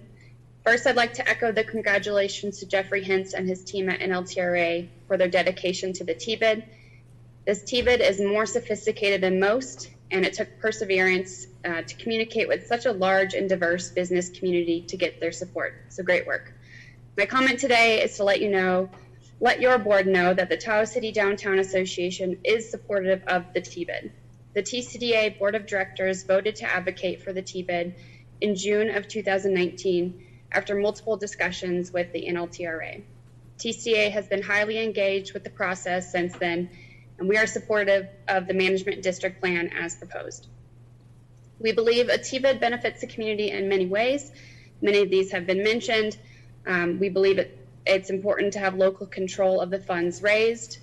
We're excited that it frees up nearly $4.1 million of TOT funds for workforce housing and transportation initiatives across the region. And additionally, it continues the efforts of the NLTRA and business associations with a more united voice. We're excited about the potential of the TBID in our community and hope you consider supporting it as well. Thank you. Thank you, Kylie. Next comment, please. Alyssa, go ahead and unmute your mic and give your comments. Hi, my name is Alyssa Riley, and I'm the Executive Director for the North Tahoe Business Association. NTBA would like to start off saying thank you and congratulations to Jeffrey Hentz and the NLTRA staff and recognize them for their hard work and taking leadership and ownership of the TBID creation, development, and petition drive. Jeff and his team worked tirelessly on this project and were extremely supportive working within our district and supporting NTBA's efforts to educate our business community on all aspects of the TBID. NTBA is supportive of the financial aspects and the added funding for our community needs that the TBID will bring to the North Lake Tahoe region. NTBA is supportive of the approach that the $4.1 million annually that currently goes to fund all of our associations will be dedicated to stay in the North Lake Tahoe region and be additional TOT funding available to our communities. We look forward to seeing additional funding projected by the TBID stay in the communities that it is generated in order to support our local residents, businesses, and communities' needs. More specifically, we support the funding that is dedicated to go to bettering transportation needs in North Lake Tahoe, supporting our locals with affordable workforce housing, and to mitigating tourism impacts that continue to grow and arise annually. NTBA is appreciative for an opportunity to be a part of the advisory committee to help with the creation, operation, and implementation of the TBID, and we are looking forward to having a seat at the table on the NLTRA Board of Directors to have a voice that can represent Kings Beach and the NTBA's district, businesses, and residents. We want to also thank all of you for your time today and to Placer County staff for all their continued help and support and hours throughout the entire TBID development process. Thank you. Thank you. Next caller, please. No further public comment. All right, we'll close public comment. Thank you, everyone. Appreciate your input and bring it back to the board. Supervisor Gustafson. She saw me reaching. So a few comments. 26 years ago, I was out there petitioning all of you to increase our TOT by 2% to fund infrastructure and many of you were on the board then, for infrastructure and transportation projects. So it's been 26 years since we've really increased the funding mechanisms to address some of the impacts that we're seeing, as well as address new issues that have come out with workforce housing and additional demands on transportation. So this is a huge day for our community. And I've often, in talking to businesses, talked about it's self-funded, self-rule. Really giving that autonomy to the businesses to be responsive to the needs in the community and address the issues more quickly and nimbly than maybe we can sometimes through our channels. And I think the issue that you didn't bring up that I'm most passionate about is creating equity. Many businesses that benefit from tourism currently don't pay in any meaningful way.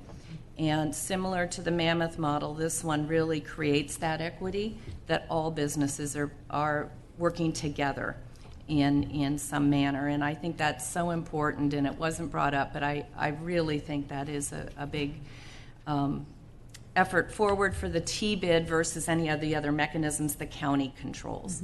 We don't have that opportunity for those who don't pay sales tax and don't pay TOT for recreational activities, and yet it's such a major driver in the economy of North Lake Tahoe, recreation services.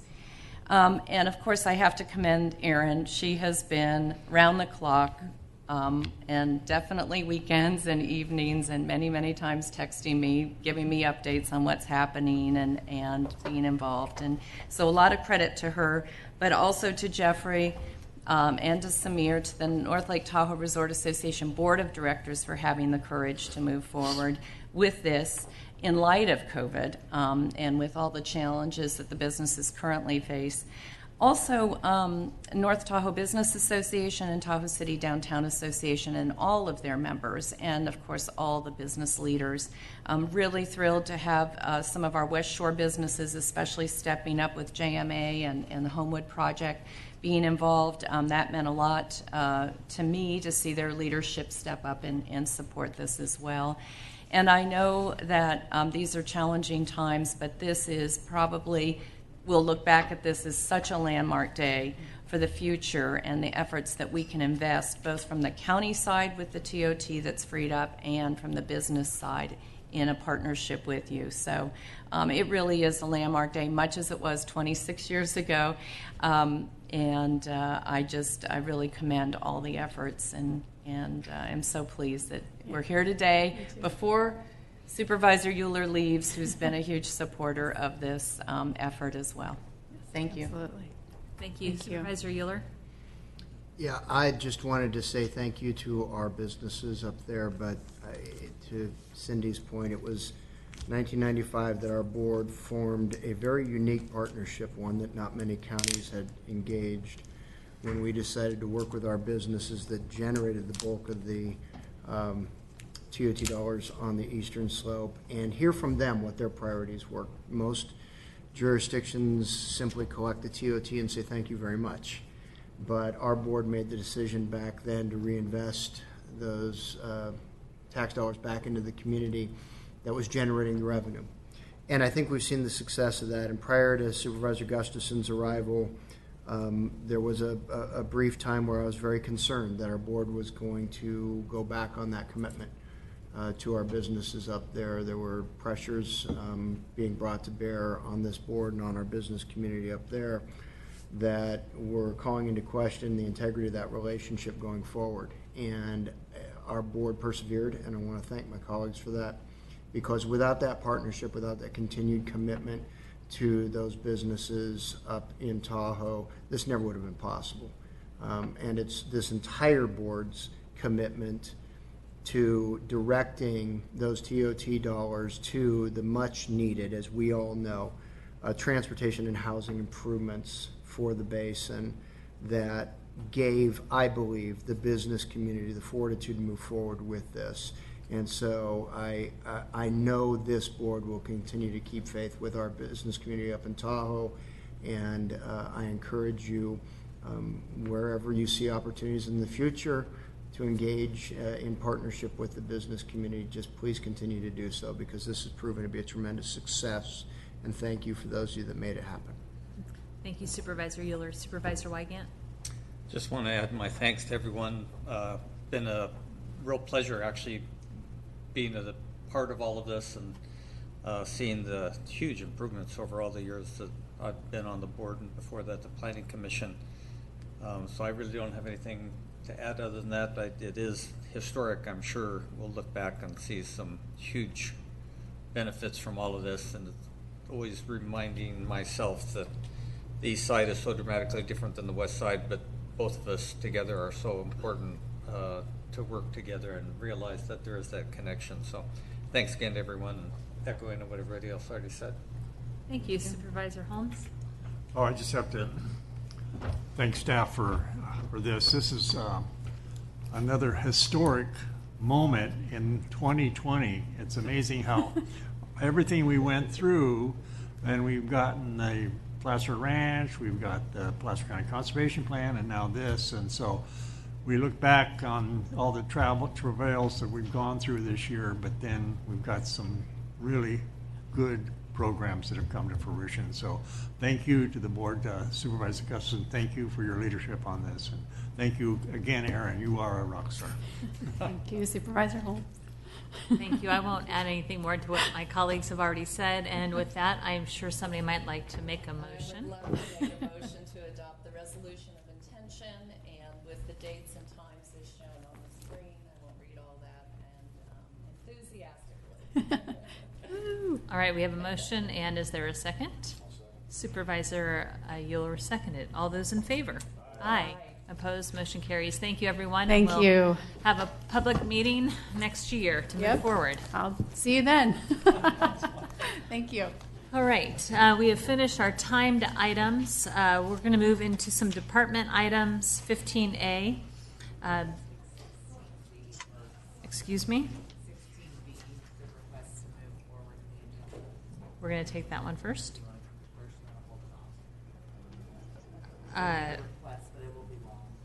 It will be long, and I think we should.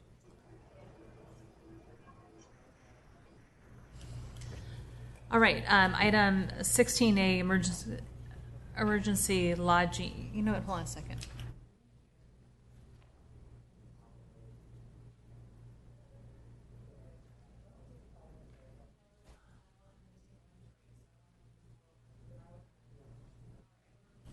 Okay, we're going to take, sorry folks, but we're going to take 16B.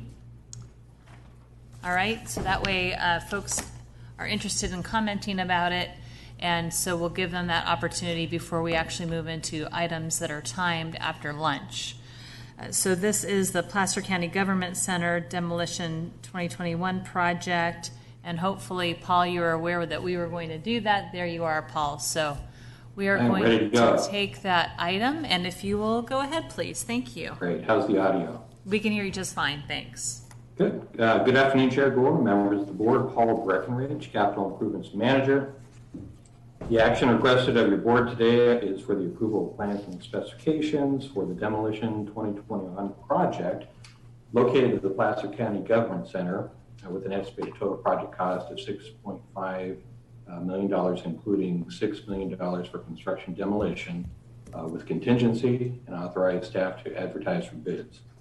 Additionally, authorize the Director of Facilities Management or designee to award and execute a construction contract not to exceed $6 million, including authority to approve any necessary change orders in an amount not to exceed $210,000, consistent with the Public Contract Code. Thirdly, approve a fiscal year 2021 budget amendment, increasing the capital projects fund, project number PJ00126 by $6.5 million, with $6,150,000 in funding from the Middle Fork Capital Projects Fund, and by canceling $350,000 in general fund reserves assigned for capital projects. The Placer County Government Center includes a number of buildings that date back to the 1940s. The majority of these buildings have been unoccupied for several years, while others have been recently vacated by county departments and have been identified for demolition in accordance with the approved Placer County Government Center Master Plan. This project includes demolition of 16 buildings and the pool identified in the project scope area on Attachment A, all or a portion of connecting corridors and associated site elements located on the eastern portion of the PCGC. The project does not include Building 315, which is the theater building, or other buildings outside of the project scope area. Demolition will include abatement of any hazardous materials, demolition of various site appurtenances, and the removal of unnecessary site utilities. Outside of the project scope area, the PCGC Master Plan does identify 15 of the existing original buildings that are identified as being kept and utilized. And this includes the existing chapel and 4 barracks buildings at 1st Street and B Avenue. Most of the original buildings in the corporation yard on the south side of the campus will be kept and used for county functions. Clearing these structures is consistent and in accordance with the approved Placer County Government Center Master Plan approved by your board on April 23, 2019. Building demolitions were discussed extensively during the public hearings on the master plan.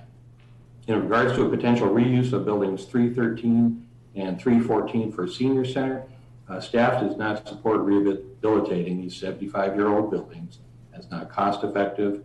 Partial demolition is not practically viable and is expensive.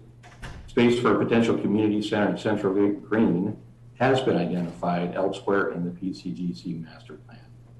This area of the PCGC will provide potential future uses that were identified as significant county needs in the master plan, with a focus on workforce achievable housing.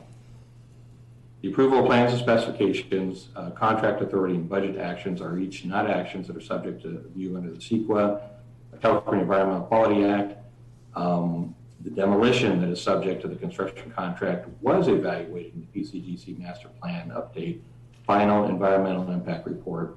The EIR was certified by the board on April 23, 2019, and a notice of determination was recorded with the state clearinghouse the following day. The estimated total project cost is $6.5 million, including $6 million for construction and $500,000 for design, project management fees, contingency, and overhead. It is requested that Middle Fork capital project funds of $6.15 million and general fund capital reserves of $350,000 cover the cost. A fiscal year 2021 budget amendment is requested to increase capital project demolition project PJ 00126 in the amount of $6.5 million.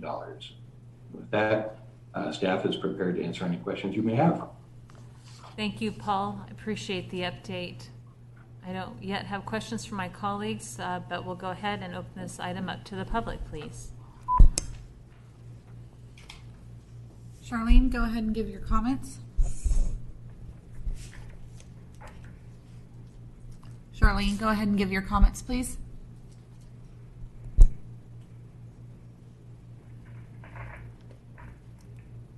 Charlene. Go ahead and give your comment. I'm not sure if that's who you're... Say it one more time. Oh, hold on one moment. She queued up the wrong callers. All right, folks, hold on just a moment. I think we're making sure we have the right callers in the queue. And so this item is about the Placer County Government Center, and it is 16B. So just hold tight, folks. Sorry about that.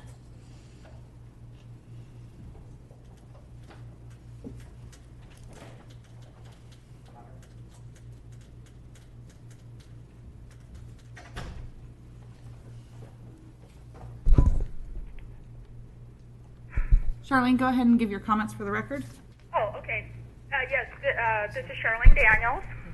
And I would like to start out talking about the multi-generational community center, multi-generational feasibility study that the county prepared in 2015-16. It cost $160,000 to evaluate a new community center, theater, and aquatic center in North Auburn. The proposed sites evaluated DeWitt and Parkside Church. There were several workshops and stakeholder groups that were held. It was clear at these meetings that the majority of citizens wanted these amenities at DeWitt, and the county seemed to want the Parkside Church location. The study determined the cost of a new community center was $18 million. The county never evaluated the cost to restore existing buildings. Due to the overflight zone restrictions, Parkside Church was not a viable option. Therefore, the only logical place to have community uses is at DeWitt. The county never explained whatever happened to this study, but obviously the county is aware there is a need for community uses, or they would not have done the study. The master plan does have a community center, but there's no current funding for it and appears to be 20 years off in the plan. It's important to note that the main senior building has been rated in good to excellent conditions based on the county's building condition study. And now I'm a part of the DeWitt Community Complex, and we have a board member that has worked on similar community complexes in West Sacramento that have been very successful and could be a model used for DeWitt. And the fact that we have historic buildings is a great marketing tool. We also had offers to help with grant writing, but this only works if we get solid backing from the board. Again, the county is working on a visioning study, and this community needs to be involved in the preparation of this study before they're finalized. It's public land, and if we can get a response to this comment, that would be great. Finally, we recommend that this item be continued until all the studies are done. If not, we recommend you remove the former senior buildings from the demolition plan and allow for several nonprofits to work together to develop a community complex. The list of stakeholders in the county's own feasibility study would be a great start. And you may be wondering why the senior center board members are not there. I was able to contact one this morning, and they feel that it may be frivolous for them to attend meetings because apparently there's a history of asking to go back to those old former senior buildings and have met with difficulty. So if we can get something moving forward, that would be great. Again, there's a lot of people out there that want to work hard. There's a lot of experience out there. We were aware that in Placer County, if you want a community use, the community has to do it. Are there any questions? Thank you very much for your comments. Appreciate it. Next caller, please. Ramona, go ahead and give your comments. Okay, yes, now? Yes, please. Okay, yeah, my name is Ramona Brockman. I'm a Placer County resident. And I do want to emphasize a lot of the things that Charlene has said. I am a member of the DeWitt Community Complex as well. And really just emphasize that the proposed demolition is completely premature. The new marketing and visioning studies that were mentioned are not complete. We don't even really know what they're going to say, and the public has not been involved in the visioning study at all. The last marketing study that was done for the EIR and master plan showed that retail space in Auburn was already saturated and advised that retail and office development at DeWitt would prove to be difficult to finance and have marginal income generation. But the last market study also did state that meeting spaces in Auburn were in short supply with high demand. So, you know, if the new visioning study, who knows? Those designers might want to highlight that there's a historic chapel with some four connected buildings and a theater, a historic theater, with the connected senior center buildings to be a community center, and then maybe a town green space in between. I mean, that sounds like a pretty cool, unique focal point that I couldn't imagine any developer wouldn't want to capitalize off of. So, you know, here the DeWitt Community Complex is willing to do the work and meet with other stakeholders to make this a reality. We have already come a long way in forming the DeWitt Community Complex and getting a lot of endorsements and fundraising. So it's really just too early to tell. The public really needs to be involved in this, and there is plenty of interest. So what we do hear and see today that we do know is certain, because the future of other building is uncertain, like Costco never materialized, is that the community doesn't want the opportunity to save these buildings. And we've said, the DCC has received a lot of support. The community complex has received a lot of support as an organization and endorsements and fundraising. It would be, to do a community center here would be a win-win. It's a place where people can come and recreate and kind of do the vision that the master plan saw of live, work, and play in one area. So it is a win-win at a very affordable price compared to new construction that was estimated at $18 million. So I'm asking that the board delay this decision to allow the community and DeWitt Community Complex, senior center groups, and other stakeholders have the time, sufficient time, and an unfettered opportunity to get together to formulate plans to renovate the theater as well as the other buildings, a few of the other buildings attached, to form a community center. Again, you know, my perspective is that it's a win-win. You know, bright, new, shiny objects, well, they lose their luster over time, but history is what communities are built upon and keeps them relevant. Thank you very much for your comments. Appreciate that. Thank you. Next caller, please. David, go ahead and give your comments for the record. Okay, hi, my name is David Allen. I'm a past Grand President of the Native Sons of the Golden West, and I'm the treasurer for the DeWitt Community Complex. I haven't heard exactly what everybody else has said because of the environment we're in right now, but I'd like to switch this a little bit to the point that I think Charlene was speaking earlier concerning about the reports and a few of the things that had not been finalized yet. My thoughts on this are there's no rush to get this done. Is there a plan in place to start working like right away? We have been progressing quite a bit through the DeWitt Community Complex. We have made numerous inroads in terms of community support, et cetera, et cetera, et cetera. And we think that this thing should be delayed. It doesn't cost anything to do the right thing, and I think the right thing is to delay this process for a while. You're not going to gain anything one way or the other, so I would I would ask you to delay this vote on this until a few things can be a little ironed out on your side also. And I think that's probably the best way to go. So I'm asking for you to delay this vote. Thank you very much. Thank you for your comment. Next caller, please. No further public comment. All right, we will go ahead and close public comment on this item and bring it back to the board. Any questions? Supervisor Gustafson? Sure, I had a question, Paul. Sure. There was discussion, I've received quite a bit of public comment on this item, as you can imagine. And a couple of the points I wanted to ask you about. First off, they're saying that this is a rushed project. Now, I joined the board, I think my very first meeting is when the master plan was adopted.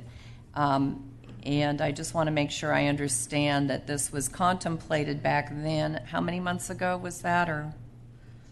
2019, April 2019 was when the certification of the EIR occurred. So, and that was fully contemplated at that point. And it was fully contemplated at that time, and then we were held up during the litigation from taking these actions. But that was part of the public process that kind of predates me being on the board, so I just want to make sure that's on the record. Karen, did you want to? Yeah, if I could add in here, we were sued, and we received the ruling from the court at the beginning of this month. And I would point out that the court actually cited the EIR on the issue of the buildings, noting that they're over 75 years old, hard to renovate, and concluded that the rejection by the board of alternatives 2 and 3, which would have resulted in preservation of more buildings, that was justified and consistent with the law. We won the lawsuit. The demolition of the buildings was analyzed within that EIR, which is now, according to the court, a fully certified and adequate EIR. There were significant public workshops and discussions about the entire master plan, which included the demo of the buildings. So now that the court case is concluded, judgment is being entered, the decision was to move forward with this project. And this project excludes the theater, because we made other commitments since I've been on the board to assisting the community with the theater. Yes, during the last hearing on the project, the board added an additional condition into the master plan that any contemplation of demolition of the theater had to come for a public hearing. That condition sunsets in July of next year. I don't have the exact date, but it's within the master plan document. Okay. And then just for the board's understanding, last year when I was approached, especially by the senior center, because they've been looking for a place, they knew their time was running out and their funding. And so we did facilitate some meetings with Auburn Recreation District to look at shared space.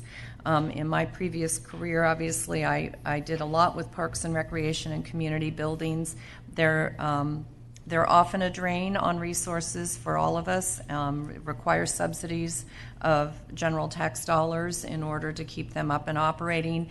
And so I was proposing to the group that they look at shared uses. I talked yesterday with ARD briefly, and apparently the last offer that was made, the seniors center felt that they couldn't afford that rate, but they're still open to talking to the folks. They couldn't dedicate full amount of space, but some space. And I think there was also some discussion with churches, but I don't know where that led in those discussions. But just wanted to make sure the board was aware.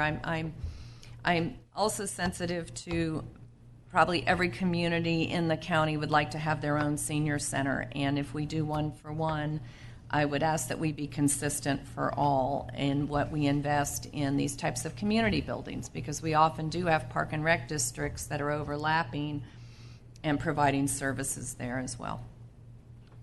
Cindy, or Supervisor Gustin, I just wanted to add to that yeah, we spent quite a bit of time with, say, Parkside Church at Regional Park with the seniors to see if they could be accommodated there.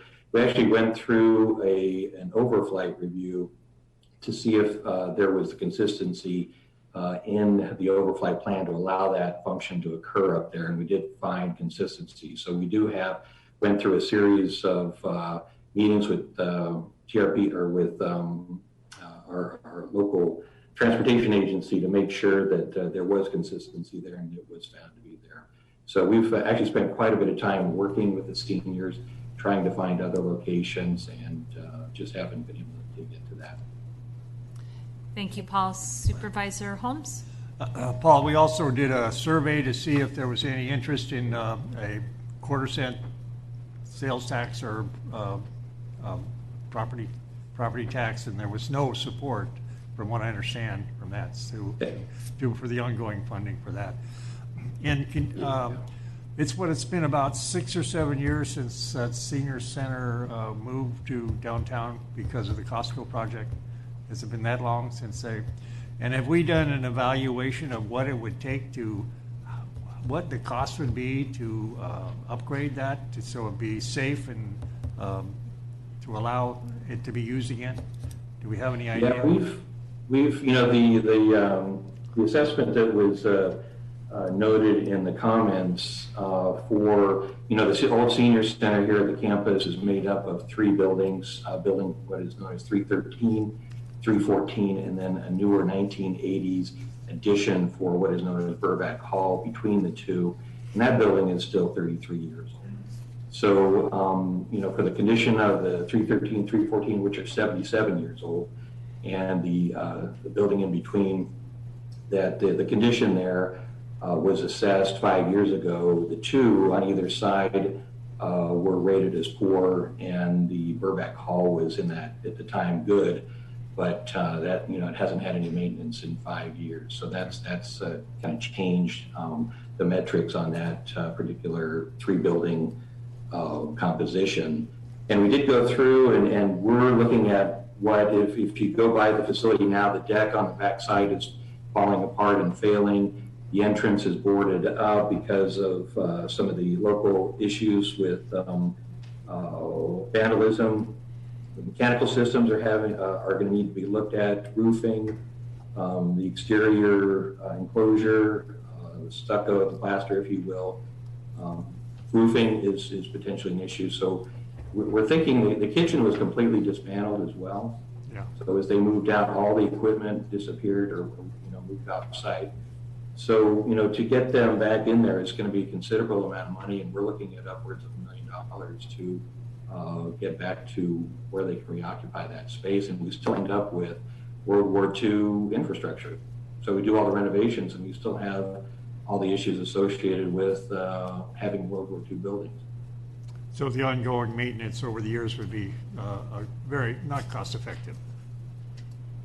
Yeah, the maintenance we've had in the last 5 years has been very minimal, just because of where the master plan had put those buildings. So other than maintaining our fire alarm and water suppression systems in those buildings, it's been pretty minimal as far as our looking at those. So there is quite a bit of work to do there.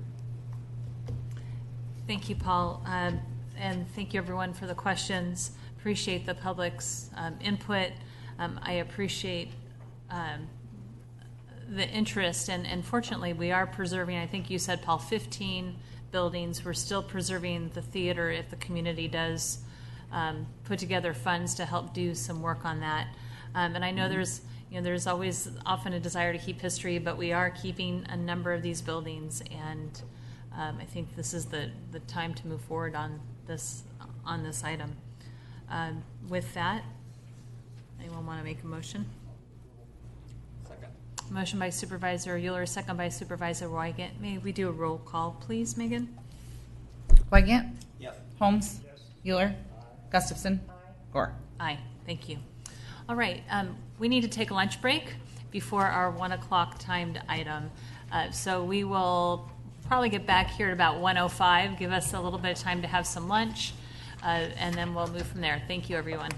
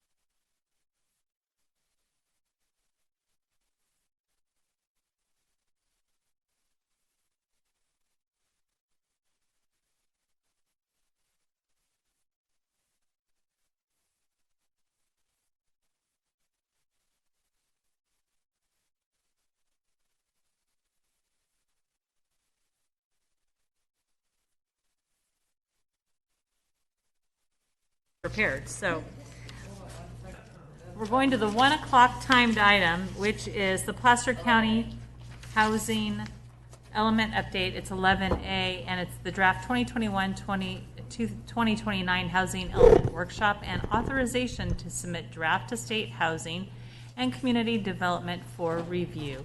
Good afternoon, Shauna. Good afternoon. So as you stated, this is the 2021-2029 Housing Element Update BOS Workshop. I know some of you have had the pleasure of going through some previous cycles of housing element updates. So I will, today, I will walk through a little bit of an overview of the housing element, some of our public outreach efforts to date, go into a little more detail on the regional housing needs allocation, which is a requirement and part of that housing element update, our implementation programs, and some summary of proposed changes from the release of the public review draft, which was on October 30th of this year. And then we'll wrap it up with the project schedule and next steps for this project.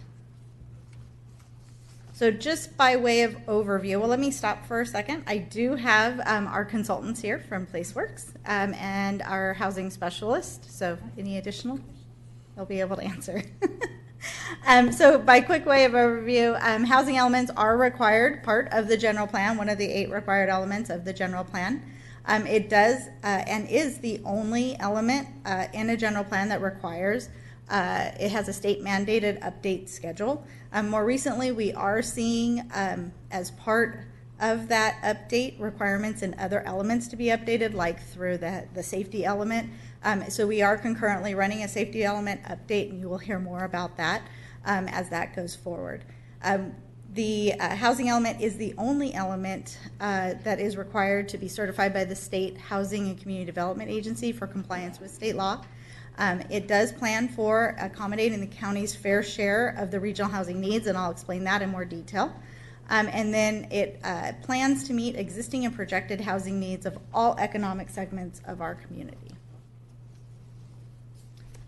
So the next housing element planning cycle or period begins on May 15th, 2021 and runs through May 15th of 2029. Our current cycle was 2013 through 2021. So we are still in that housing element. The board adoption deadline is May 15th, 2021. However, we do have about 120 days past that if we still need to work with the state to final that. And then the public review draft was released on October 30th. The contents in that review draft includes an overview of the county's existing and future housing needs, a performance evaluation of how we're doing on the 2013-2021 housing element, a review of government and non-government constraints to housing production, identification of vacant lands that can accommodate the state-mandated regional housing needs allocation, and then a set of goals, policies, and programs that would apply through 2021 through 2029. So to go through a little bit about the outreach, we actually have been working on the outreach for a couple of years now. As we were developing the housing strategy and development plan, we did a series of flash votes that have helped to inform the current draft of the housing element. But more specifically to the housing element recently, we have held 2 virtual workshops, both really well attended, probably more attended than any previous workshops for housing elements that I have worked on in the past, and this is my 6th cycle in housing elements. So 100 plus participants at our first workshop, 55 plus participants at our second workshop.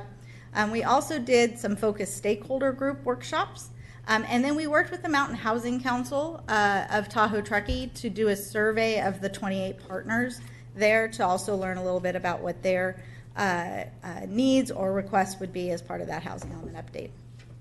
And then just additional public outreach through the preparation of the housing strategy and development plan included some focused outreach to, say, our builders and architects and others that participate in the construction of housing at the county to learn more about, maybe where our policies or ordinances provide hurdles to actually getting housing constructed. So at the stakeholder workshop, some of the concerns that were voiced, one was the feasibility of building dense housing at affordable rates, meaning the more dense it is, does it really get cheaper? And they were asking for some cost out information about that. Concerns about permitting costs and other development costs, which I think we all have concerns with, particularly as we see some of the new regulations that come down through the state. Interest in a wider range of housing options, housing needs and special needs for homeless population, and then just the overall high land and construction costs are primary barriers to development. From our virtual community workshops, we had quite a few topics that were raised there, really great input that we had as part of developing our policies and our programs. One was just, some ideas and being creative in how we could actually achieve our RHNA development. Some work around mobile home parks and how we can use existing ones, whether that's expanding them or improving them, or actually just getting new ones built. We don't really build those very often any longer. And then questions around accessory dwellings, rehab of existing housing stock, again, permitting costs and standards. A lot of interest in infill and redevelopment, also adaptation or reuse of existing buildings. We're really seeing the economy change right now. Although we were starting to see it, particularly with our retail, we do have a lot of vacant buildings that could be repurposed and reused for housing. Looking at by right development, co-housing and transitional housing and how that might play a role.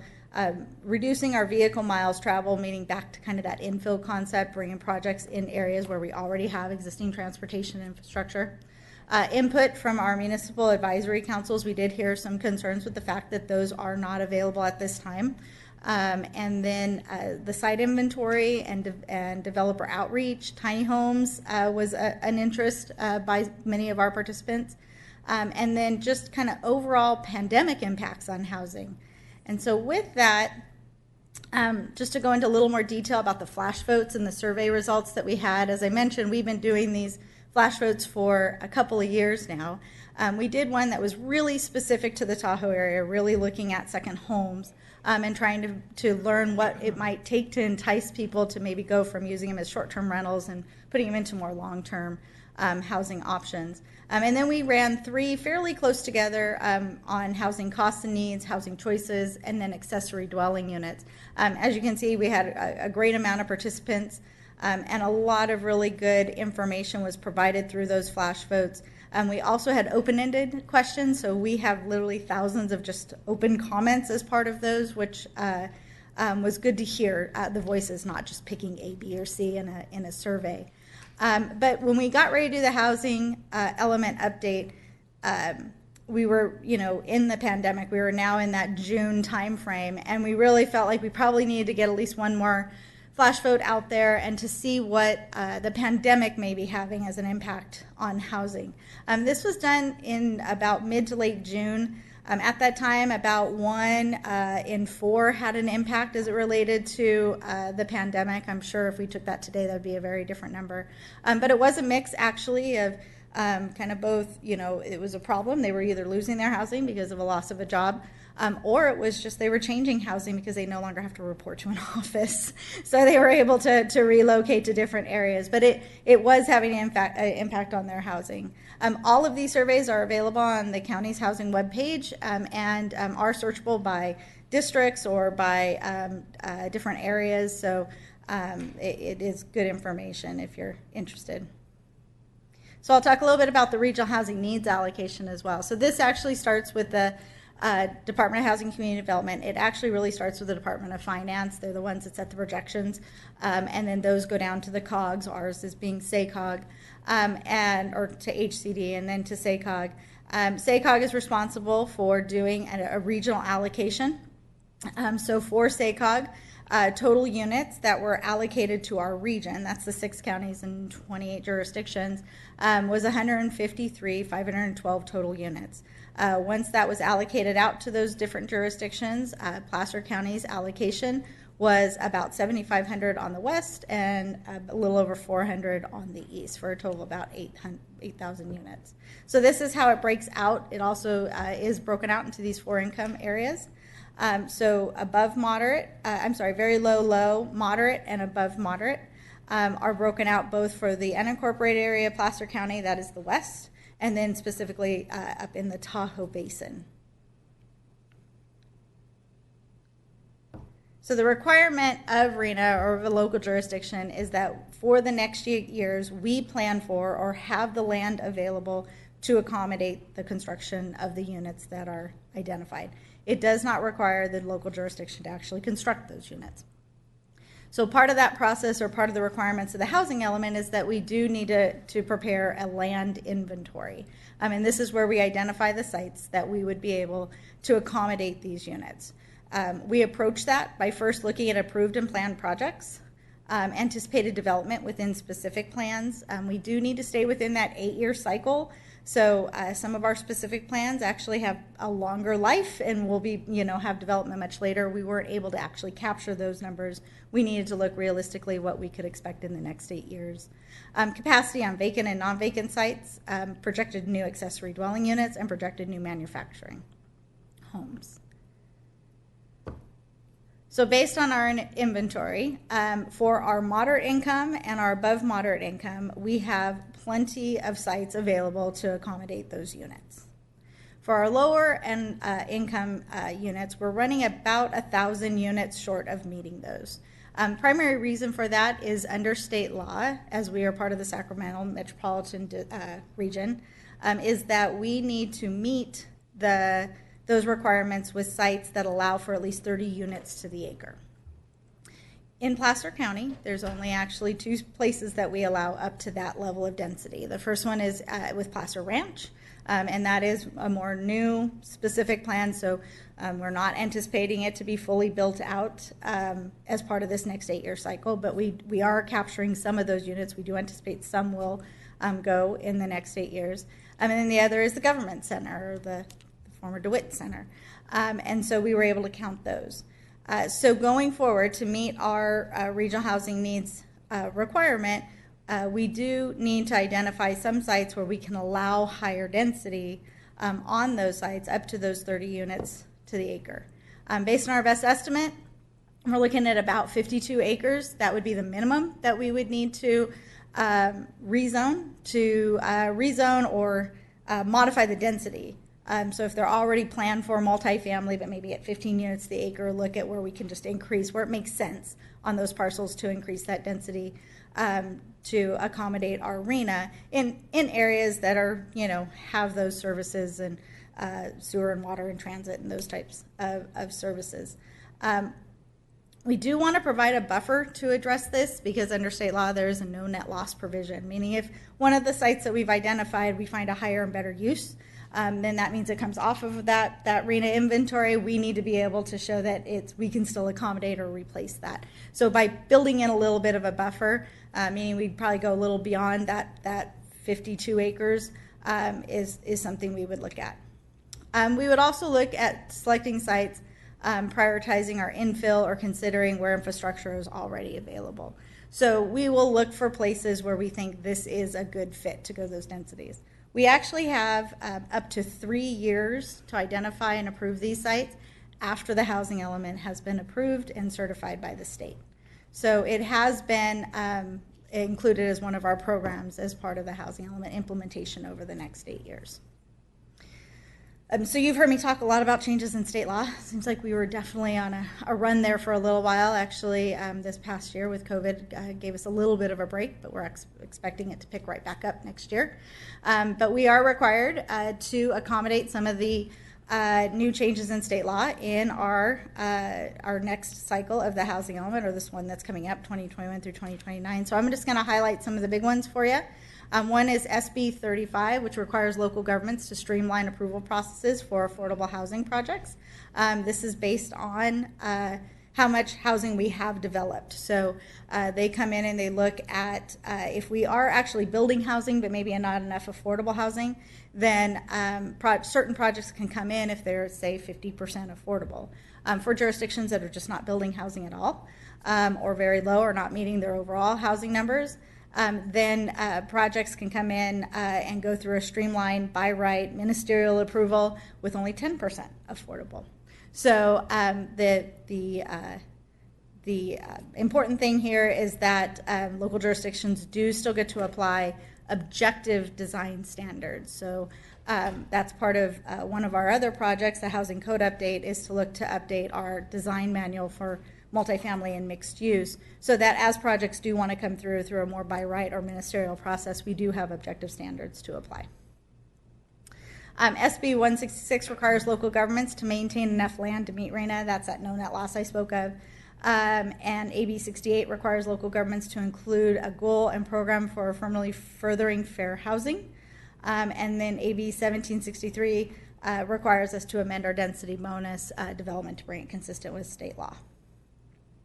Just a couple more. AB 1397 requires that the sites identified as part of inventory are suitable development, have housing allowed by right, and that's what I spoke of, that we do need to have some by right.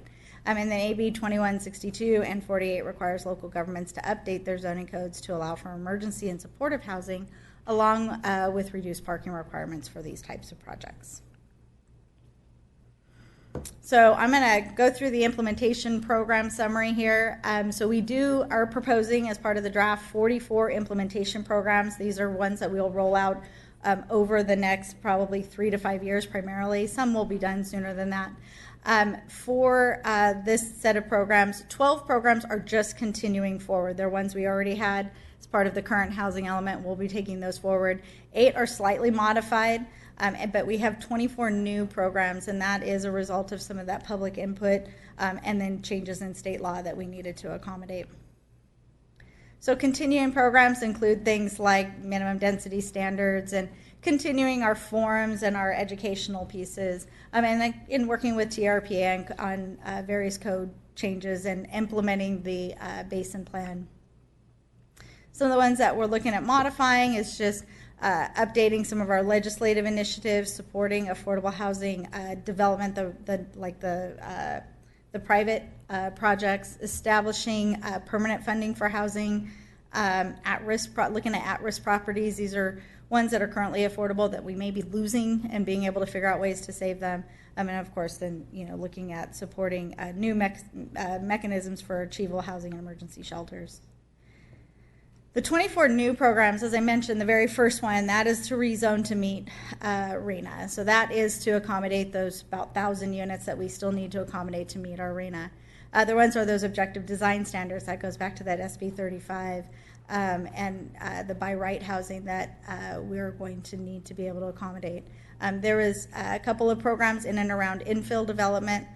Looking to support sewer infrastructure planning for North Auburn. We've talked a little bit about how that is at capacity, and yet we have some really great sites out there, but they're smaller, and those projects really can't, finance the improvements necessary to get those projects built. So looking for creative ways to maybe get those improvements done ahead of time so these projects can pay their fees and be able to construct. Supporting labor force, construction labor force, the county fee structure, and this is one where we were looking at, and I spoke about it as part of the housing annual work program, looking to where we can maybe start to merge fees to more by square footage as opposed to just by type. Currently right now you pay the same fee if it's a 3,000 square foot home or if it's a 1,600 square foot home. So where we can update some of our fee programs to maybe be more commensurate with the size of the unit. And then affordable housing and employee accommodation, that is part of the ordinance that you adopted in October. Of course, density bonus law, affordable housing surplus land. We already had a really great example of that with Sabre City. And so we're wanting to further and complete move on that program. Adaptive reuse and conversion, we talked about that with the offices and our commercial that is currently vacant. Supporting our Dollar Creek Crossing site and the ADU promotional program. As I said, there's 24, so there's just a few more. The ADU loan program, monitoring our ADU affordability, removing modular housing constraints and getting a little more creative with the types of housing that we are supporting. Really a good focus on our missing middle housing, which is really that 100 to 150, probably on the west side of median income. It can go clear up to about 220 on the east side of median income. But these are ones that generally don't have state and federal programs helping to finance those, but it's a critical need to meet our employers' employment needs. And then working with the Placer County homeless, promoting affordable housing in our high resource areas, helping to improve our low resource areas.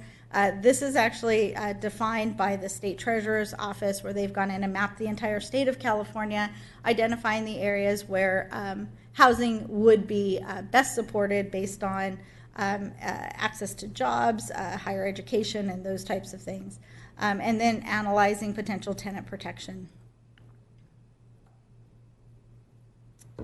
So after, when we did release to the Planning Commission and had the Planning Commission workshop, we did have two that came to comment at that. We did receive some written comments.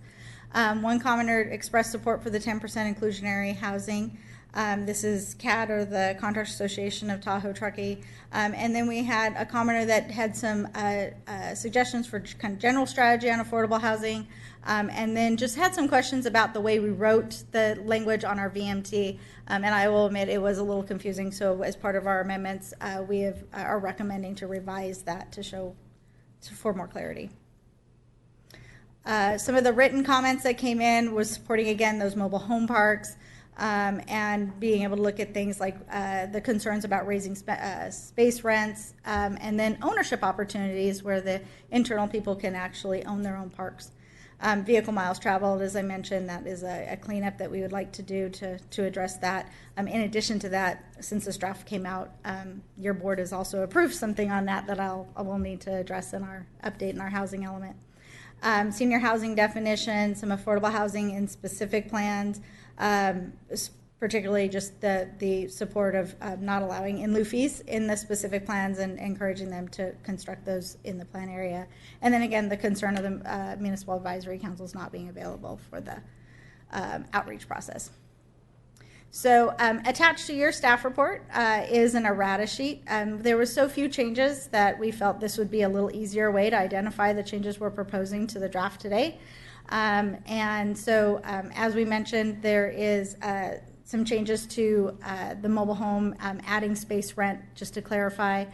We had some asks just to clarify where we got our data from, amending the VMT language that we use in the constraint section, just to be more clear that the intent is to support projects that reduce VMT as part of the housing element update.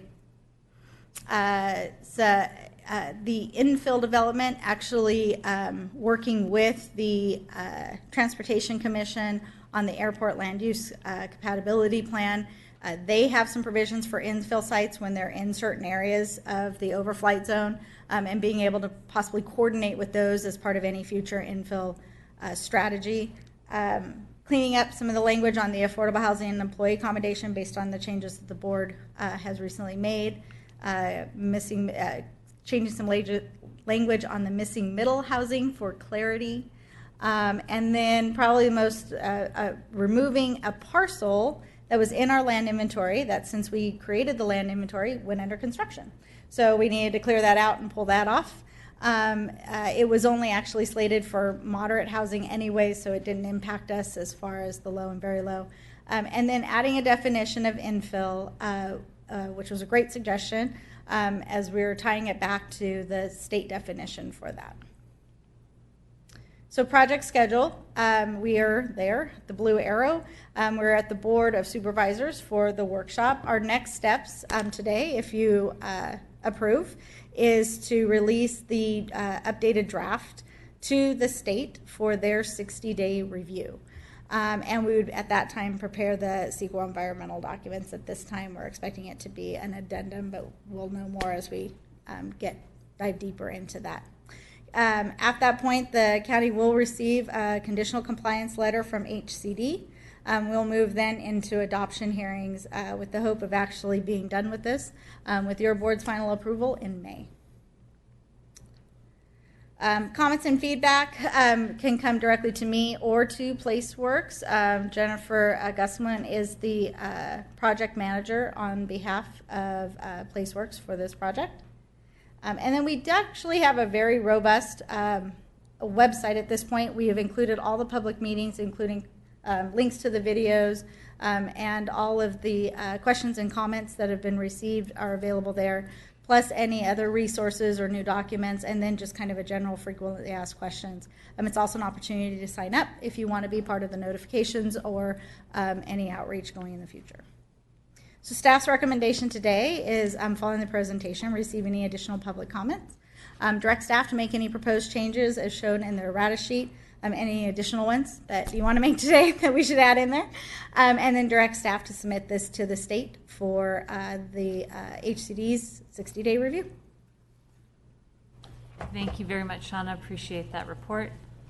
Looking for my colleagues. I don't see any questions. So let's go ahead and open up the public workshop, and we will take any public comment. If there's anyone first in the room or anybody online, raise your hand to speak online.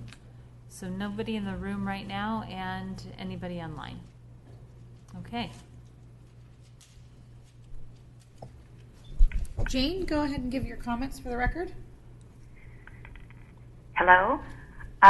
I'm Jane Haproff with Placer People of Faith Together, and we're very pleased to see that the attention that's being given to the need for affordable housing, and especially the need for low and extremely low price options that's in this report.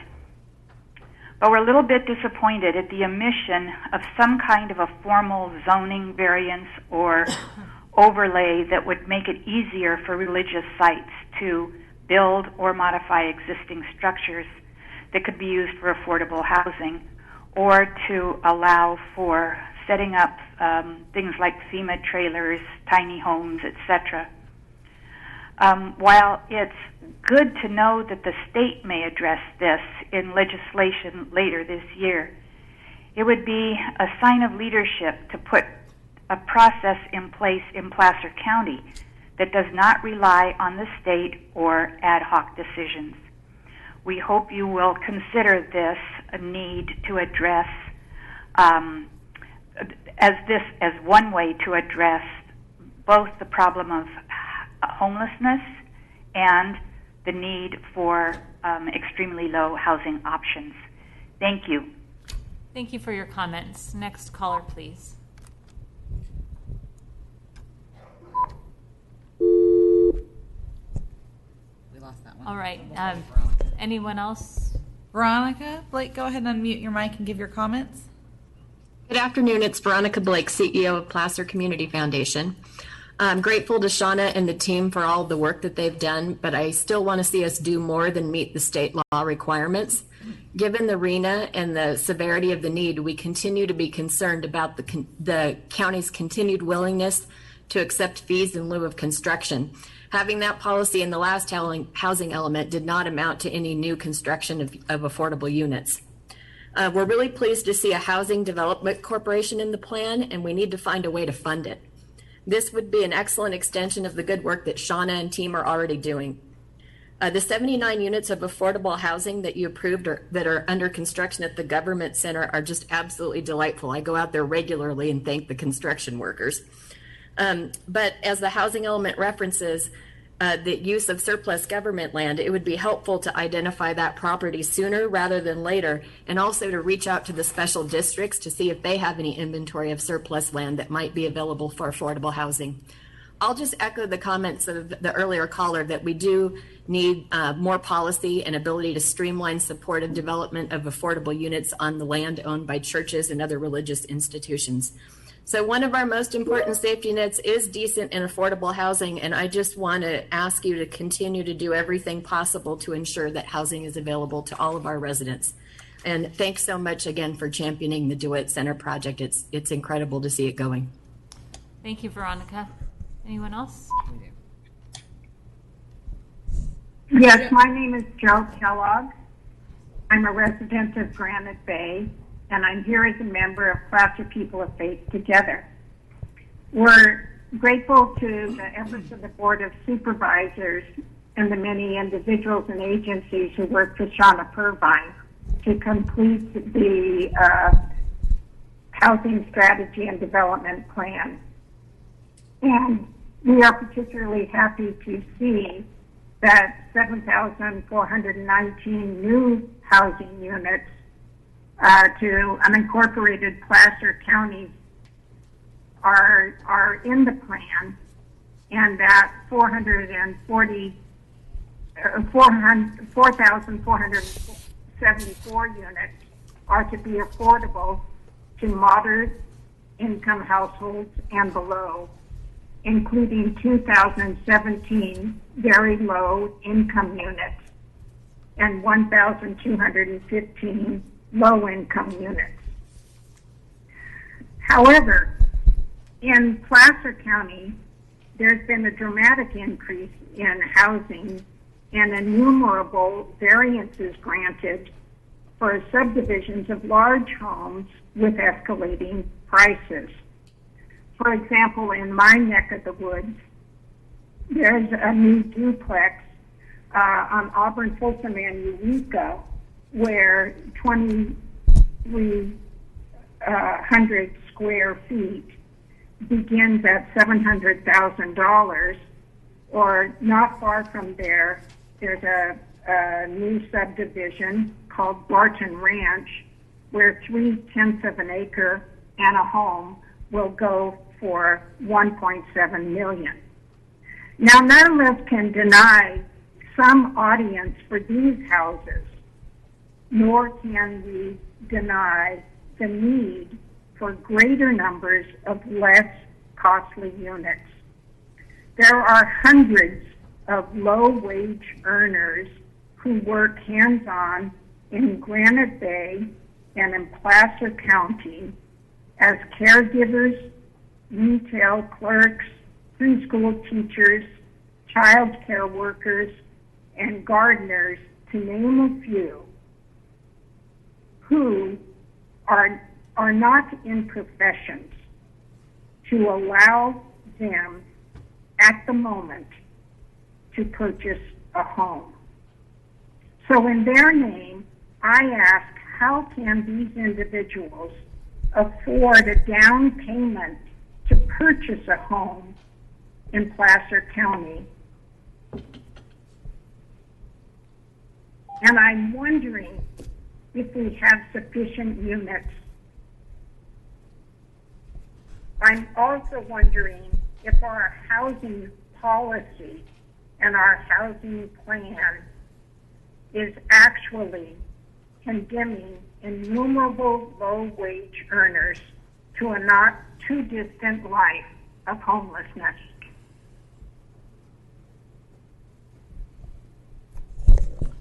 Thank you very much. Appreciate your comment. And do we have any other callers? Cheryl, go ahead and unmute your mic and give your comments. Hello, thank you. I know there were problems this morning with Zoom. Apparently, there's still problems. There's no hand raised on the menu. I appreciate all the work that's gone into this, but as Veronica mentioned, if you put side by side, which I haven't seen, it may be in the documentation, but if you put side by side the stats from the current housing element and the stats required for the next housing element, the numbers are abysmal. Some of the changes that you're talking about are onesie twosie. Looking at the big numbers, the fee structure that was put in place, one of the Placer County planning commissioners even stated 100 and below with only in lieu fees is the majority of everything. You're not going to accomplish the numbers. It's doing the same thing over and over again without doing the analysis of why you're not making the numbers. So creating 40 options is not going to give you the numbers that you need. And looking at the specific plans, they are not paying their fair share. They're getting approximately, in some cases, 300% profit. That's disgusting. Considering the fact that we have 80% of people that cannot afford housing and we don't have the infrastructure, Placer County is circumventing VMT rules. In several projects, they are not putting it down. So to put in parameter requirements about VMT when you're not following your own rules or the state's rules doesn't make sense. I implore you to take a more aggressive approach in looking at the specific plans, making them pay their fair share, looking at in lieu fees, and making a real attempt to change. This plan is not due. The other thing that Shauna did not cover is many counties are not taking this route. They're keeping with their plans, the cap population, bringing it to voters, and just saying, this is the best we can do. Adding numbers when you can't even produce the numbers you already have, you're not even making a dent in them. To add more numbers doesn't make sense. I hope that you'll reconsider moving this plan out and coming up with a more aggressive plan to actually make a difference. Thank you. How many other callers? Gary, go ahead and unmute your mic and give your comments. Thank you very much. Gary McDonald, Executive Director of Lighthouse Counseling and Family Resource Center. Last night I was listening to the news and they said even today there's still 6 million people that are unemployed since the more than usual that were added because of the pandemic. Locally in Placer County, Lighthouse was able to give away close to $40,000 in renting utility assistance. We probably helped about 20 families, but the requests continue to come in. And my fear is we've ran out of money. So for now, and hopefully there'll be more money later, we're looking for additional funds. But my fear is that with all these additional people that are unemployed, that are asking us for money that we no longer can help and they can't find the money anywhere else, they are eventually going to be evicted. And there's going to be more homeless people. And if they do return to work, chances are they're earning less income than they were pre-pandemic. So it makes affordable housing even more important that we try to get out there as many as possible, because I see that affordable, more and more people are going to need affordable housing that didn't previously need it. So I would just ask you to reconsider fees in lieu of and make it a little bit more restrictive, or if you as you move forward, if you see that certain areas are not reaching the numbers that you need to reach for affordable housing, that maybe in those geographic areas you are more restrictive and you get rid of fees in lieu of in that particular area until they get caught up and it looks like you're going to make the numbers that that you're hoping to make. So again, I believe that fees in lieu of getting rid of that is your number one tool. It's, you know, a carpenter has many tools and he generally goes to the number one tool. I believe that getting rid of fees in lieu of is your number one tool, and would ask you to please consider revising the ordinance as you see fit to get the numbers later on if particular areas are not making it. I applaud you for the work that you're doing. I know that your job is very difficult, that there's competing factors and competing interests in this subject. But most importantly, we need to make sure that we have places where people can live and our homeless population does not increase. Thank you so very much. Thank you, Gary, and thanks for the work the Lighthouse is doing to support our community. Next caller. Deb, go ahead and unmute your mic and give your comments.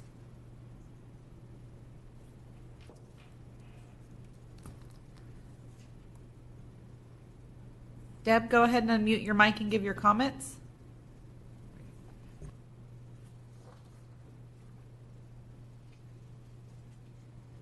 All right, anyone else? All right. Then we're going to go ahead and close public comment and bring it back. Shauna, there were a couple questions, if you could address. One was surplus land, which I believe you actually did an inventory of surplus land. So if you address that, that would be great. So we, as the county, our real estate services, about 2 years ago, we did do an inventory of surplus land. And then even since then, the state has, one of the new laws was that we are to register our surplus land with the state so that, you know, developers can find that, along with other agencies, so Caltrans and other public entities. So we do have a program we think it is important to do. We think surplus land is going to be something that we can look at. We actually already have meeting schedules with utility districts beginning next year to start talking about their surplus land as well.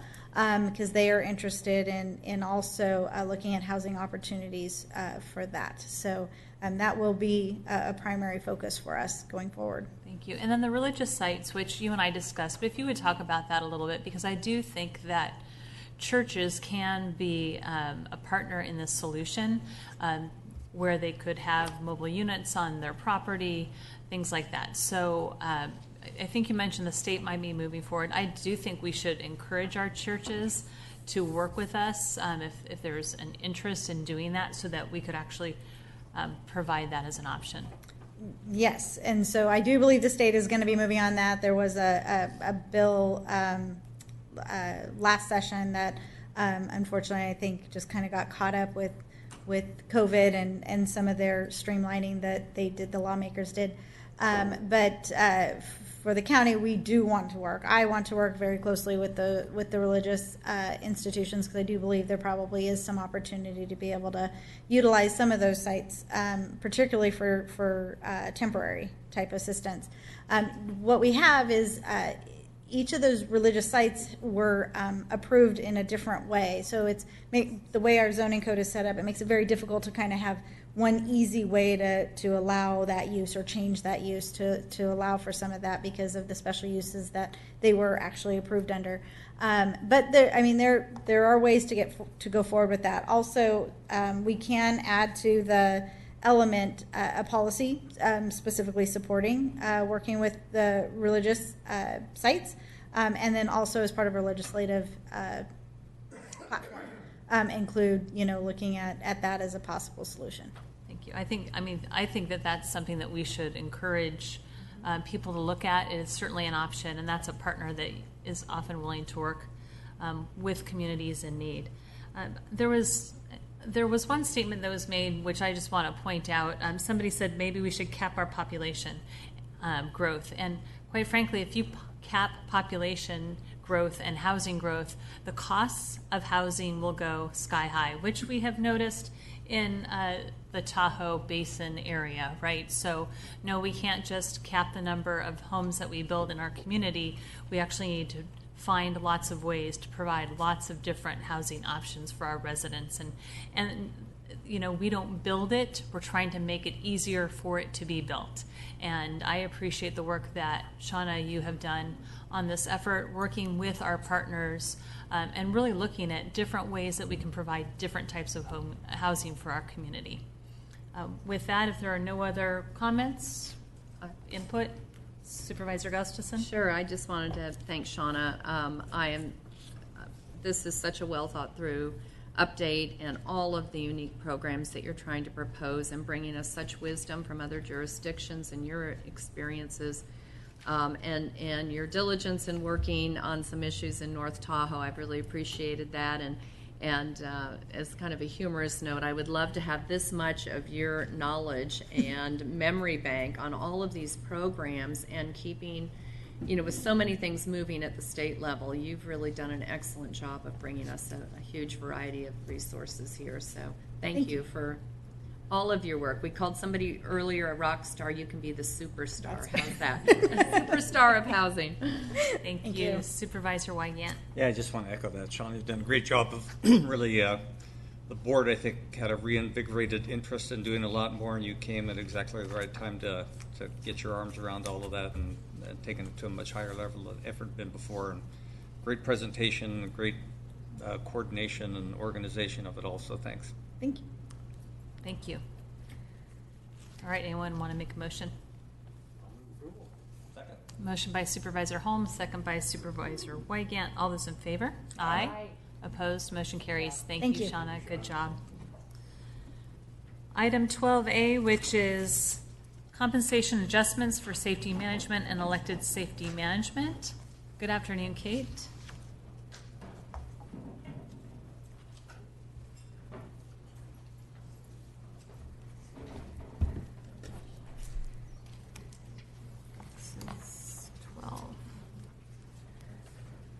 Good afternoon, Chair Gore and members of the board. Again, my name is Kate Sampson with your Human Resources Department. This afternoon, I'll be presenting to you an item related to the compensation of unrepresented safety management. Just as an overview, the classifications that we're discussing today are listed on your screen. They're the undersheriff, assistant sheriff, sheriff's captain, sheriff's lieutenant, chief probation officer and assistant chief probation officer, probation manager, district attorney, chief investigator, and district attorney supervising investigator. These positions represent 32 impacted employees. And as a reminder, there are no represented positions subject to collective bargaining on this list, such as deputy sheriffs or sheriff's sergeants. The recommended actions before you today include 1, introducing an ordinance amending Placer County Code Section 3.12.040, otherwise known as Measure F.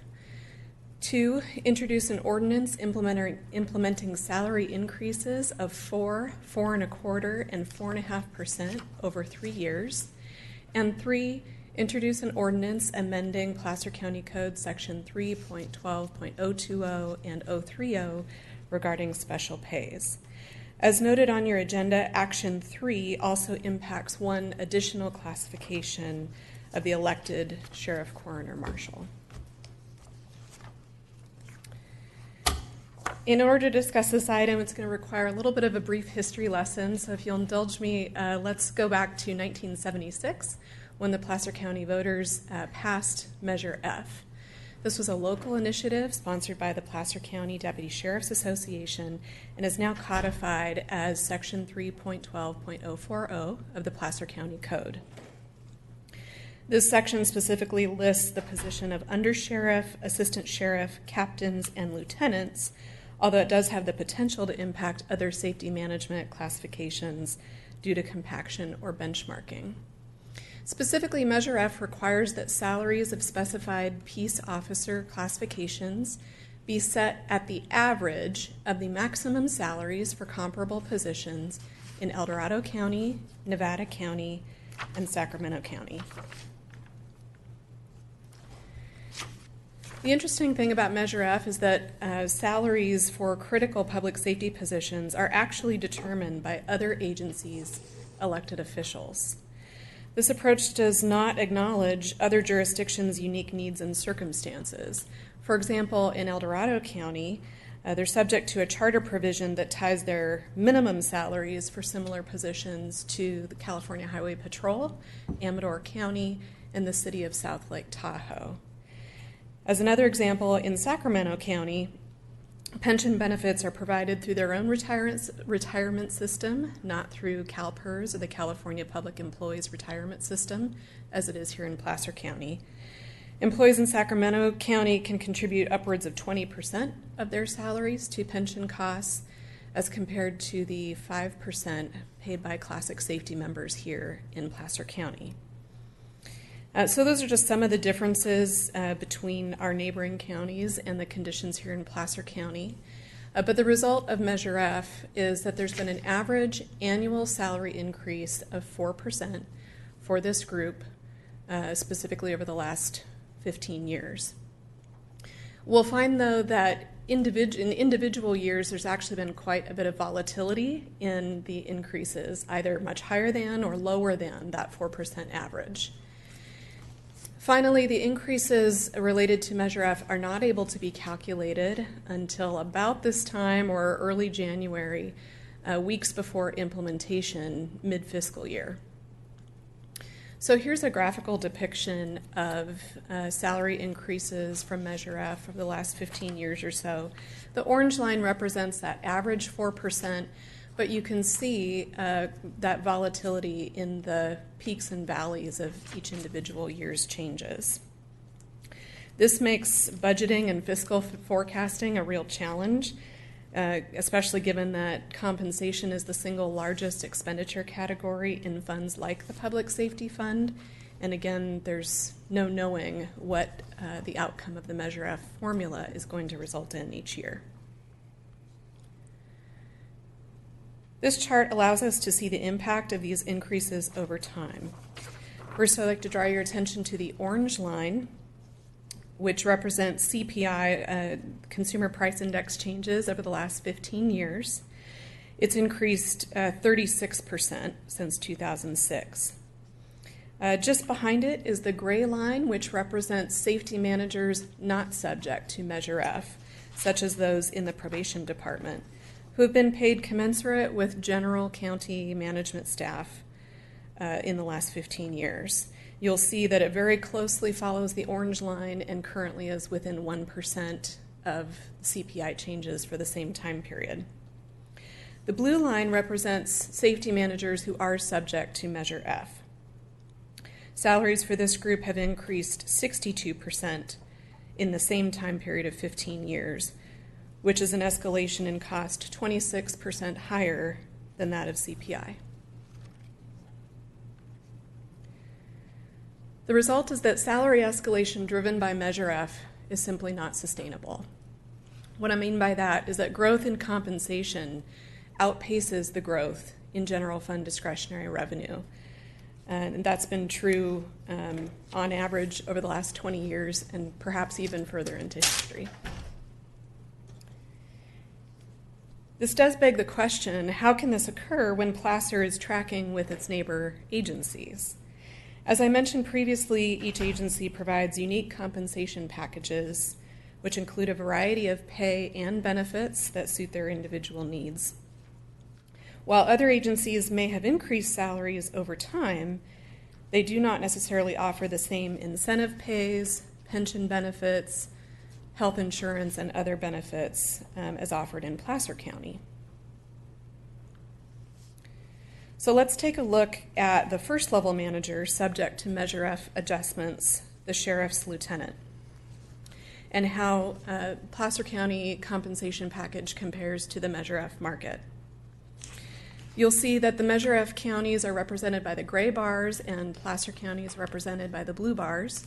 When we look at salaries, just as we'd expect, Placer County is just behind the Measure F market, which is due to that annual adjustment where other counties increase and then we catch up every year. However, when we look at the next group of bars called total cash, we factor in other pay incentives like longevity, certificate pay, education pay, wellness pay, deferred compensation match, management leave and differentials, and the result is that Placer County is 10% above the Measure F market on a total cash basis, which includes salary and those additional pays. There's a good reason for this, and it's that incentives in Placer County were established over time to help address concerns about those low salaries. Since the board did not exercise discretion over salaries in compensation, they had to look to incentives and other elements to provide an attractive package because we were vulnerable to losing positions to other agencies. However, most of the incentives established are percentages which build off the Measure F salary adjustments and have gradually over time pulled us significantly ahead of the market. When we look finally in the last set of bars for total compensation, which factors in all salaries, incentives, and benefits, Placer County is 25% above the Measure F market. You'll see the total compensation for the average lieutenant is $252,000. And when you consider 25% of that significant amount, the variance is about $50,000 over the Measure F market. When we look at the other bookend top-level manager subject to Measure F adjustments, the undersheriff, we see similar results. Again, salaries are just behind the Measure F market. But when you consider incentives or the total cash, Placer County is 12% above the market. And then again, in total compensation, Placer County is 26% above the market. Again, that's significant when the total compensation is $350,000, which represents a variance of about $70,000 annually over the Measure F market. It's also important to note here that the information represented is pay and benefits that impact an employee's paycheck. When we conduct salary surveys, it's assumed that employers incur other costs not represented on the paycheck, such as the employer's contribution to pension costs, which in Placer County is currently about 40% of salaries, as well as funding of retiree health care programs, which are quite generous here in Placer County. So just by way of comparison, the total position cost annually for this position is $435,000 per year.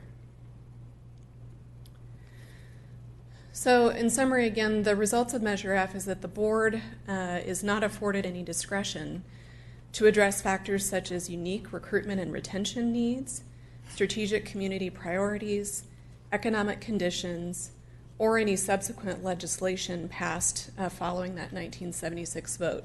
I've noted a couple here. Undoubtedly there are others, but significant items include Proposition 13 property tax reform in '78, public safety realignment in 2011, and pension reform in 2013. There is another item of subsequent legislation that we do need to examine in a bit more detail, and that was Measure K, passed by the Placer County electorate in 1980. Measure K established the Placer County Charter.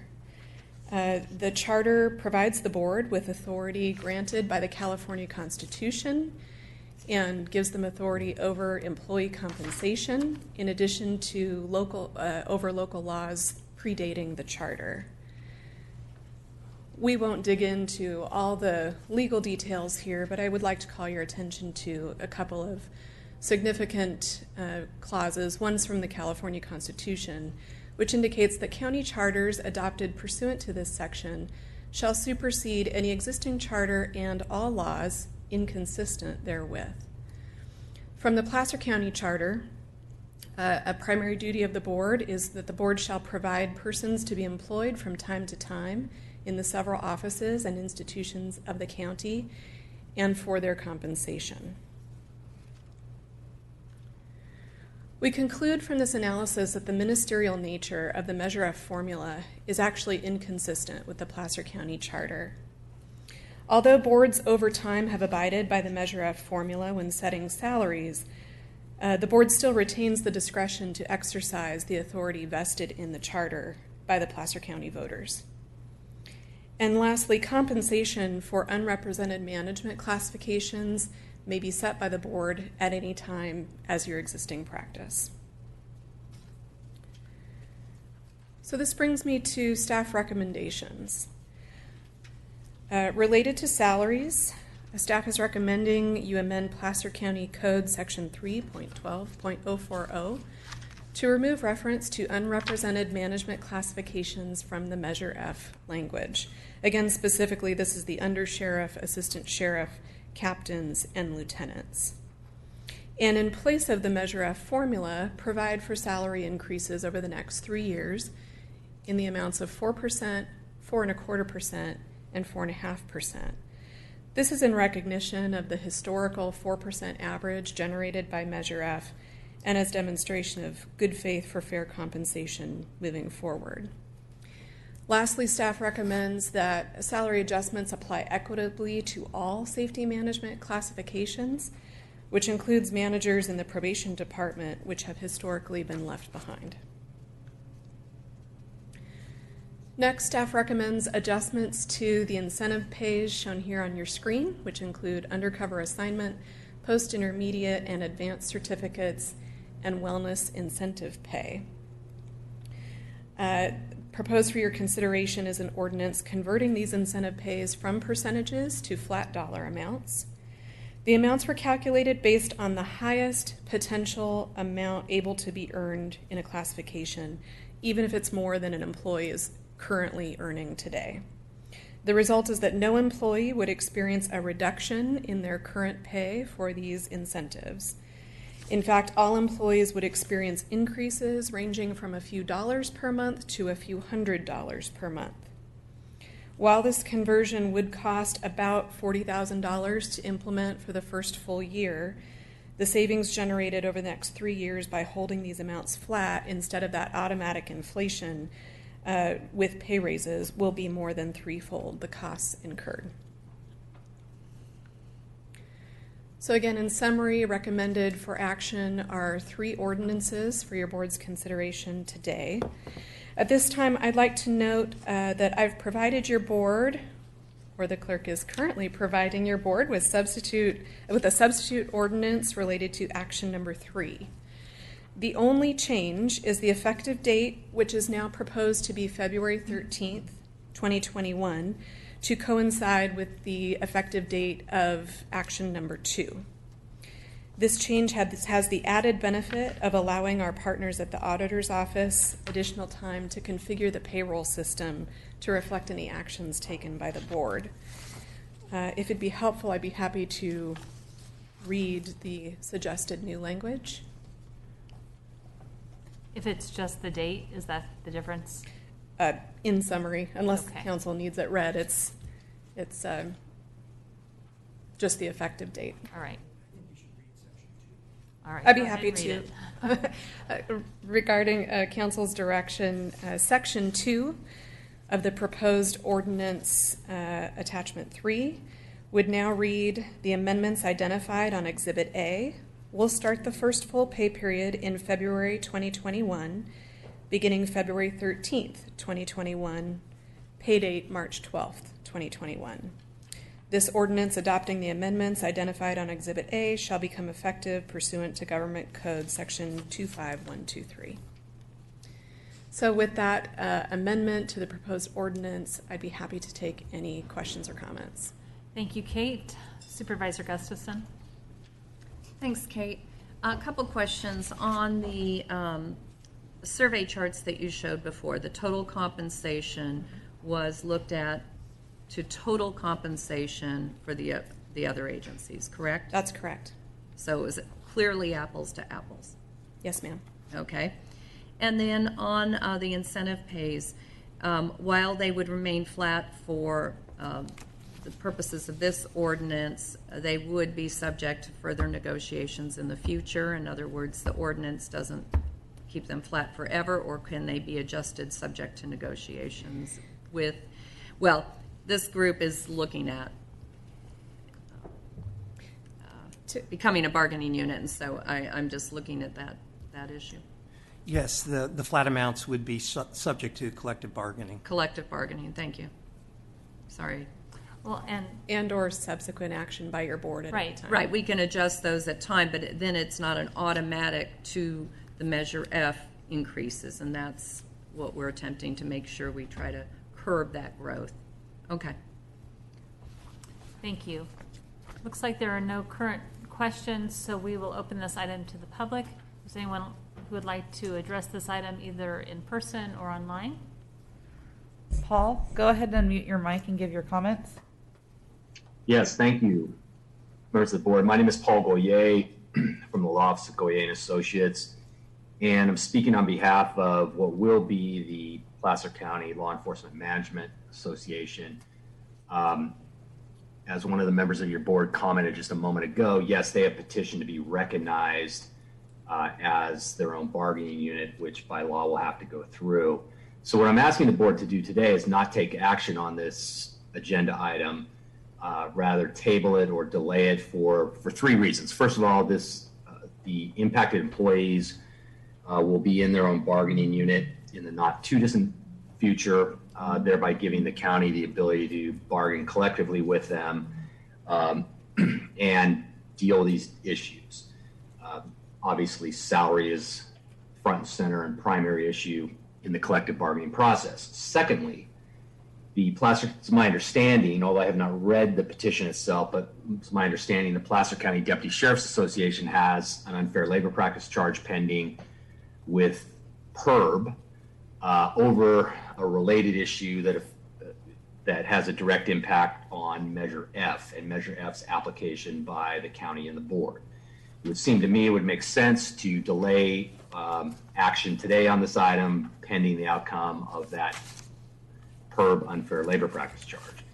And then finally, I'd ask you seriously reconsider taking this action in that I don't believe it is quite frankly legal. I don't believe that the county charter, passage of the county charter in 1980 gives the Board of Supervisors discretion to alter or effectively eliminate the provisions of Measure F. Measure F was passed by the voters back in the 1970s, 1976, I believe, but it was also reaffirmed at a later time in approximately 2002 when this issue came up before the voters again. And certainly the voters could vote to abolish the measure if that was put before them in an election. But I do not believe the Board of Supervisors has discretion just to simply, by action, set it aside entirely or partially. So for those reasons, I'd ask that the board simply not take action on this agenda item today.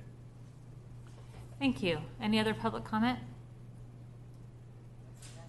All right, anybody else? All right, we'll go ahead and close public comment. 2 items I'd like either you or County Council to address.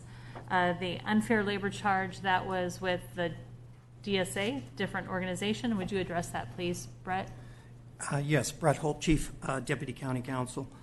The proposed action, the board does have the legal authority to do that. The fact that there is an unfair practice charge by the DSA, a represented organization, does not affect whether or not the board can make changes to Measure F as it relates to the unrepresented individuals identified in Measure F. There's clear legal authority via the Constitution. We've cited that in our brief. It's been mentioned in the board memo. So clearly the board has that authority, as you cannot have on one hand Measure F that takes all discretion away from the board to set salaries, and then on the other hand have the county constitution via the charter, which gives all discretion to the board to set salaries and wages. Therefore, the pre-existing law, Measure F, is inconsistent with the authority granted under the charter. So the board does have this authority. It is up to the board's discretion as to whether or not to exercise that. The very first point that was made by Mr. Goyer was that that there is a petition. Yes, but that's a completely separate process that is pursuant to our employer-employee relations policy and the MMBA. That process has to unfold separately. The present items before the board do not impact that process. At the conclusion of that process, whether an organization is recognized or not will determine what the next steps are. The fact that the board is considering this issue at this point is not legally prevented from the fact that there was a petition that was served yesterday. Thank you. Let's see. Any other questions for my colleagues? Supervisor Gustafson? Yeah, I have a question actually for my colleagues, because I'm relatively new up here, and those of you that have served here much longer. Certainly, I think Placer County residents want the best in our public safety officials, and we're willing to pay the best. And that's clearly demonstrated by where we've gone and what in that differential. Why are we here today? Why hasn't this been addressed previously? Is there any background you want to share? Who wants it? Because it would have been better if I wasn't having to be up here. Why did they do it before? Supervisor Holmes, did you want to respond? Yeah. Well, Measure F has always been a contentious item. It passed in '76. I think the Deputy Sheriff's Association actually wanted to dissolve it in 2002 because they didn't think it was being they were compensated fairly. And the board at that time, I wasn't on there, and I don't know if you were, decided to do the workaround and have these extra incentives at a percentage. And so the issue is, as the salaries go up, the percentages go up as well, right. And that's not sustainable. And right. That's why we're here today. I remember after I was elected, and we went through this, must have been 2006, maybe 2007. One of the deputy sheriffs, the head of the DSA organization, sat down with me and wanted to abolish Measure F because of the same issue. So we've been fighting this battle ever since actually since Proposition 13 went into place. And at least my, my discussions, because obviously these issues become political, and my discussions with constituents It's not as transparent as we would like it to be on the total compensation package, right? And that's often confusing to the public, especially those who don't get public employee benefits, right? And having been a public manager and a public employee for most of my career, I understand the public doesn't understand those guaranteed rights and the benefits and the cost when you say 40% on top of the salary and those sorts of numbers. So when you vote for a potential, of course I was in high school in 1976, so I wasn't here to vote, but gosh, I can still feel young then, right? Should I tell you how old I was in 1976? No, I don't want to know how young you were. That they didn't understand the total compensation package. And I think that's what's been hard for me to articulate without concerning folks, that we want the best, we're willing to pay the best, but we have to get a handle on this escalation. And I certainly understand that the individuals involved, we don't want to take away, but we need to curb the growth in those costs. And I just hope we can translate that to the members as well as to the public, that that's our intent. So, thank you, Supervisor. My intent, anyway. Supervisor Wygant. Yeah, and I would echo what Jim mentioned. The only thing I think I would add was I came here in 1995, and shortly thereafter, one of our negotiation phases, keeping in mind that we negotiate with the Deputy Sheriff's Association periodically as the contracts expire, we were, even with Prop F, which was passed in '76, we're talking 1995, not able to recruit at the level we wanted because our total compensation package was not competitive. So we considered and put in place methods to catch up for that to the extent that we could in trying to comply with Prop F. And one of the things that happened was that we probably made a mistake in having extra pays be a % of salary. And so over time, as Kate mentioned, and as we've discussed in our other conversations about Prop F, our total compensation has far exceeded the market.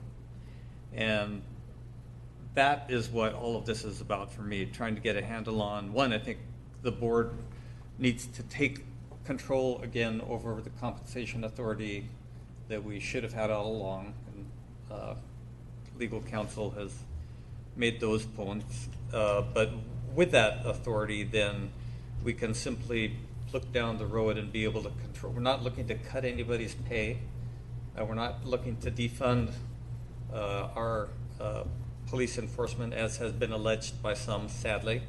But we're simply trying to figure out how we can constrain the rate of increase, which is exceeding its ability to be sustained, and frankly, wasting resources unnecessarily.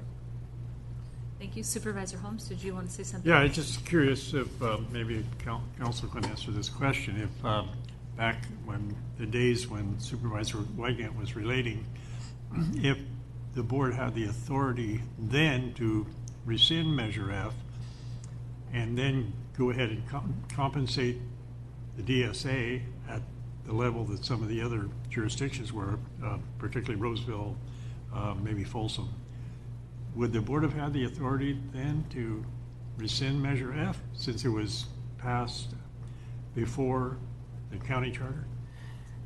Absolutely. In 2002, the discussion was whether or not the board could do anything else. The thinking at that time was that the board could not do anything else.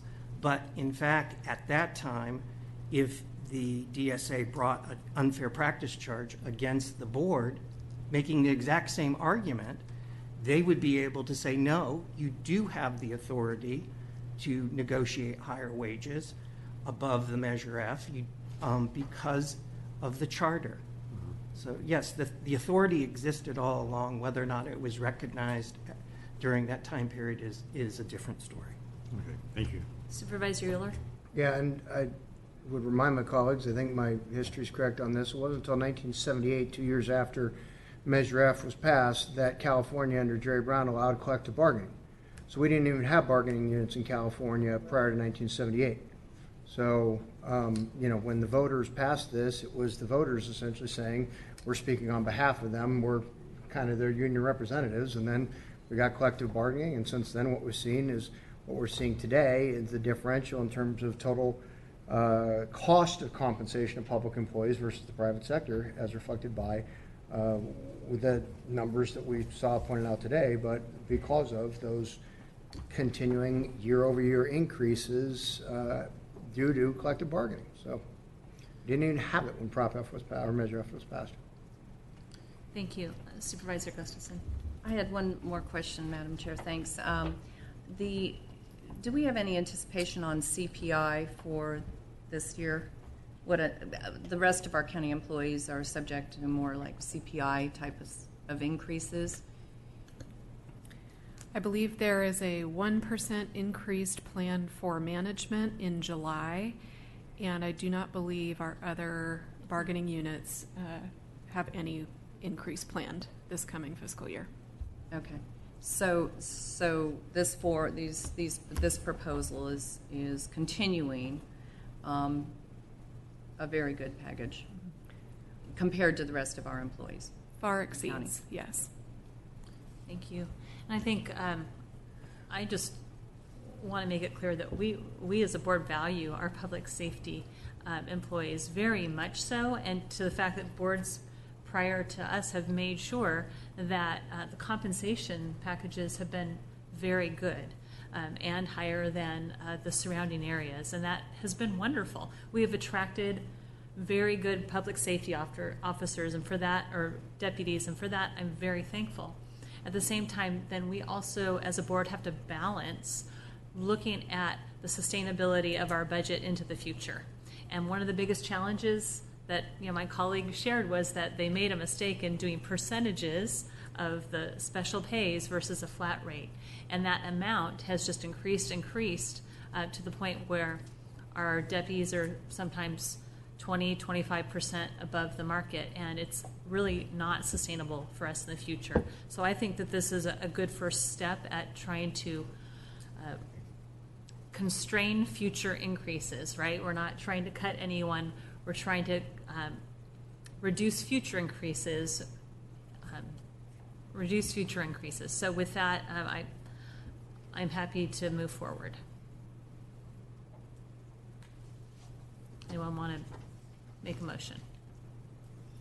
Yeah, on the item of the compensation adjustments for safety management, elected safety management, I move that while we introduce the ordinance, I move that we waive the oral reading, amending the Placer County Code pertaining to salary compensation of specified safety management employees. And we also introduced the uncodified ordinance, waiving the oral reading, implementing the salary compensation for the adjustment of safety management employees, and introduce the ordinance, waiving oral reading, amending 3.12.020, 3.12.030 the Placer County Code pertaining to incentive pays of safety management employees and elective safety management employees. Second.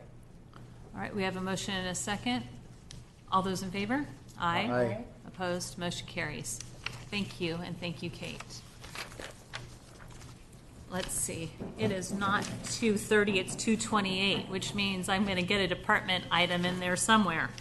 And that department item is Health and Human Services, item 15A, the Emergency Lodging and Related Cleaning Services Contract Amendment, Roseville Hospitality, et cetera, et cetera, et cetera. Good afternoon, Amy.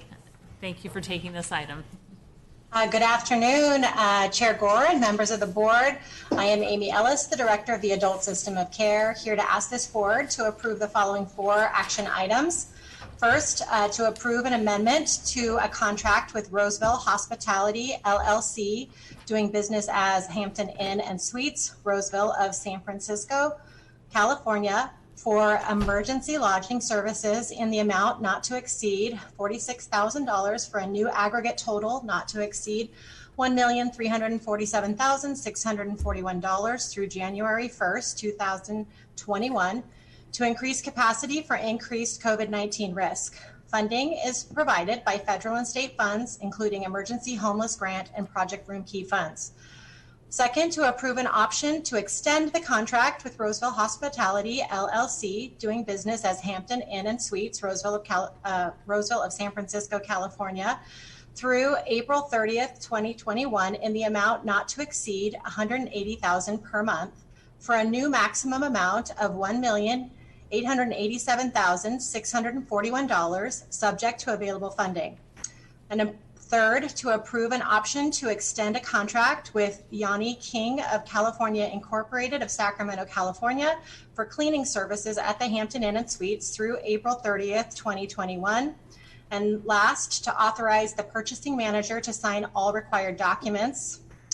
The governor's state of emergency proclamation due to COVID-19 and subsequent orders to shelter in place and practice social distancing required counties to work on solutions for people in communities that had no safe place to isolate.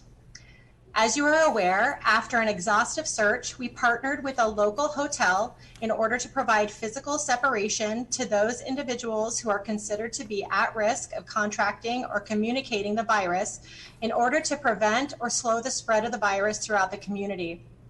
The agreement with the hotel provides a block of 68 rooms for the county's exclusive use on a month-to-month basis. The current agreement ends at the end of January, and we anticipate needing this option to extend on a month-to-month basis through April. Also, during this current surge, we need an additional 5 rooms with the option to increase to 10 as needed. This would bring our total room capacity to 78 if all 10 become necessary.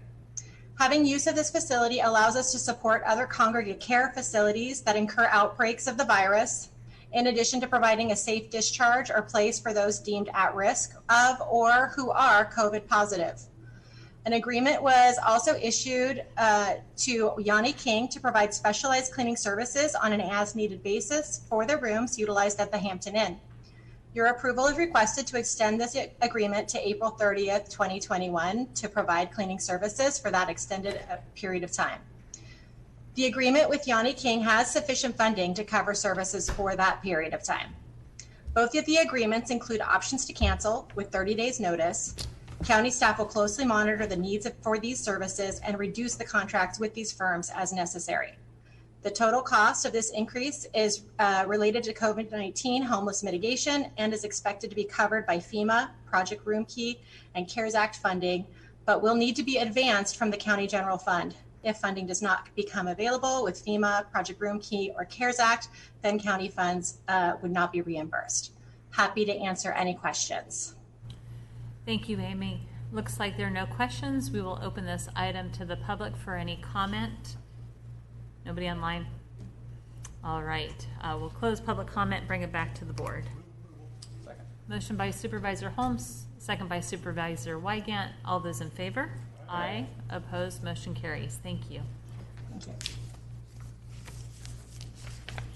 Okay, we'll move to our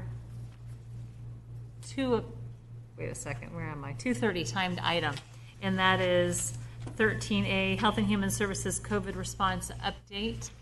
Good afternoon, Dr. Oldham. Thank you for taking the time to share with us this afternoon.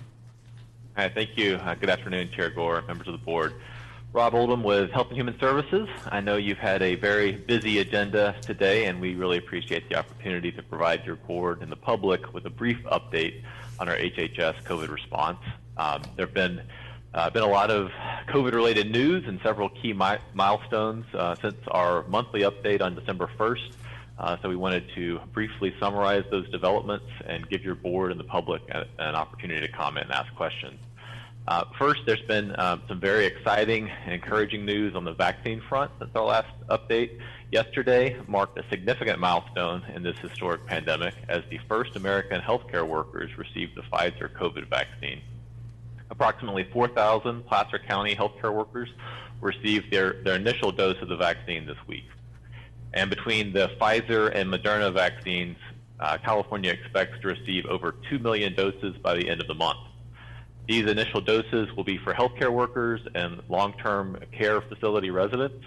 Our entire community has sacrificed and suffered throughout this pandemic, but our healthcare workers and long-term care facility residents have made special sacrifices and have faced especially significant burdens. So we are so happy to see some potential relief coming their way soon, and to have the real hope of a vaccine being available for the rest of our community in the coming months. Mike Romero will join us later in this presentation to provide additional details on the vaccine and its distribution. And then there have been some not so encouraging developments since our December 1st update to your board. On December the 3rd, the governor announced a regional stay-at-home order that would be triggered when a region's ICU bed capacity drops below 15%. And on December 9th, the governor announced that the greater Sacramento region, including Placer County, had triggered the regional stay-at-home order. The governor also recently announced that the Sleep Train Arena would be opened as an alternate care site. I know we've had some discussion about the potential for these actions at our last meeting, but at that time we had more questions than answers. Since then, we've been able to fill in lots of additional details about this order and its implications. In the interest of time, I will not rehash all the different aspects of the governor's order this afternoon. However, we did want to make ourselves available to you today and try to answer any remaining questions on the regional stay-at-home order. And in addition to the stay-at-home order, we know there's been a lot of interest from the public and from this board in youth sports. So we want to make sure everyone's aware that only yesterday, the state finally released its long-awaited youth sports guidance. Since the last meeting of your board, California and Placer County have continued to experience a surge in hospitalizations and deaths from COVID. Hospitals are increasingly becoming pressed to respond to this pandemic. In short, we're experiencing the toughest part of the pandemic so far. In addition to the encouraging milestones related to the vaccine distribution, we've crossed or are preparing to cross several sad and sobering milestones this month at the local, state, and national levels. As of this week, we have now lost over 300,000 Americans and over 20,000 Californians to COVID. Among Placer County residents, we're approaching 100 COVID-related deaths. As we enter the holiday season, we remember and honor the many people we've lost this year due to COVID, and pray for peace and strength for the families who this year will experience their first holiday season without their loved ones. Now, can you please bring up the slides? So here you'll see that COVID-related deaths in November were higher than in previous months. It's important to remember that deaths are a lagging indicator of disease spread. So unfortunately, with the surge in cases and hospitalizations we're currently experiencing, December's COVID-related deaths are on pace to eclipse November's. Next slide, please. This slide shows that hospitalizations are up nearly 40% since our last board meeting. Hospitals are doing a better job at managing patients with COVID, discharging patients home more easily and more quickly than at the start of the pandemic. Yet, much larger numbers of patients and people are being infected, so we're seeing the healthcare system getting more pressed for beds, and even more notably, getting more pressed for staff. Next slide, please. While hospitalizations have consistently increased, cases in our local ICUs have been a little more variable, reaching a high of about 25 COVID cases, yet tending to hover closer to the 20 cases in recent days. Please note that this slide is showing the number of ICU hospitalizations due to COVID and not our ICU bed capacity. The focus on ICU bed capacity is relatively new, and this metric does not appear to be fully standardized as to how it should be reported. It can also be difficult to interpret and seems to have significant day-to-day variability that can be impacted by a number of factors such as staffing and admissions for diagnoses other than COVID. For instance, today on the dashboard, the number of confirmed COVID cases in our Placer ICUs is relatively stable at 22. However, as of this afternoon, we're now reporting 0 available ICU beds. This ICU bed capacity metric does not take into account other beds that can be used for critical care during a surge. So while this is a very serious situation, we want to reassure the public that our hospitals have robust surge plans and are constantly adjusting and can still take care of people who need critical care. So of course we encourage anyone experiencing a serious medical issue to seek care as critical care continues to be available. Next slide, please. The local case rate has doubled since December 1st and exceeds the statewide average of 34 cases per 100,000. Next slide, please. And here, this slide is on testing positivity. So local testing positivity is also above the statewide average slightly, and really reflects widespread community transmission and infection. Okay, can you please take down the slides for a minute? As I mentioned earlier, while COVID has intensified in our community, there's great hope on the horizon, especially with news about various vaccines. Now I'd like to hand over to Mike Romero, who will talk in more detail about the various vaccines and plans for distribution. Mike? Thanks, Rob. So if you can go back to the slide deck, please.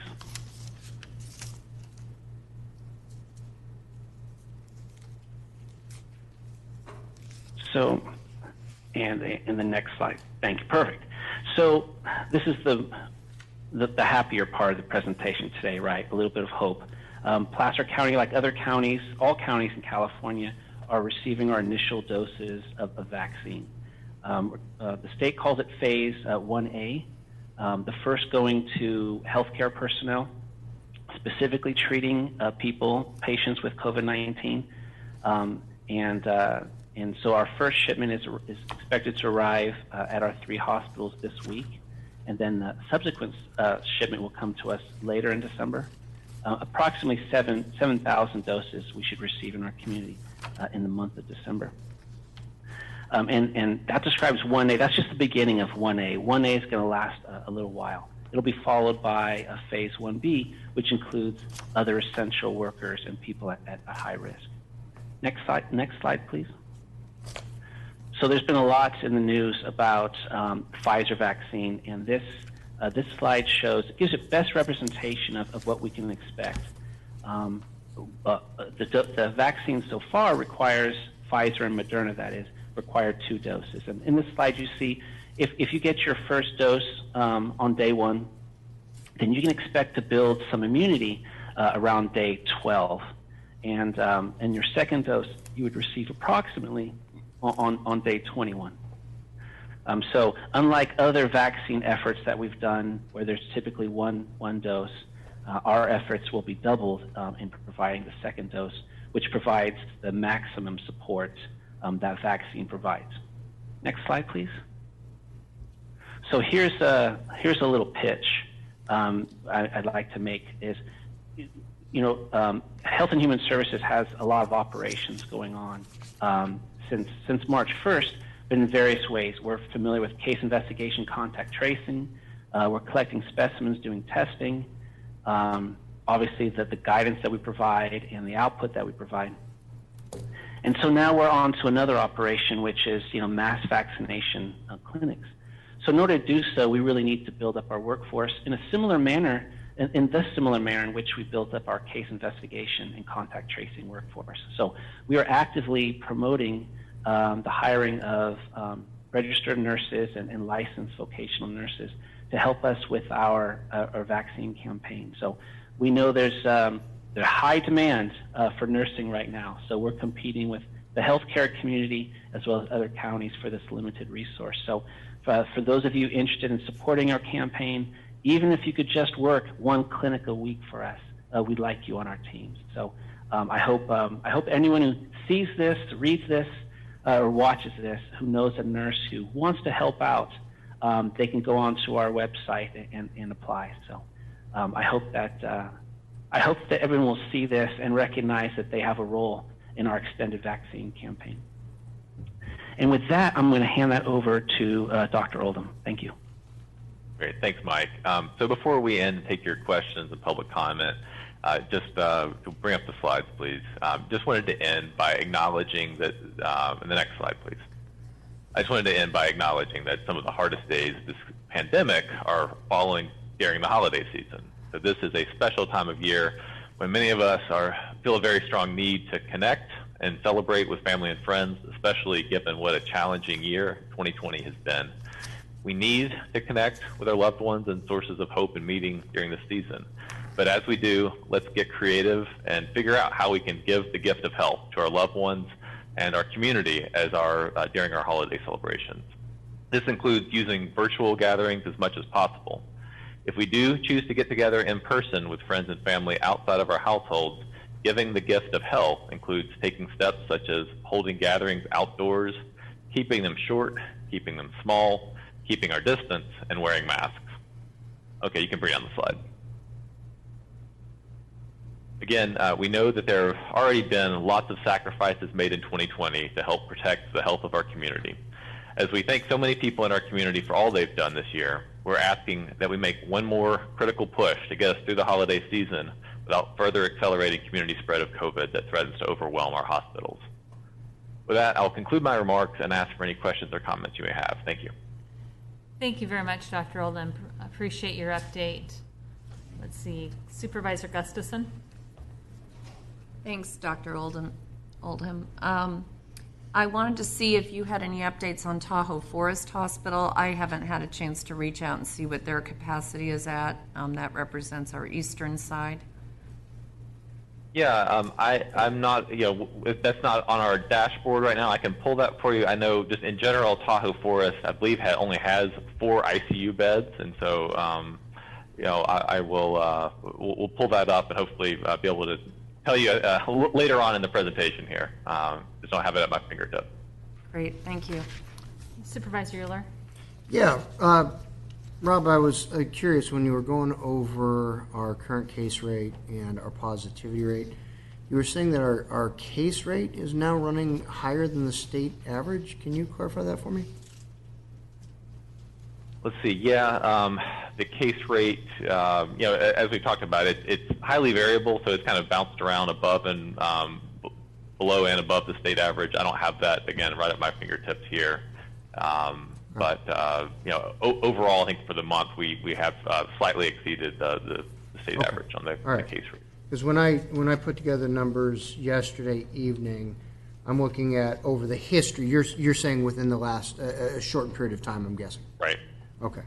Correct. I'm looking at over the history of the data that we have, and we're still the state. The state is. We're still 31% lower than the state average, and their deaths per 100,000 are 129% of our deaths per 100,000.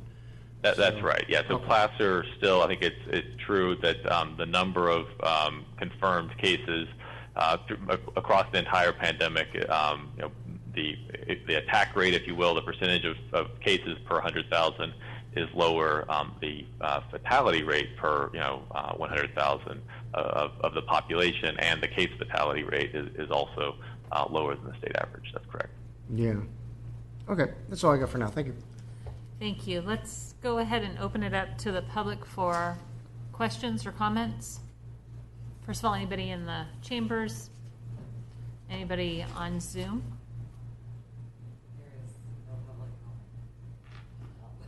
All right. Thank you. Then we'll go ahead and close public comment. Supervisor Euler? Yeah, Rob, just have a question. Obviously, our board has been trying to view all of this in the context of how do we survive and actually have an economy worth living in on the other side?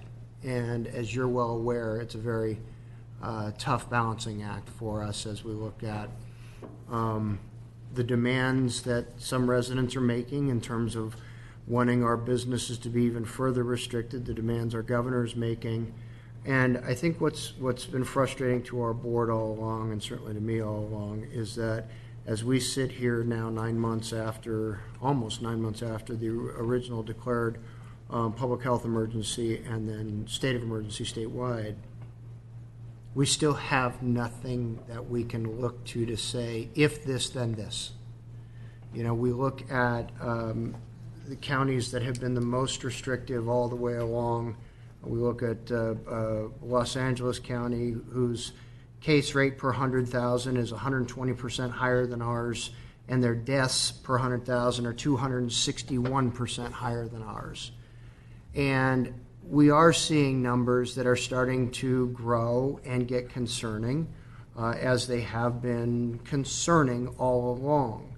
But I think the question for our board all along has been, what is an appropriate response based on science, based on the data? Do we have anything that we can look to where we can say, okay, these actions taken in this area resulted in a drop of new cases of this percentage and a subsequent reduction in deaths in this percentage? And nowhere in this state, in this country, are we seeing those kinds of numbers. And yet, we continue to have this debate propagated primarily at the state level about wanting to shut things down when we in Placer County, looking at our total number of cases for our population below the age of 65, our total number of cases and our total number of deaths, we have a survivability rate of this disease of 99.91%. 99.91% of people under the age of 65 who contracted the disease lived to tell about it. And yet that's the very same population that is the most negatively impacted as we are cratering our local economy. And so I just continue to ask for your help in perspective as we educate the residents of our county as to what is a real and measurable public health threat that's associated with poverty, with homelessness, with loss of income, with increased addictions, increased dependencies, which we're dealing with in significant numbers through our private nonprofit partners. Those we can quantify. Those we have been able to see the actual impact on real lives. And yet we can't discernibly point to any one ingredient that's supposedly part of what people in positions of authority are saying is the remedy or is the solution. We can't point to any one thing and say, well, no, here's a solution that we can actually measure the impact of it. So as this board continues to struggle with this issue and continues to try to create public policy that is in the long-term best interest of all of the different factors that we have to take into consideration, I have appreciated your perspective, and I just encourage you to continue the good work that you've been doing on educating folks as to what the right perspective is. When we get bombarded by these numbers day in and day out through various media, it's hard to step back and realize what is the real impact. And so thank you for your good work in that, and I wish you and my colleagues good luck in managing those expectations going forward. Thank you, Thank you, Supervisor Euler. Supervisor Gustafson. Yes, thanks, Rob. And I wanted to also echo some of Kirk's comments, but also put in perspective and share with my colleagues some of the other issues that are happening in the eastern part of the county in my district, in case you weren't aware.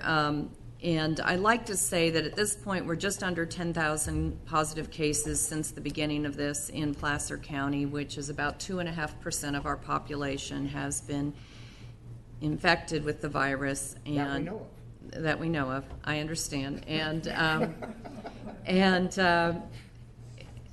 yet I'd say 100% of us have been infected with anger and pain and suffering from all of the other ramifications that have been going on with this. And it's created such divisiveness. And I know you've been on the emails with me, and I've shared with you some of the divisiveness over enforcement and issues. What are we doing to even the playing field for those businesses that are trying to comply and they see neighbors not complying, and why aren't we enforcing? A lot of challenges there that I know we can't answer directly. We understand that we're continuing to focus on education and allowing the state to take those types of enforcement actions on their rules and regulations. But I want to make sure we continue to advocate wherever we can for as much control at the local level as we can have. And I know that San Luis Obispo County and Santa Barbara County, I think, are trying to get out of Southern California region. I know we're not in a position right now that it would make a difference in Placer County, but it could very soon in the future, and I'd like to continue to advocate for Placer County to have more autonomy than to be lumped into the region. And if I could, I'd love for the High Sierra to be united in a region, because Mono counties and Mammoth Ski Area is in with Southern California. Their patients go to Renown in Reno, which is also where sometimes our ICU capacity goes, and critical care patients from North Tahoe. But it's extremely challenging when you're right on the state line and you watch people literally, and I can't throw a softball very far anymore, but I used to be able to. And you can throw a softball from a restaurant in California and I could still throw it across the street to where the restaurants are open and lots of occupancy occurring. And it is so hard for our businesses. We received a letter from one of the ski areas, and again, watching them lose their lodging to folks that are going to be in our region over the holidays, but they're going to be staying in Incline Village in Nevada versus staying in California. And it's extremely challenging, extremely frustrating, and I hear and feel the pain that these business owners are going through and why they're pointing fingers at other business owners, because they're about to lose everything they've worked their careers for. So any efforts you can make to help educate. I know you've done this and advocated for us at the state level, but continue to try to have us have our own autonomy on some of these measures so that we can advocate for good practices and keeping our businesses open at some level. So, thank you. Thank you. Great, and thank you, Supervisor Gustafson. I was just going to say thanks for your perspective, and also wanted to share. My team quickly researched from the Tahoe Forest Hospital, so it's in Nevada County, but we're able to pull the data, and they have. I was wrong. I said 4. It's 6 ICU beds at Tahoe Forest, and as of Saturday, I believe they're reporting. That they reported on Saturday that 4 of those 6 beds were full with patients with COVID. Thank you. Supervisor Wygant. Yeah, I want to be redundant, but I want to enforce what Cindy and Kirk both have said. I want to thank Rob, you and your staff for all of the work going into this, and I hope Mike's still listening, but like Kirk, I have my own spreadsheets that I've been tracking as we try to grapple with this and better understand it. And I think all of us on the board probably experienced the polarization. Within hours, I think I got the worst email in my career, followed by one of the nicest. And I have friends and family members who have suffered mightily from the experiences of the lockdowns, the mitigations, the restrictions.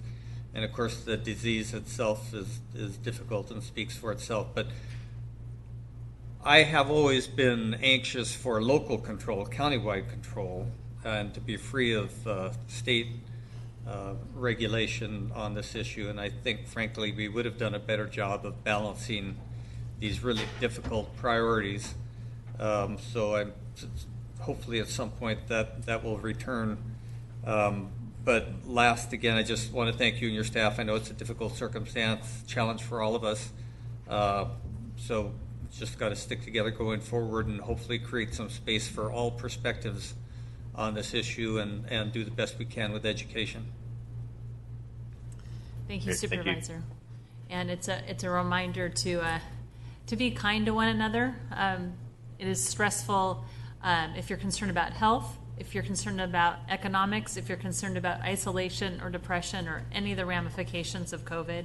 I think to your point, Supervisor Wygant, we can be kind to one another, and we might disagree, but it doesn't take much to sort of slow down and respond well to one another. So and encourage those who can help with vaccinations. If you're a RN or an LVN that's retired, we need some folks to help with the vaccination program, and it's terrific that that is on the horizon. So thank you very much, Dr. Oldham, to you and your team. You will, I know, continue to work diligently through the holidays, so we appreciate it. All right. So we have a 3 o'clock timed item. We're going to slide in one item. so that we can sort of help ourselves through this, and that's going to be item 16A, which is the Auburn Library roof replacement.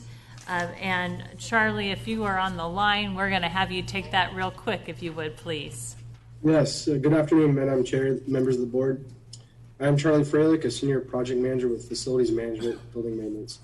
I appreciate the opportunity to present the Auburn Library replacement project to you for approval. We are requesting the following actions: approve plans and specifications and authorize staff to solicit bids for the Auburn Library roof replacement located at 350 Nevada Street, Auburn, with an estimated construction cost of $800,000.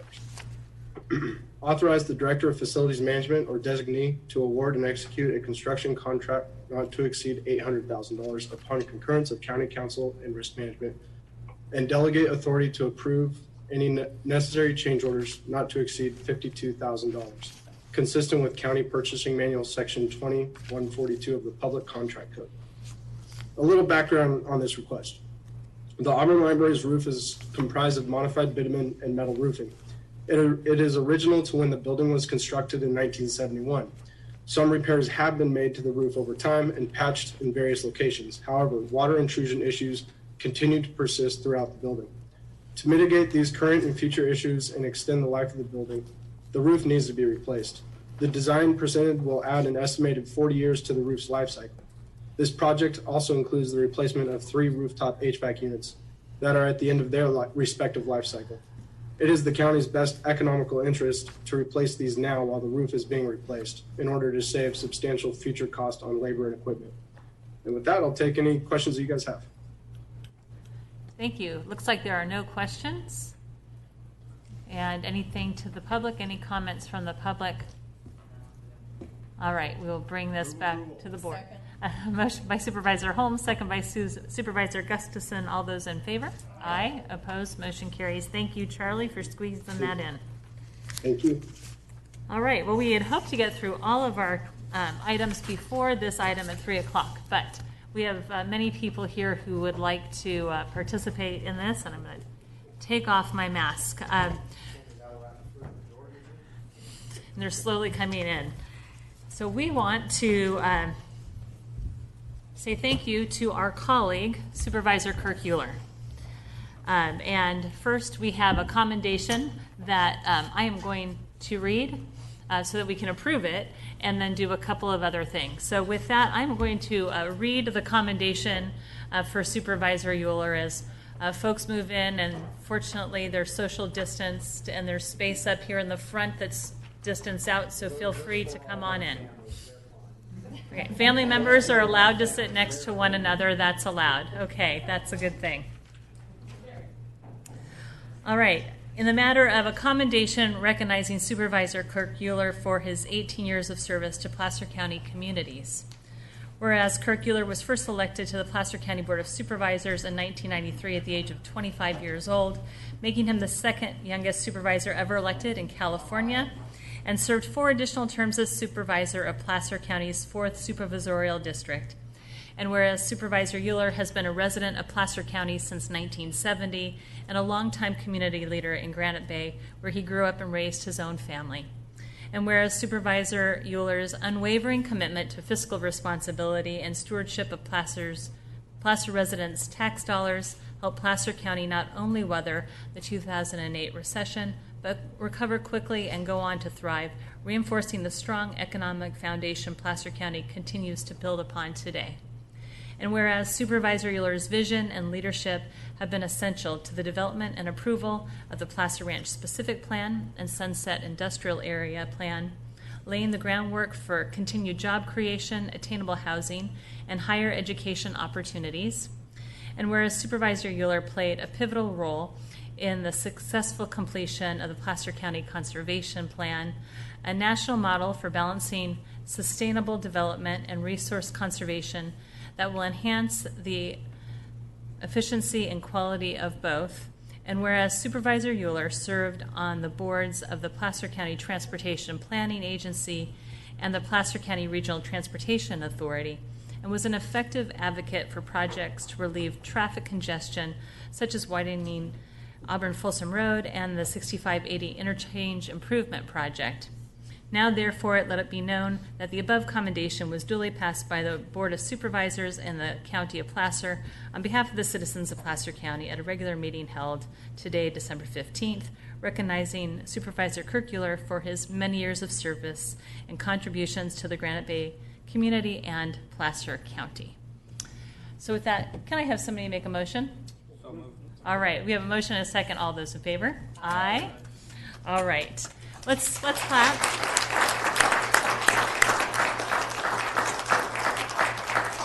We will hand this to you in a little bit, but first we have a couple of items, and one is a video.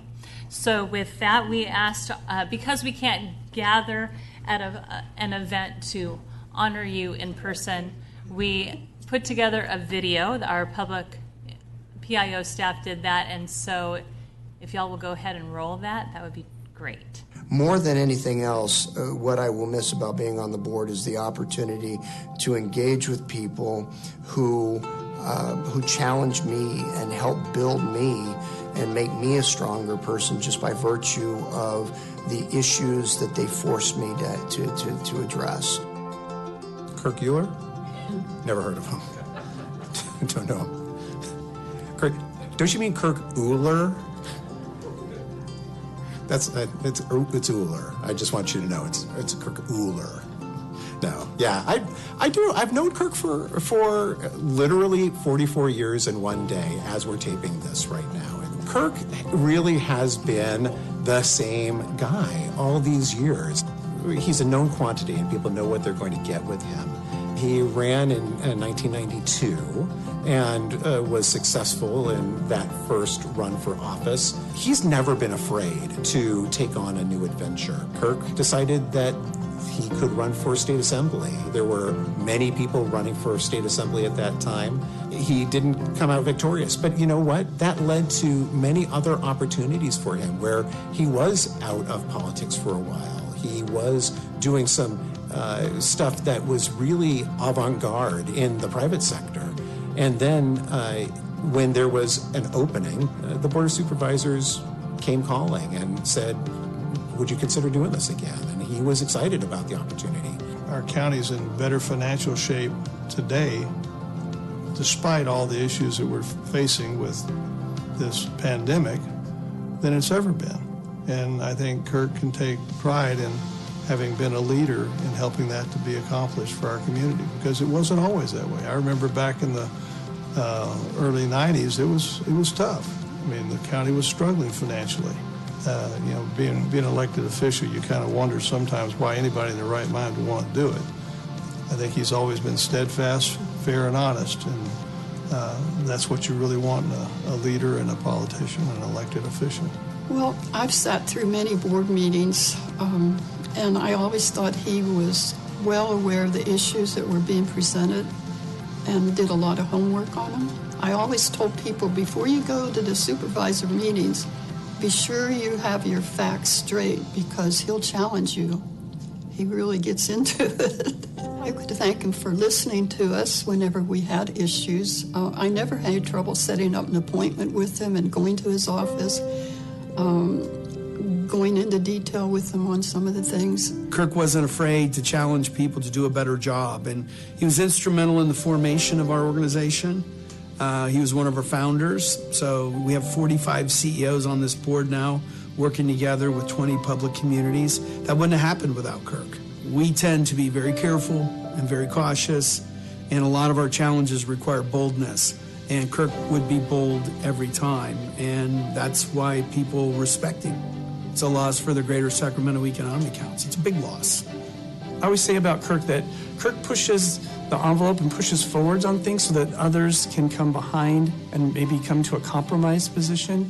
But if you didn't have someone like Kirk that pushed out forward in front of issues, you wouldn't ever get to a compromised position. And that's always what I loved about him as an elected official. He's not afraid. I always told the story of my penguin theory of public policy.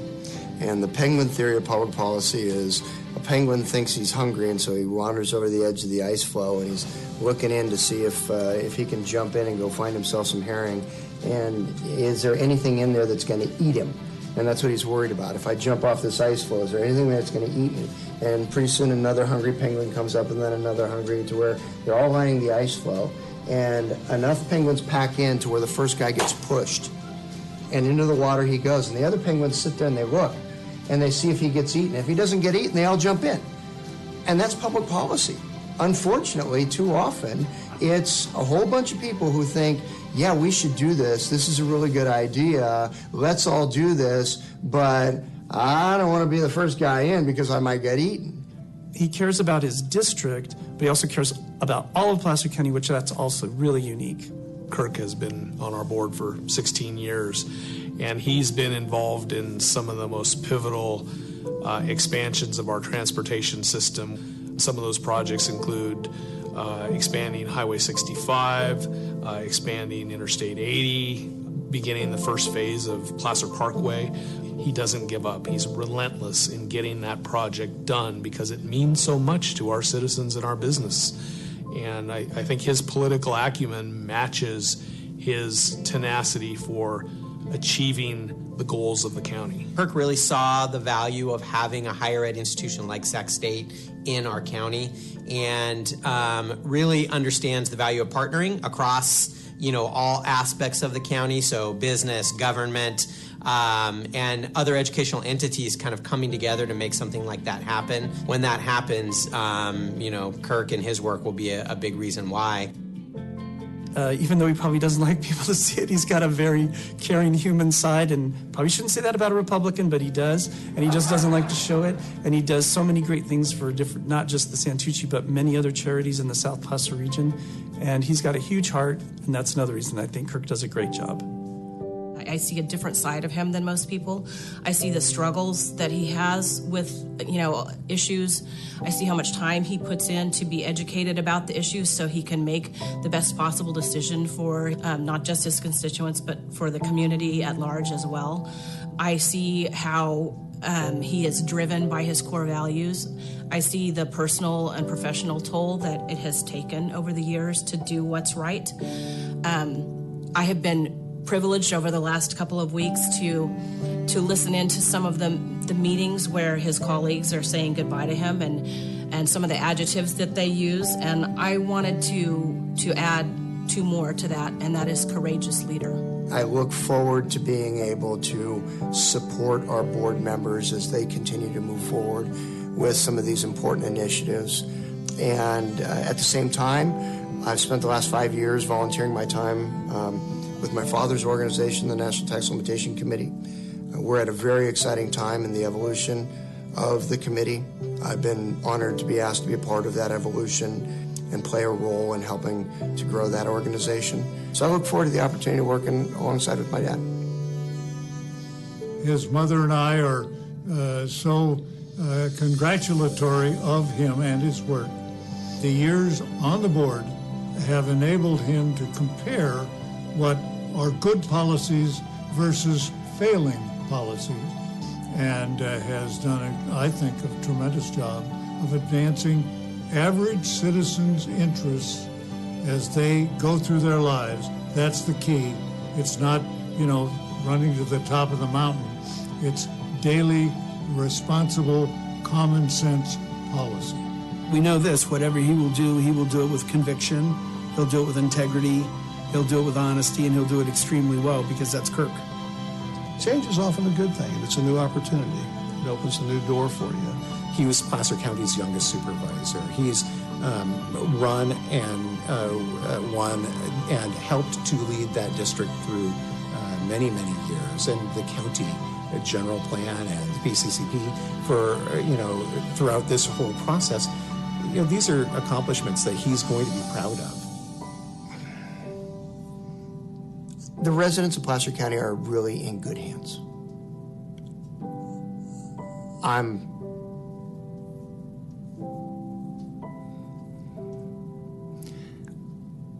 honored that for a while I got to be one of them.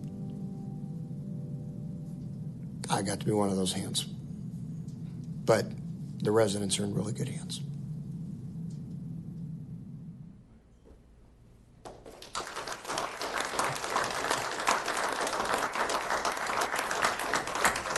Supervisor Euler, you are amazing.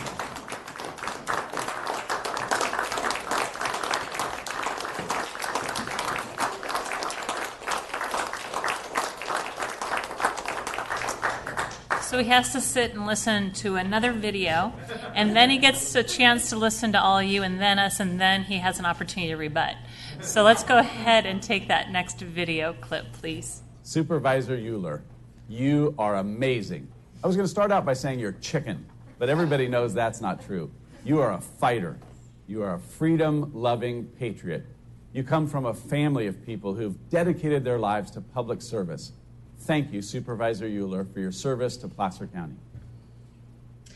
Hi, Kirk. It's your friend, Krista Bernasconi from the Roseville City Council.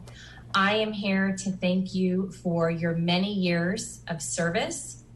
You have served with honor, humility. Wait a minute. Okay, take that one back. Just kidding. You have served our community with respect and honor, and I believe that our residents and Roseville are better because of it. I look forward to watching your next steps, as I know you will find meaningful work in whatever you do. I wish you and your family all the best, and I just want to say thank you and congratulations. Thank you. So we are going to take some public comment. My guess is there are a couple of folks out there who might like to say something. So this is your opportunity to do so. I do remind people to try to keep it to 3 minutes and less, but I guess one of these times I will make exceptions. So it looks like we'll start with Mr. Dugan. Are you looking for somebody to get started? Please do, Robert. And then for those of you, if there's anybody else who would like to step up, you can social distance behind Mr. Dugan. Yeah, okay, we're good. In the aisleway there. Great. Go ahead, Robert. Good. You know, and I wrote notes, Kirk, because you smell it. It's the smell of a roast coming on. No, it's already done.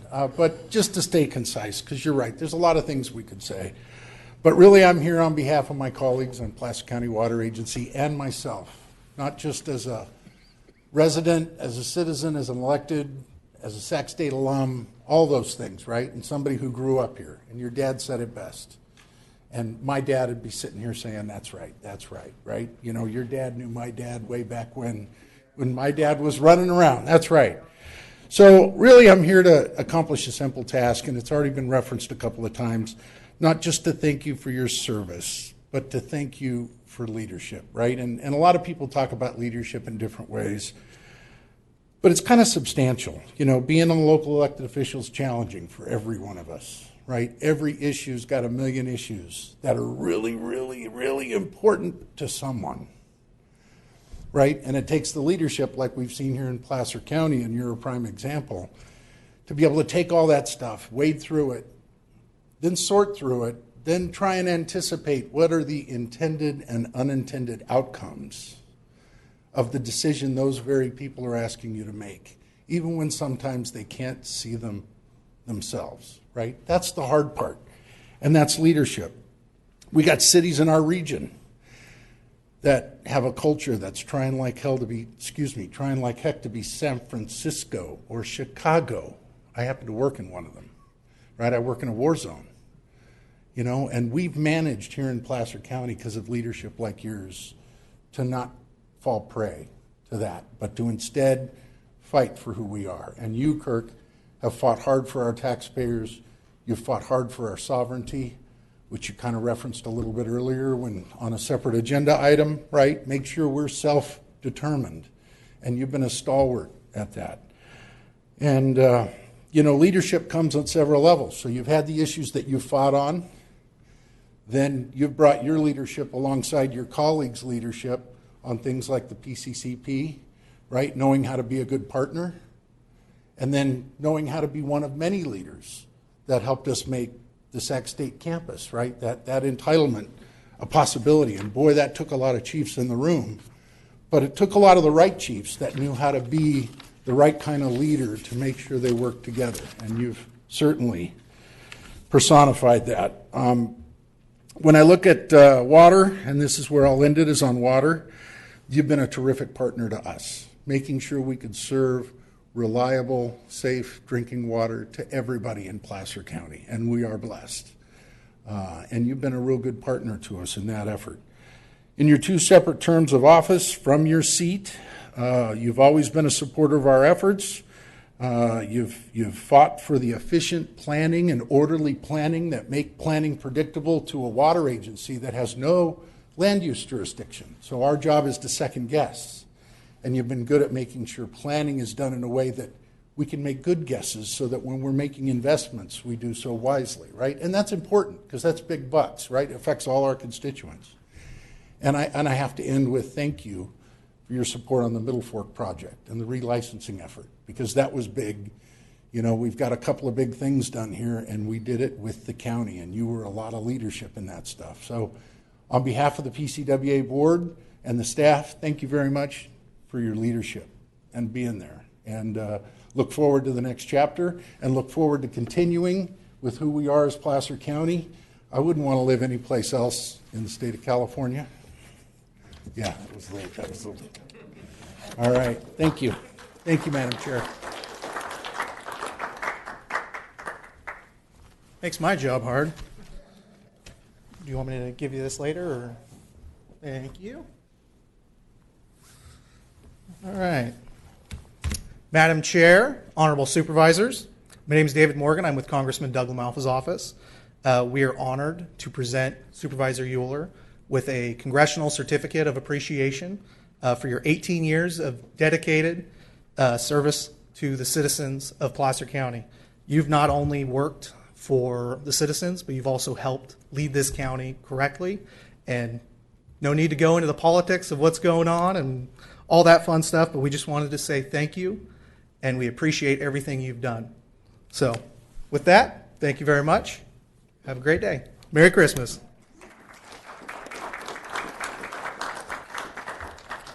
Members of the Board of Supervisors, I'm Nick Alexander. I first met Kirk in 1992. I won't tell you the story behind it, but it was in 1992. It was during the Placer County General Plan. And it's fair to say that I've had a few issues come before Supervisor Euler in 28 years. And I just want to say that he does his homework, he's been fair, and I just want to thank him for his service.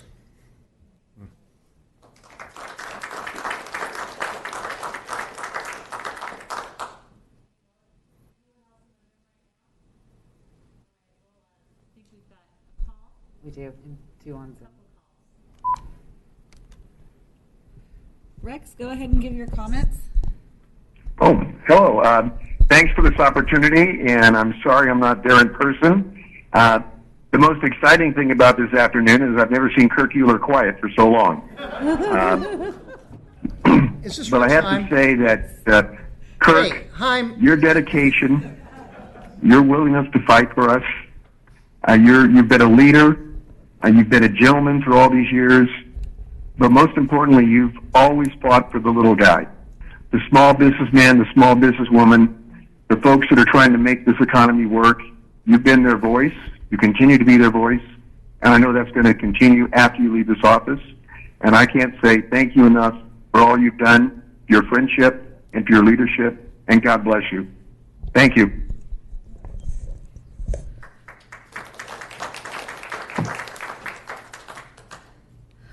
Mark, go ahead and unmute your mic and give your comments.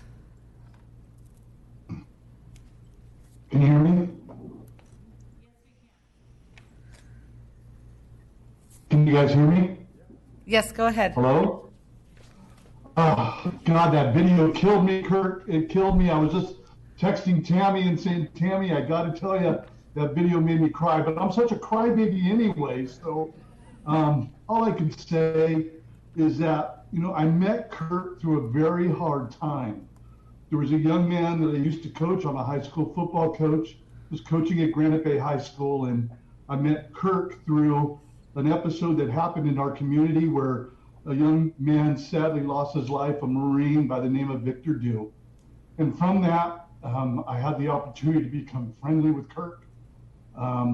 After that, I started a nonprofit, and Kirk held my hand throughout the whole time that we were doing this. at Del Oro High School. We started an event which became a national high school football showcase. And Kurt gave countless hours of volunteer support and love to our nonprofit. And to this day, he's still out there with his wife and his team, constantly giving back to our military veterans. You know, it says, you know, people, it's in today's world, we hear a lot about the word patriotism. We hear a lot about what an American looks like. You know, the dictionary describes a patriot as a person who vigorously supports their country and is prepared to defend it against enemies or detractors from any nation. I'm proud to say that I've worked along many military combat veterans, generals, colonels, soldiers that have seen it all. But I am proud to say that Kirk Euler ranks up there with all of them. He is a true patriot, a community warrior, a man of vision, a man of love, a man that knows the people of his community, and he knows how to give back. For 18 years, Kurt has been a patriot. And Kurt, I can't say enough of how much I appreciate you, how much I appreciate your family, how much I love you, and what you mean to our military veterans. God bless you, my friend, and I can't wait to see what's to come for you in the future. God bless you, Kurt.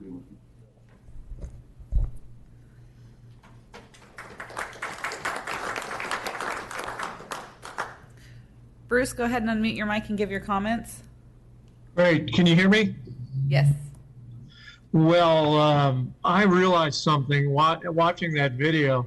I'm pretty old, Kirk. Man, Ron Lehow, Rex Bloomfield, Jennifer Montgomery. That was a trip down memory lane. Kirk, thank you. Anybody who served knows, and your wife said it well, what's required to serve. And I think your friend Ryan Ronco and your friend Adam Brown, if he had been on the video, would have captured some of your sentiment. Certainly Aldo Panesci said it well. But I thought I'd take a little different tactic and say some things you might not know about Kirk Euler, who I've known since just about as long as Nick Alexander. You know, it always surprises me when I find out that Kirk went to Berkeley. That seems incongruent, right? He's a pretty good volleyball player, all right? And he's a pretty competitive volleyball player. But I think you've all probably seen this or witnessed this, but most of all, and I think Aldo said it, Kirk cares. One Friday night, my wife asked me, hey, do we know anybody who can reach out to a congressman to help somebody whose husband has died to get their loved one from overseas back here? I texted Kirk. He put me in touch with a speaker who'll come up here a little bit later on, Kimberly Pruitt, who put me in touch with the DC office. It's a Friday night. It's 8:30. I'm texting Kirk. He's texting back. That's the type of person that cares.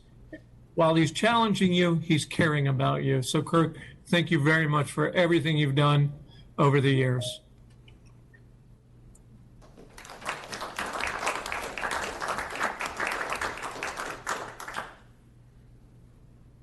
Kimberly, go ahead and unmute your mic and give your comments. Can you hear me? Yes. Great. Well, first of all, on behalf of Congressman McClintock, Kirk, I want to thank you sincerely for your many years, not just with Placer County, with the whole greater Sacramento region, and actually all over the country, all the work that you've done with the Taxpayers Association with your father, and your commitment to your constituents is unwavering. And just want to say thank you so much for all that you've done. Your legacy in Placer County and beyond will be here forever, and you should be very proud of that. I have to say, from a fellow public servant, that anytime the congressman's needed any advice or I've had questions about anything going on in Placer County, I can call you, and you always return my call. Whether you're in a meeting, you will call me right back, or you will call me back the next day.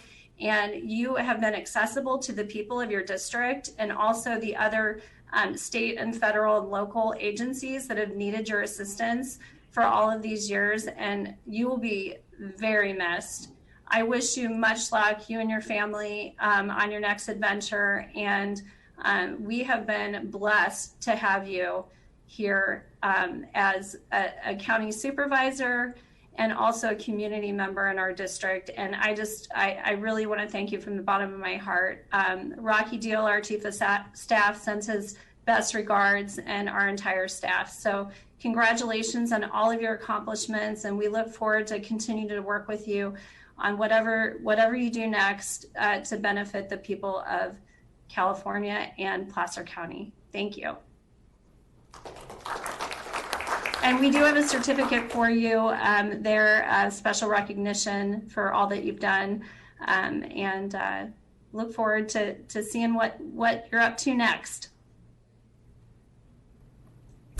Ron, go ahead and unmute your mic and give your comments.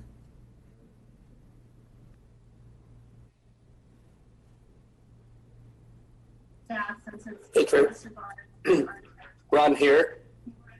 And it's interesting, I'm still hearing the recording of the neat video earlier, so we'll hope you can hear me. But based on a 31-year career of a board member at North Lake Tahoe, I felt I could adequately judge how you've done. And I would like to just tell you that your career has been one that will have a lasting effect on all of the people of Placer County.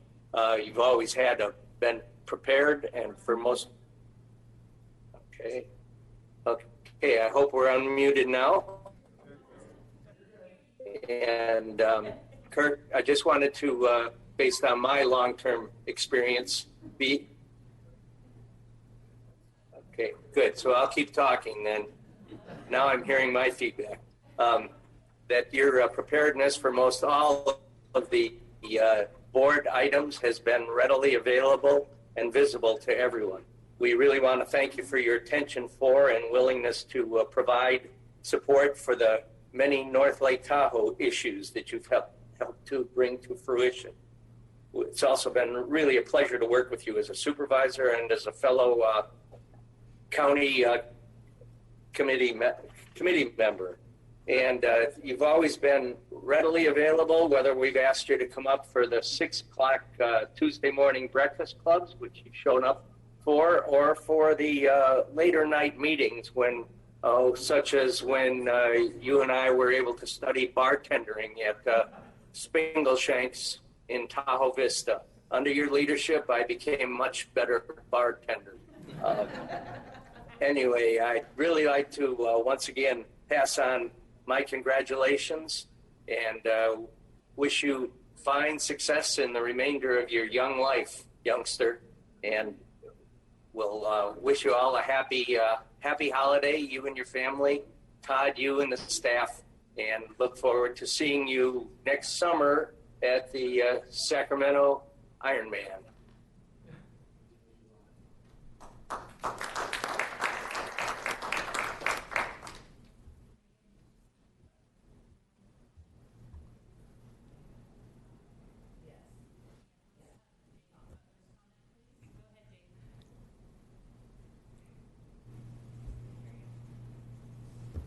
Dave, can you hear me? Go ahead, Dave Butler, you are on.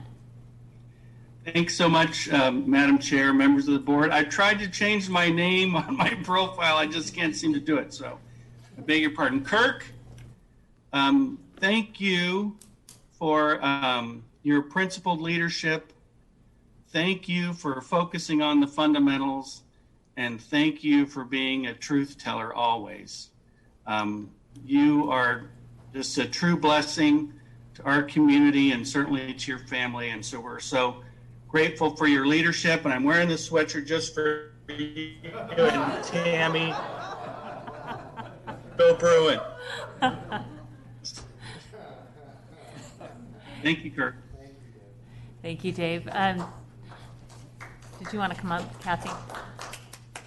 And then if there's anybody else in the public who would like to come up, you're welcome to stand behind Kathy. Go ahead, Kathy. Hi, Kathy Arts. Live in Lincoln, California, and I wasn't even planning on talking today. I'm in actually in Robert Wagant's district, but I came here just to thank you, Kirk. I'm here representing hundreds of citizens online, and when they heard that you were retiring, they wanted to be up here, but they couldn't. But they just wanted me to let them know that thank you for all the videos that you put out there and the facts that you provided for the citizens. I mean, it was a scientific facts that you couldn't find anyplace else. And it was the facts that just really got everybody to stand up, for their freedoms. And everybody feels like that you represented them in exactly how they were feeling and in all of Placer County. So I just want to thank you so very much for that courageous, standing up to our governor and for what he was doing to our county and to our state, and you're appreciated, and we're going to miss you, but look forward to what you're going to be doing next. Thank you, Kurt. Thank you, Kathy.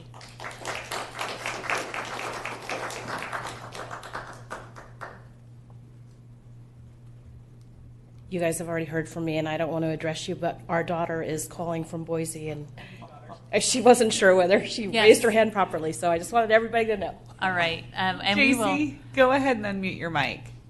Can you guys hear me? Yes, we can, JC. Oh, yay, awesome. Okay. Sorry I don't have camera. That's probably best for all of you, though, because I'm currently studying for finals and kind of look like just a rag. But anyways, I just wanted to come in and say I love you, Dad, and like Mark and probably Mom. I also cried while watching the initial video that they showed. And I don't know, after listening to all of your comments from your colleagues, talking about all that you've done for Placer County and the community, I just say I'd hate to personally fill your shoes, and that hopefully I will never be an elected official after seeing all that you've gone through. But I'm so proud of you, and I love you, and I will see you on Saturday.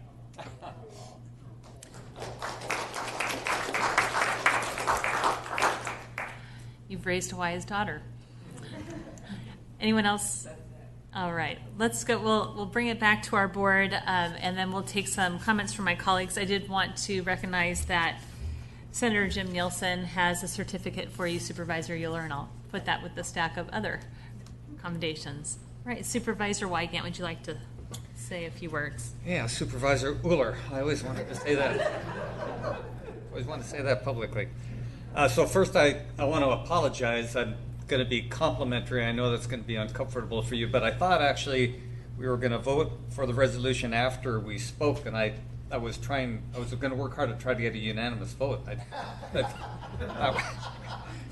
On the way out as opposed to on the way in, is that what you're saying? Yeah, so honestly, seriously, there are a lot of things about you that I admire. Got a great sense of humor, you're articulate, you're passionate, you have great critical thinking skills. And when I first met you, I thought of you as a boy supervisor, but now you actually have a place in my mind of real respect. And I think of mostly our work together on the conservation plan because it was a genuine team thing where obviously, fortunately, you and I are mostly philosophically aligned, but as Jim Williams always used to say in this business, the devil's in the details. And when there are details that you and I had to work out, it was a pretty intense thing.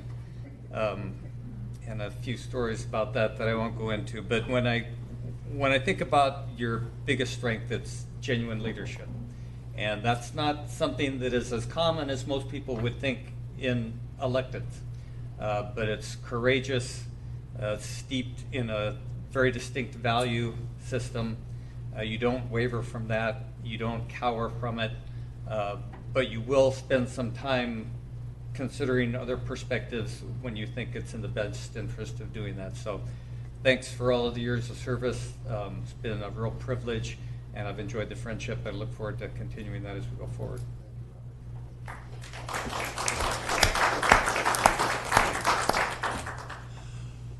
Well, I haven't known you as long as some of the others here, so is it Kurt or Kirk? I I can't embellish what's been said. I agree with everything. Your genuine leadership has been so important. Your strong and robust tenure on this board has really got us through some big project. I think Placer Ranch and the Placer County Conservation Plan would not be done today if it hadn't been for your leadership working with Supervisor Wygant. For the past 14 years that I served with you, we probably agreed about 90% of, or more of the issues. When we had disagreements, sometimes I had to tighten my seatbelt. But we had robust discussions. We came to, whether we agreed or not. But I'll have to say that with your leadership and the way we discuss things, you made me a better supervisor. And I have to thank you for that. And finally, I have to say this. You're no Jerry Brentno, I'll tell you that.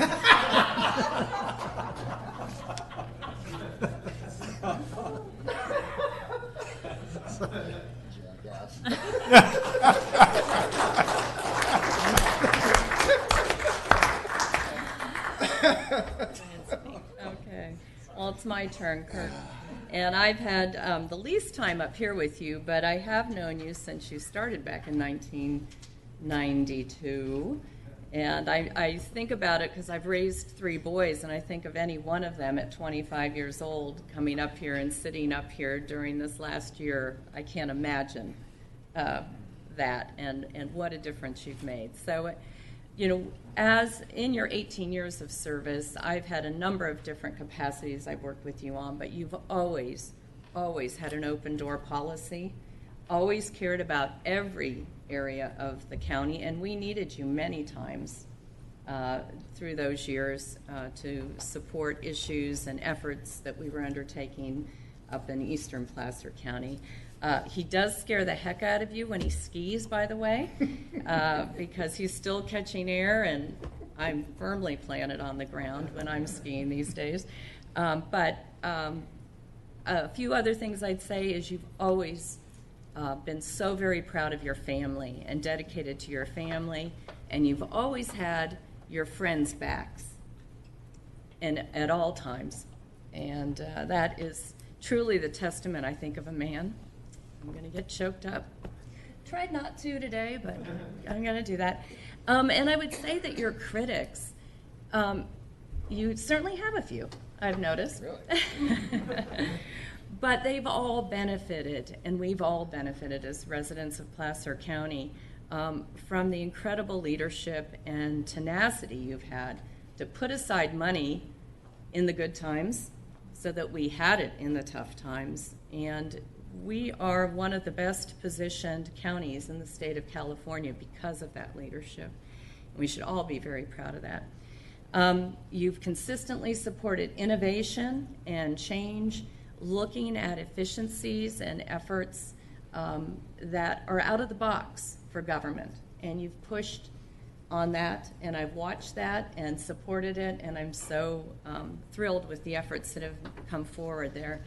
I do have a quote from a this is a good one, preeminent scholar on leadership that I often have to remind myself of, because you did tell me this job was 2 days a week. I did. Yes, you did. And the things that you'll say to talk somebody into I would say, yeah, I was going to say that was the only lie I think you ever told me.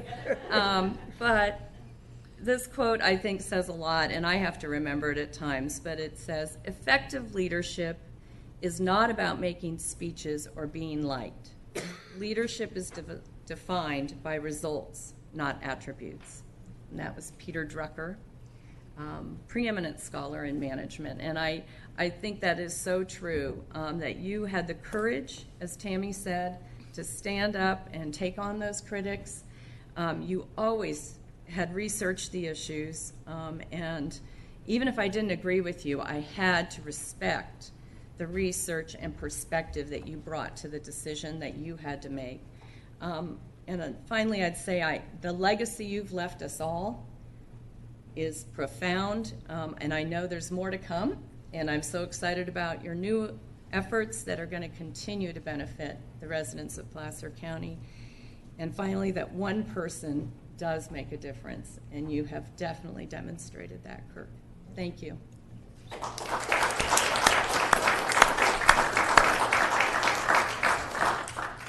And just to wrap it up, first of all, I want to say thank you, Kirk. And I have not known you as long as my colleagues, but I have learned so much from you.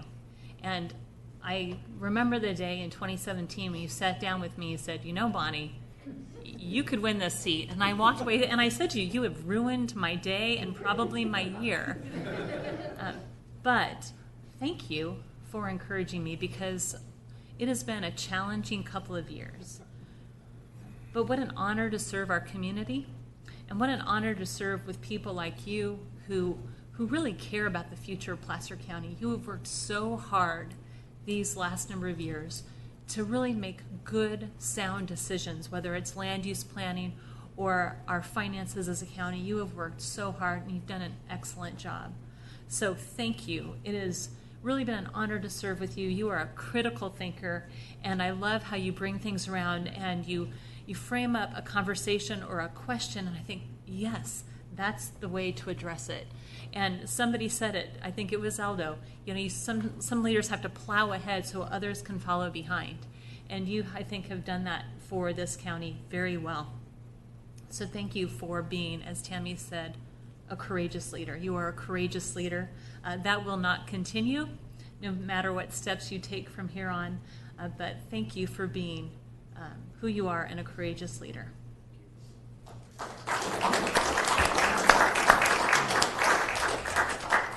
So this is where I get to rebut everything that I just heard? Is that what this is? So I'm reminded of the fellow who owned the town mill. He'd passed, and one of his employees was thinking, I really don't want to go to this funeral. I really didn't like that guy very much. He wasn't really nice. And he showed up at the funeral. He was surprised to find the church packed, and he walked in. He leans over to one of the guys there, and he says, hey, I didn't realize he was that well liked. No, we're just here to make sure he's really dead. So I want to thank you all for being here to make sure I'm really dead. First of all, Tammy, I know based on who was on that video, you had to have a hand in that. And based on the pictures that were in that video, you had an extensive hand in that. So thank you for that. And Jaden, thank you for being here. And JC, I think I saw you were still up. Yes, JC, thank you for your participation. I look forward to seeing you on Saturday. I don't know that really there was a time, maybe JC might remember a time growing up when I wasn't the county supervisor. Jaden was 3 when I got back on the board in 2006. And so he had to live with all of the events and Dad showing up and the dedication of the park, the Loomis Park at Franklin Elementary School that Supervisor Holmes and I got to go to, and I got to have Jaden standing right up there with me.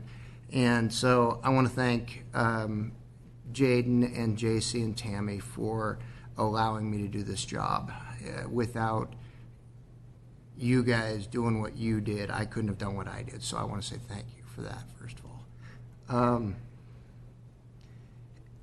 In 18 years, beginning with the general plan in 94, actually beginning with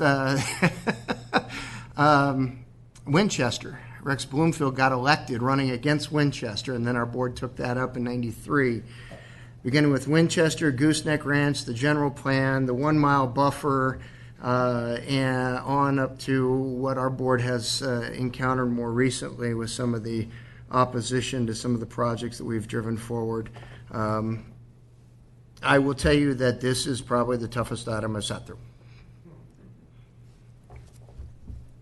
And not because I'm necessarily going to miss all of this, but because this is not why I did this.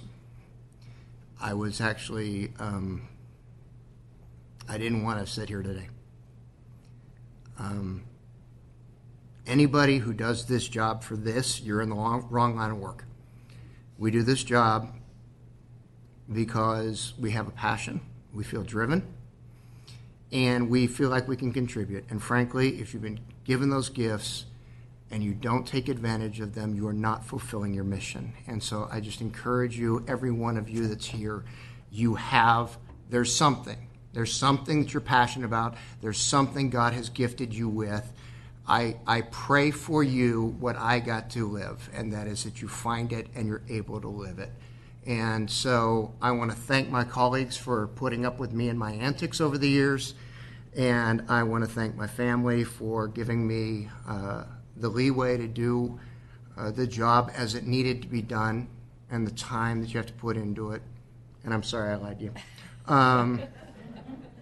But more importantly, I want to thank the residents of Placer County who gave me the opportunity to serve them for 18 years. It was just a tremendous honor. So thank you all.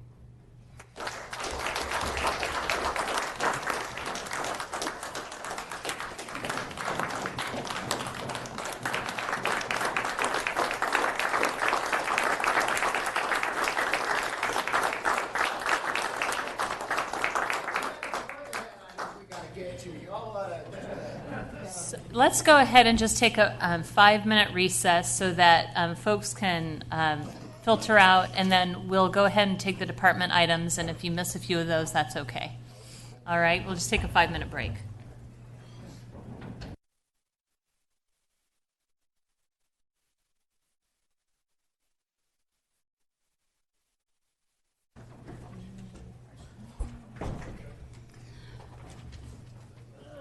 Thank you, everyone. All right. We are going to move into our last department items that we have not yet had an opportunity to address. So we are going to take item 15B, which is the micro enterprise home kitchen operations. And there you are, Jason. Hi, Jason. We will let you kick it off. Thank you. Hi, Chair Gore, Supervisors. Jason Philippe, HHS Deputy Director of Environmental Health and Animal Services. And I do have to say it's tough to pivot back to work after the wonderful presentation for Supervisor Euler. So I will do my best here. Thank you for the chance to give this presentation about micro enterprise home kitchens today. If you could please bring up the slides. Back this slide one, please. Thank you. Today I will discuss what this opt-in state code entails, so you can decide if it will be a good fit for our county. Planning staff, as well as myself, will be available for questions. Next slide. For some background, AB 626 was recently passed in 2019, and it allows micro-enterprise home kitchens, or MACOs as we call them, in a home if a county authorizes them through ordinance or resolution. A MACO is a food facility operated by a resident in a private home where food is stored, prepared, and served to the public to dine in at the MACO, order to go, or have delivered. MACOs are a low capital option to start a restaurant business. And I'd like to take a moment to mention that baked food sales are currently allowed in homes throughout the county. It's called cottage food. So currently you can sell baked goods, pies, jams, jellies, and other foods from a home right now. MACO, which you are considering today, would be in addition to the cottage food option. Next slide. Okay, so back to MACOs. There are some general rules that MACO operators must follow according to state code. First, only family and household members can work for the MACO, plus one additional employee. Second, food must be served the same day it is prepared. Third, delivery must be done by a family member, member of the household, or the one additional employee. There is a caveat to delivery. A third-party company can deliver if the individual requesting delivery has a physical or mental condition that limits their ability to access the food independently. Next slide.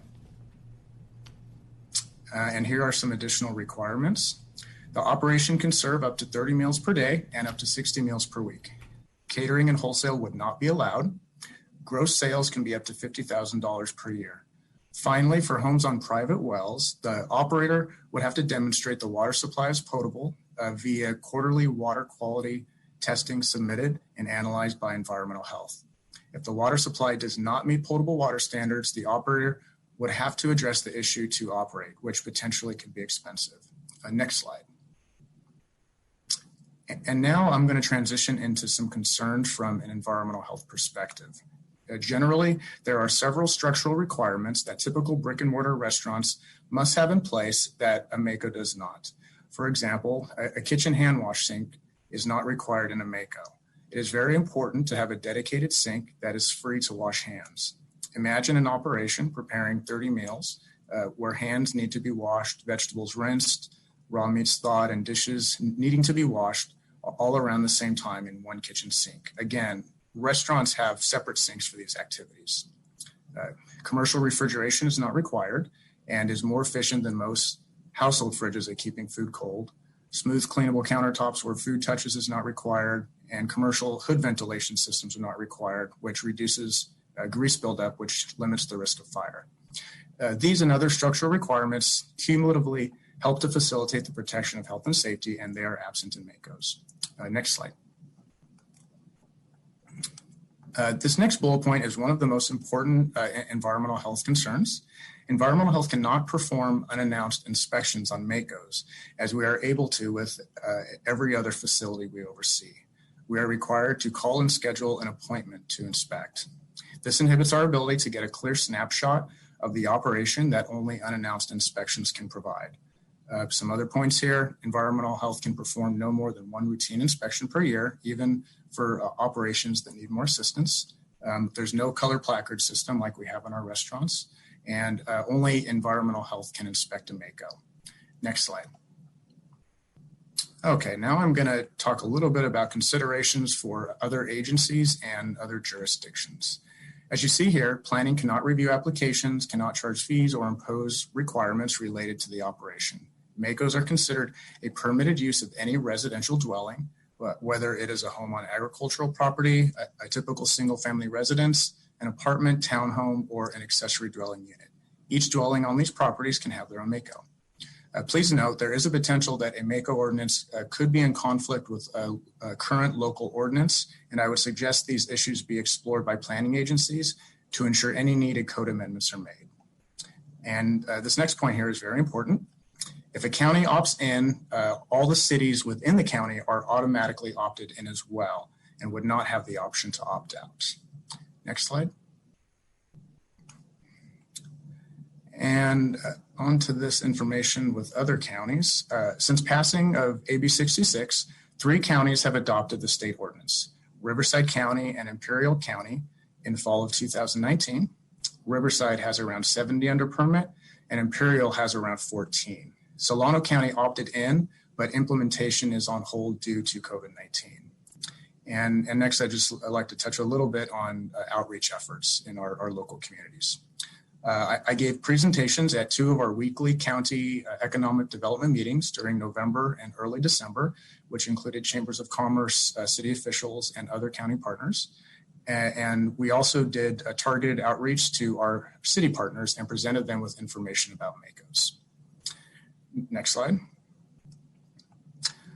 So now back to the topic of home-based operations currently allowed throughout the county.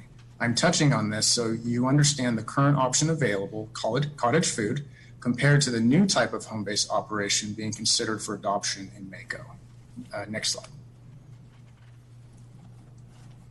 We currently have over 250 operations in our county and cities. Cottage has different requirements and allowances than MACOs. For cottage food operations, the final end product may not be potentially hazardous. This means bacteria will not live or grow on the final product served to customers, which greatly reduces foodborne illness risk. Only takeout and delivery can be done. There's no dine-in option like that which is allowed with MACOs. And finally, food can be made days in advance with cottage, where with MACO, food must be made the same day. And on the slide here, you can see a list of different foods allowed to be made with cottage, such as baked goods, pies, jams, jellies, dried fruits, dried pastas, and some more. Next slide. So this concludes my presentation. Thank you for taking those down. Appreciate your time today, and I'd be happy to answer any questions or take any directions you may have regarding implementation of MACOs in our county. Thank you, Jason. Appreciate that. First of all, thank you for reaching out to the cities and providing outreach to them, letting them know about it. I very much appreciate that, especially because if we adopt this and the cities don't have an option to opt out, they would just have to allow it, correct? Or it would be allowed, not they would.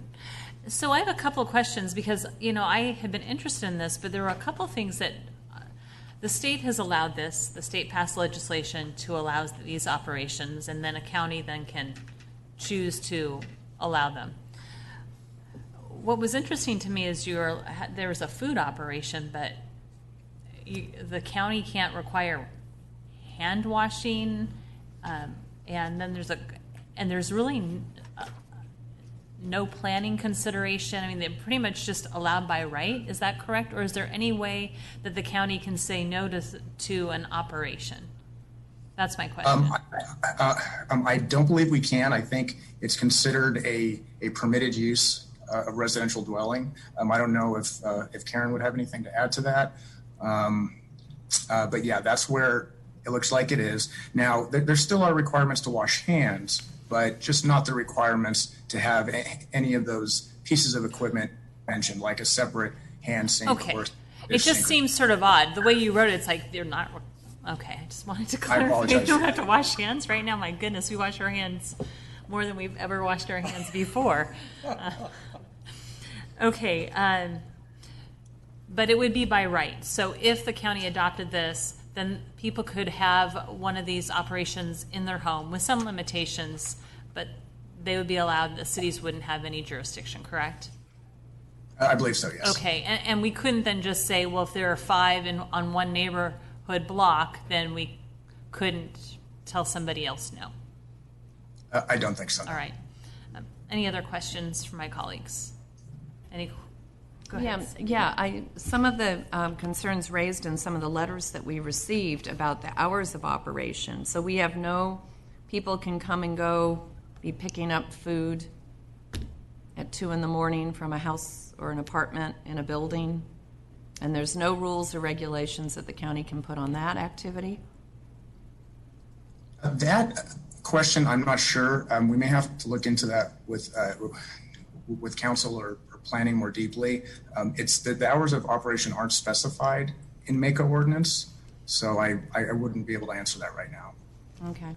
Well, that's one thing I'd like to know more about as far as, are there any limitations the county can exert on hours of operation, numbers of customers that could be waiting in line or outside a property or impacting parking in a neighborhood or other things? Thank you. No other questions? Supervisor Wygant? Yep. One question, and frankly, I'll sort of convey, I guess, my potential vision of this. I'm interested in having staff do some more research and bring back some more answers, but people do have to get a permit, correct, Jason? I mean, they do have to go through a process where we actually would have a list and a reference. It could, growing up in what I call Old Lincoln, there were, particularly this time of year, households that would make things like tamales and sell them, and life was fine. I actually long for a lot of those kinds of things where it's not quite so complicated, but there, I think the devil is in the details, as Jim Williams used to say, and those kinds of things need to be vetted. But to me, getting some more information about that and knowing that in fact there would be a permitting process, and it's a lot more relaxed obviously than a restaurant, but I can sure see in our county with our sort of farm to fork culture and some of the just older culture that I recall growing up, maybe a chance to do something that might make some sense. Sure. Yeah, I really like the idea, and I like the opportunity that people have, that they could utilize their property for an opportunity to make money, especially when you have a very expensive home.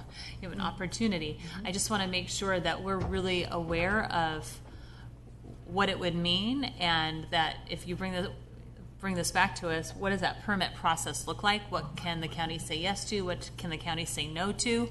I want to make sure that, and we also maybe vet it with our city partners, because it would affect them as well. They may have some input, which would be helpful. Right. And can we revoke a permit if there is a situation that creates a hazard? Right. Or we have demonstration, then it says we can't inspect their facility, well, without an announcement. But if there is a violation, don't we want to be able to go and check and see that they've corrected that, or revoke it if there is a health problem? All right, thank you. Any questions from the public? Yes. All right, we've got comments from the public. Annie, go ahead and unmute your mic and give your comments. Okay, can you hear me? Yes, we can. Okay, I'm a local chef, and I would just really ask you all to consider this. I totally agree with the devil's in the detail, and that we are, y'all are smart people who know how to come up with solutions. And I'll just say, COVID has forced me, as I was cooking in a local establishment, and then I have 3 school-age kids. I need to stay home more. And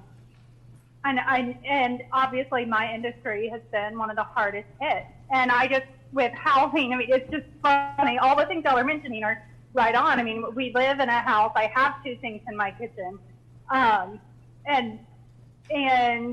these kinds of details can be overcome. And they are, all the research I've done for this AB 626 is absolutely the county has jurisdiction, and it has to be permitted before somebody sets up shop. So it's not just,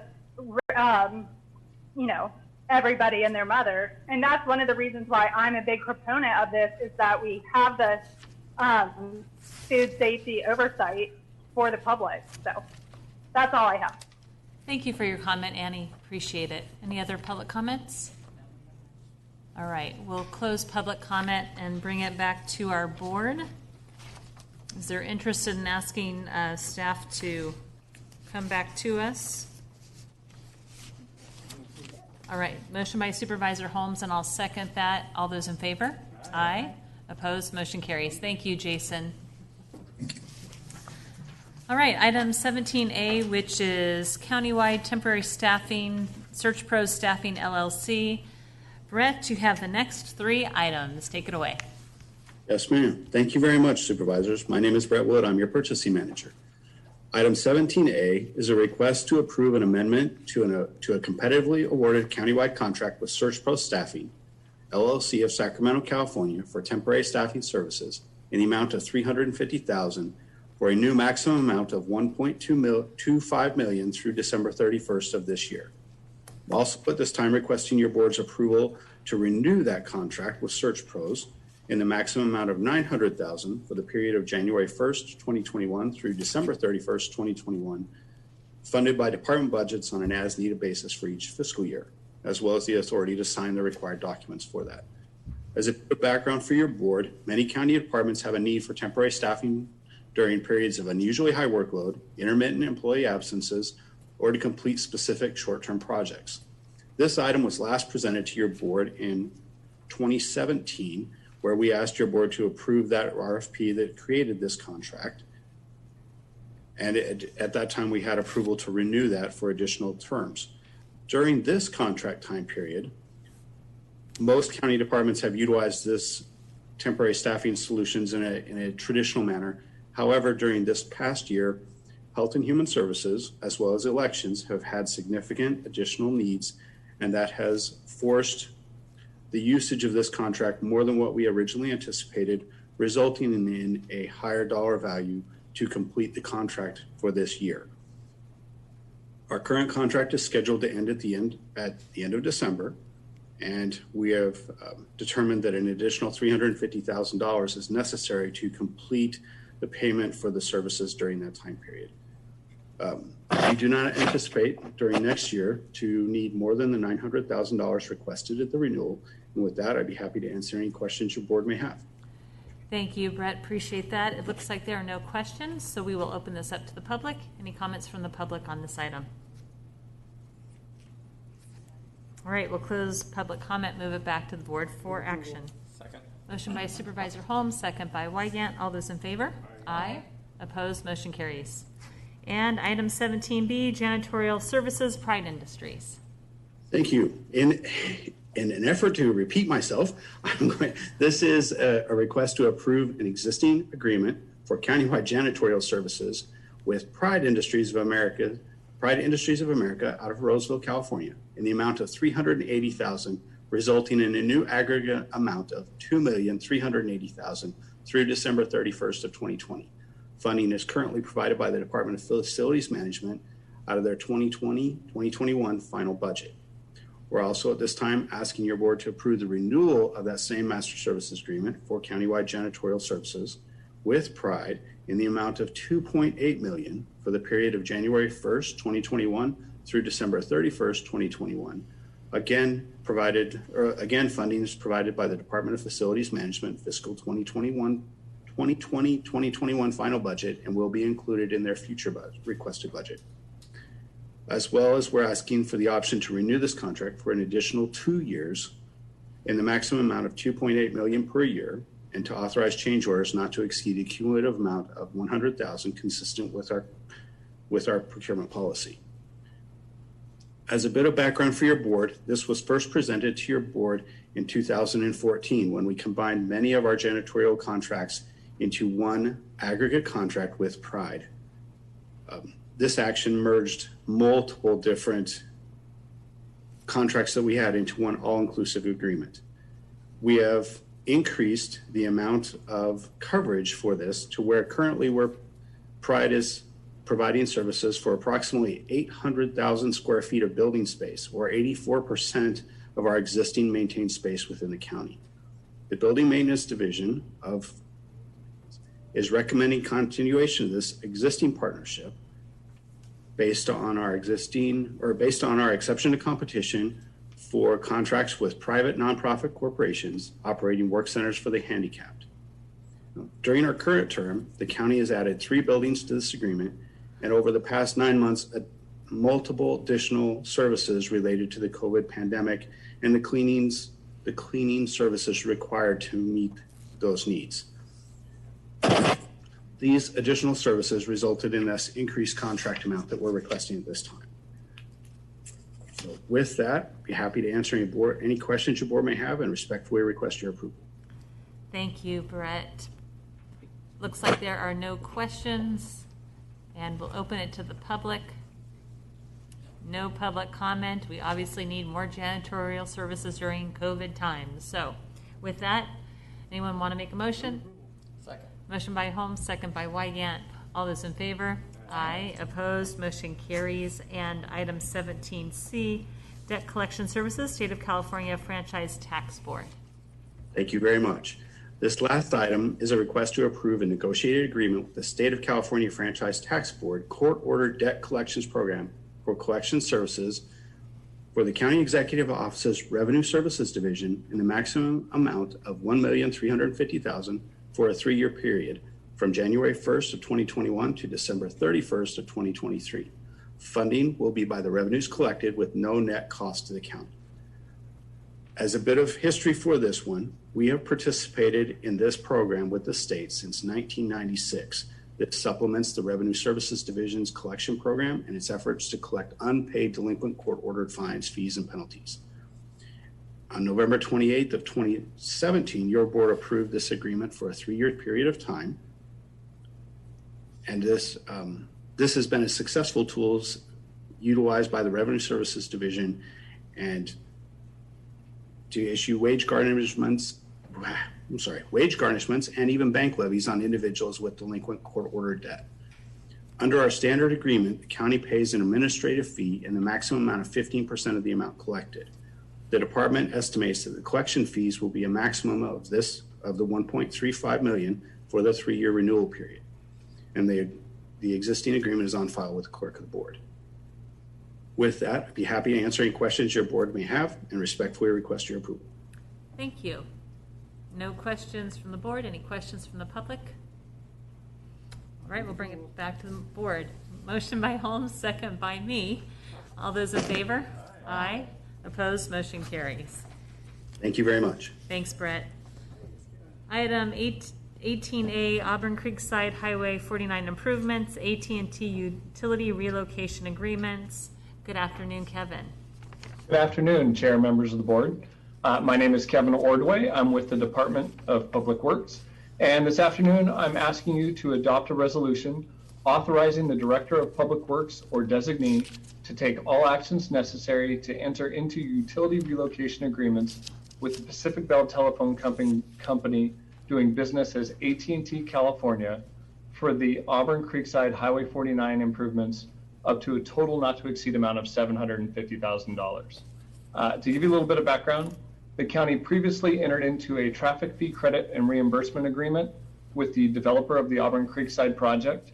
As part of that agreement, the county was responsible for delivering the construction of the improvements required by that project on Highway 49.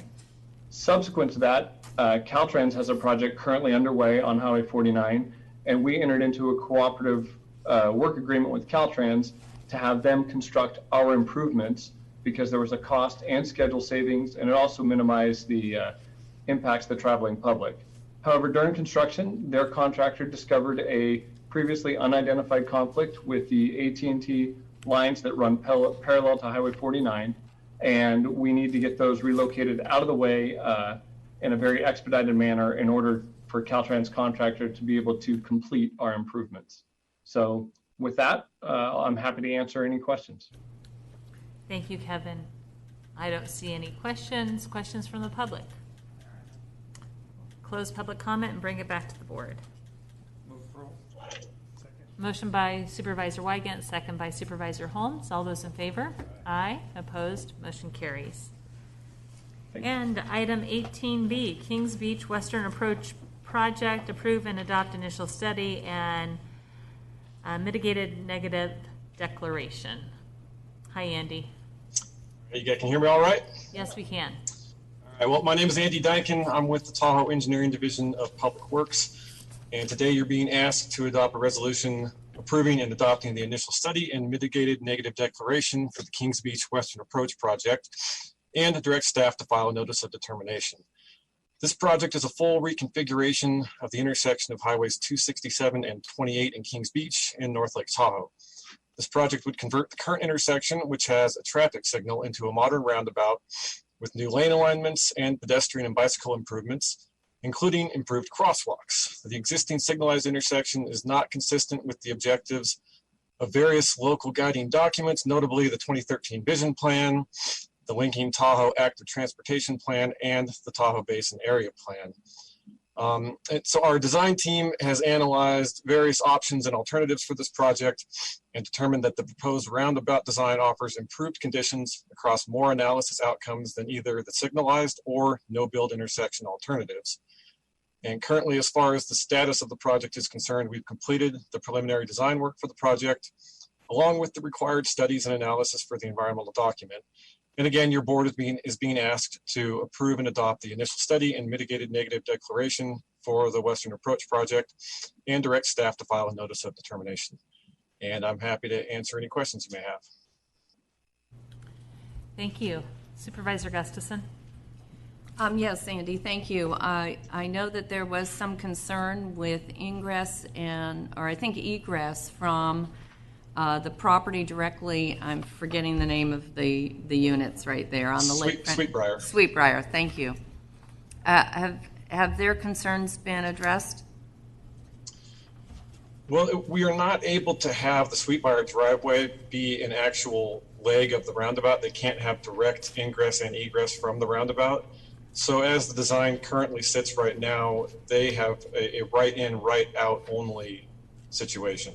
Now they are able to make a fairly immediate U-turn using the center turn lane when they make a right turn out, or they can turn at Seacline, or they could go to the next roundabout to the east in the downtown Kings Beach area. But we're not able to fit their driveway into the actual roundabout itself. And are the residents there, I know some are familiar with this, but have we notified all of them about this as a potential so they've had an opportunity to comment? Yes, we have, and in a couple different ways, but the most recent way was we had a virtual public meeting discussing the draft environmental document, and we sent mailers to all of the mailing addresses we have through our property tax records for anyone that's an owner in the vicinity of the project.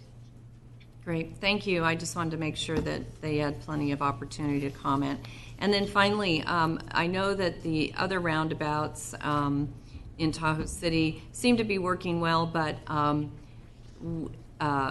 they are working well, but there is a speed issue that goes along with the design by kind of diverting the entry into a roundabout a little direct route. I can explain it another time, not right now. But people tend to go too fast into the roundabout and not. And so I would just caution that as we design this one to we've made improvements from the Kings Beach roundabouts to the Tahoe City roundabouts. Now let's make sure on this one that we look at the good designs that were done over in Truckee. They seem to slow people down a little more as they enter the roundabout, so there's not as much jeopardy to pedestrians crossing. Yeah, absolutely. Supervisor Euler? Yeah, the one illustration that I see on page 346 of our staff report seems to indicate that we are keeping 2 lanes on eastbound 28 as it goes to that intersection, and then it will narrow down as it does on the other side to the 1 lane on the other side. Is that correct? The 2 lanes on eastbound 28 are where they currently exist right now are being eliminated. We're doing what's called a road diet, lane reduction there. But immediately entering the roundabout, though, it does go back to 2 lanes again, so that folks that are wishing to travel north on Highway 267 have their own lane. And that's also why we call this a hybrid roundabout. It's not a single lane, but it's not a full 2-lane roundabout all the way. All right, so it's more equivalent to what I would experience in Truckee as I'm getting off on 80 from 89. Right. Okay. All right, thank you. All right, any questions from the public on this item? All right, we'll bring it back to the board for action. Move approval. All right, motion by Gustafson, second by Euler. All those in favor? Aye. Opposed? Motion carries. Thank you. And item 19A, amendments to the County Council's Conflict of Interest Code and approval of local agency conflict of interest codes. Karen. Thank you. The Political Reform Act requires each local government agency to review its conflict of interest code every 2 years to determine if the code complies with current law, designates officials and employees required to disclose financial interests, establishes the appropriate disclosure level for each designated position, and clearly identifies the agency filing officer. In addition, the Placer County Board of Supervisors serves as the conflict of interest code reviewing body for local agencies other than cities that are located wholly within Placer County. The County Council's office has undertaken this review in concert with all the department heads and 66 different local agencies. And as a result of that, the County Council brings forward an ordinance that we're requesting that you introduce, waive oral reading, amending Placer County Code, Chapter 2, Article 2.84, Sections 2.84030 and 2.84090 to make technical modifications to Placer County's Conflict of Interest Code. County Council is also requesting that you adopt a resolution amending the Placer County Conflict of Interest Code appendix of designated positions to reflect the changes that were identified during our review. Finally, the County Council asks that you adopt a resolution approving or revising and approving, as revised, local agency conflict of interest codes. I'm able to answer any questions if you have any. No questions from my colleagues. Any questions of the public? Guess not. We'll bring it back to the board for action. Second. Motion by Holmes, second by Wygant. All those in favor? Aye. Opposed? Motion carries. All right, and we have finally gotten to closed session items. Go ahead, Karen. The board will now adjourn to closed session to consider 3 potential cases of potential initiation of litigation, 1 item of conference with real property negotiators, 1 item of negotiation with labor negotiators, and 1 item of public employment CEO evaluation. All right, with that, then we will move to closed session. Thank you.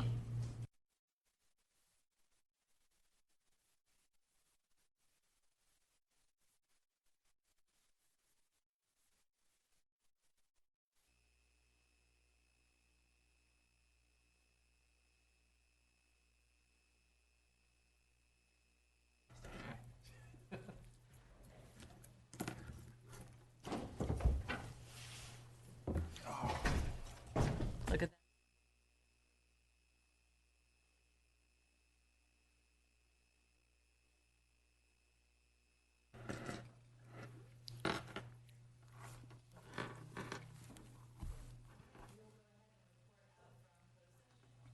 the board met in closed session.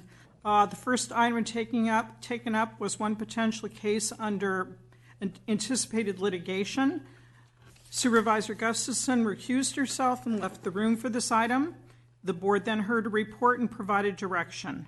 On the next two items of potential litigation, potential cases, in both cases, the board heard a report and provided direction. The board then had a conference with real property negotiators. At the conclusion therewith, they gave direction. The board had conference with labor negotiators, and at the end of the report, provided direction. The board then conducted the CEO evaluation. This concludes the report out of closed session. This board at 6:30 p.m. on our last meeting of December. We will be adjourned until January 12th, 2021. With that, once again, thank you, Supervisor Euler. We will miss you, and we appreciate, really, I appreciate the hard work this board has done this last year. And thank you to Megan, Todd, and Karen. It has been quite a year. So with that, we are adjourned. And Merry Christmas. And Merry Christmas and Happy Holidays. And